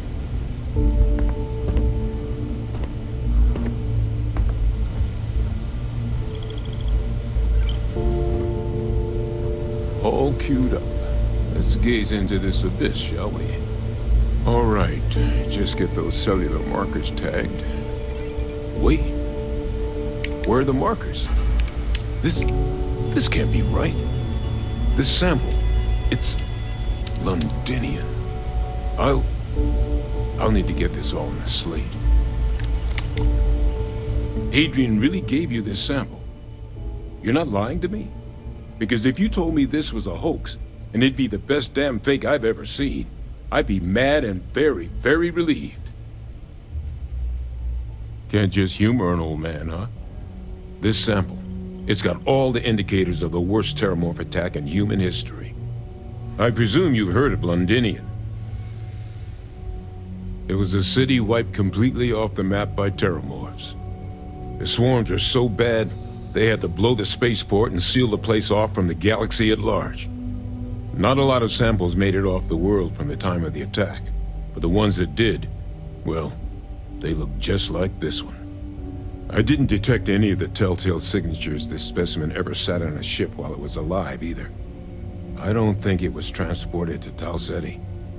This specimen, it grew there, faster than any Terramorph should. Which means, if we're about to start a new era in human-Terramorph relations, where big, sudden Londinian-style attacks can happen outside Londinian, that's not gonna end well for humanity. The chances for survival, let alone maintaining any kind of functioning society, would be slim indeed. So, you lugged this bad omen all the way here. You want to tell me what your plans are for it now? The circle, huh? Could use a drink about now. Here, faster we take the lift to the surface. Not supposed to use it, but given the circumstances, I'm inclined to just ask forgiveness. Let's get going.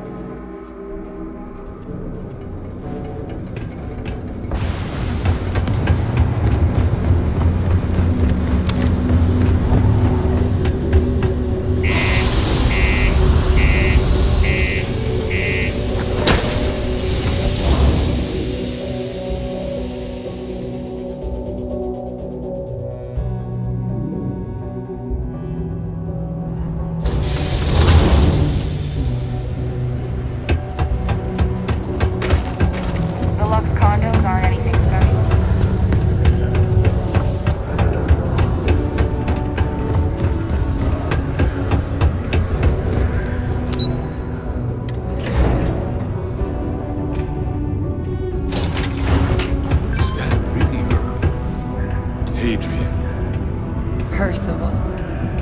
My God, look at you. You're an old man now. You're no hassling yourself anymore, Major. Our friend here showed me your sample. Suffice it to say... Not here. Let's talk somewhere more private. Lou said we could use the back.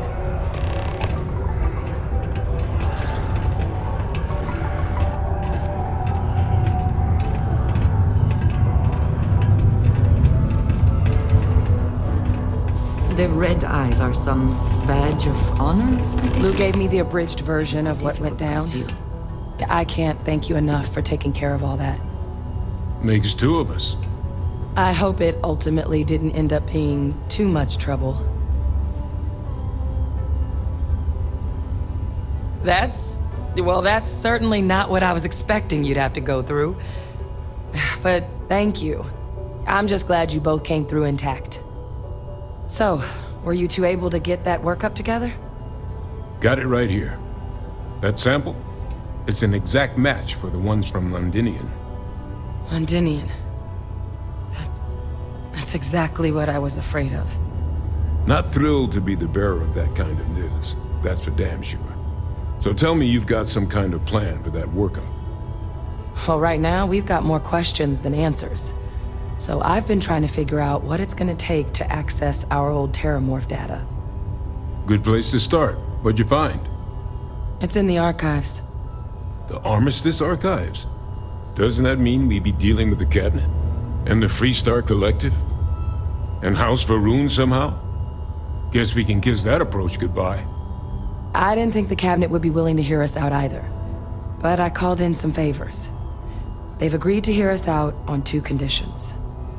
1, they want to see this analysis you two have procured. And 2, they want to discuss what happened on Tau Ceti. With both of us. Well, that's about the best news I've had all day. But before you commit, I want to make sure you know the whole story. Percival and I, we're not just researchers. We were military scientists, ran a division of the UC together that deployed aliens on the battlefield as weapons. Place I was hiding out.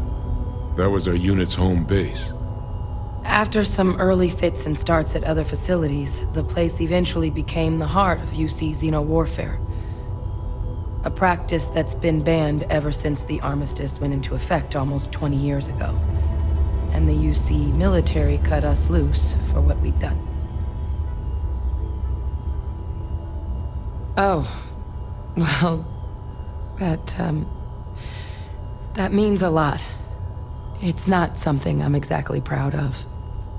But it was during that assignment that the UC asked us to explore deploying terramorphs on the battlefield. The project never got off the ground, but the data our team gathered is now sitting in the archives, along with all the other information banned after the Colony War. Under the watchful eye of monitors from all the galactic factions still participating in regular politics. But if we can convince the Cabinet to help us access that data, it'll give us the tools we need to decipher what exactly this sample might mean. And hopefully, how to prevent more attacks like the one that spawned it. All right. I'm gonna go get this work up into the Cabinet's hands. I'll meet you out front of Mast in New Atlantis. Good luck. You two are gonna need it.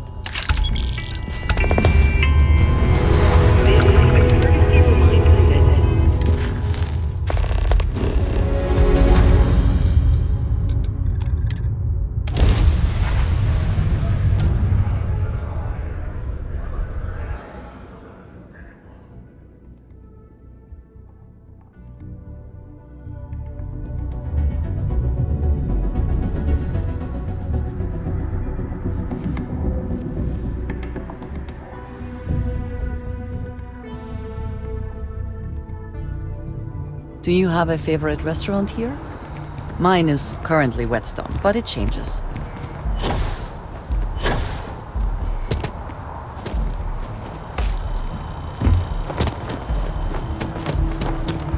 Captain! Over here! The workup's in the Cabinet's hands. They said they'll call for us once they've gotten to properly review it. But listen, I know I should have been more forthcoming about who I was earlier. So, in the interest of full disclosure, there's one more thing you ought to know before we head up there. My relationship with the UC, it's more complicated than it might seem at first glance. The UC's actually the only reason I'm here in the first place. I am a clone of a man named Francois Sanon, one-time fleet admiral of the UC during the Colony War, former head of the UC Navy. They called him Vae Victus, woe to the defeated, in Old Earth Latin, a title he earned. The program I was a part of, it was the UC's attempt to create a new generation of military minds from one of their most respected tacticians. Secure the leadership of the UC military for generations to come.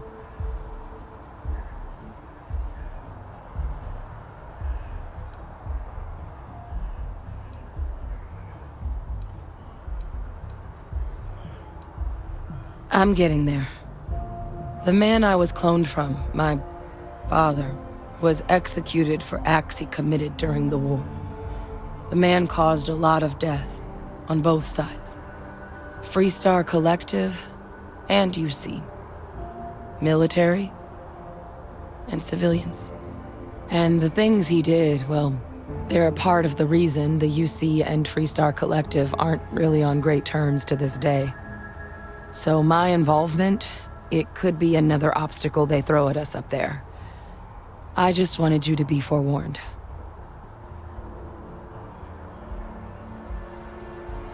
I really appreciate you saying that. I just thought you deserved to know, considering how much you've done already. You know, while we've got a second, was there anything else we needed to discuss? I know you got dropped into the middle of this pretty fast. Or, if you've got any last-minute business to attend to, now might be a good time. No telling how long the cabinet's gonna keep us waiting out here.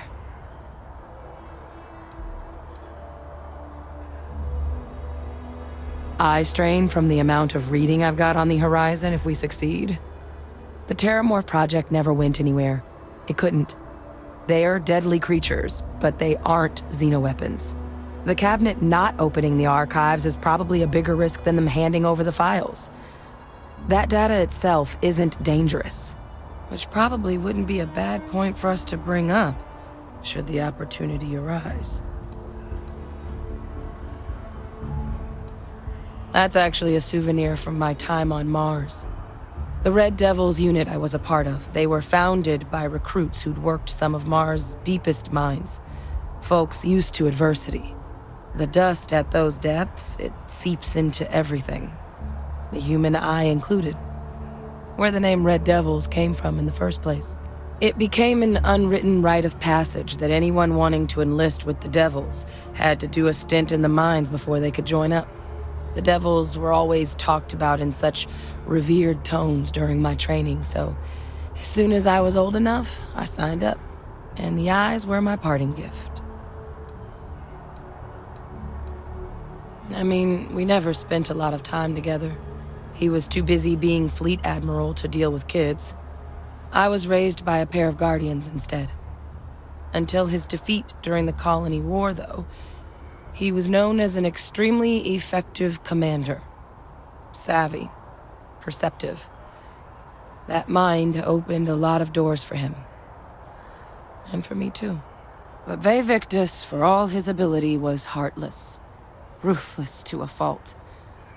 In the end, that's what cost him his life. Well, thinking about it more, I suspect there'd be value in sharing the fact that the Terramorph project was, well, a failure. There's no need to be afraid of this data being weaponized. Knowing that should calm some of the cabinet's fears and make it easier for us to dispel any suspicions the other factions might have about our intentions. Come find me when you're done.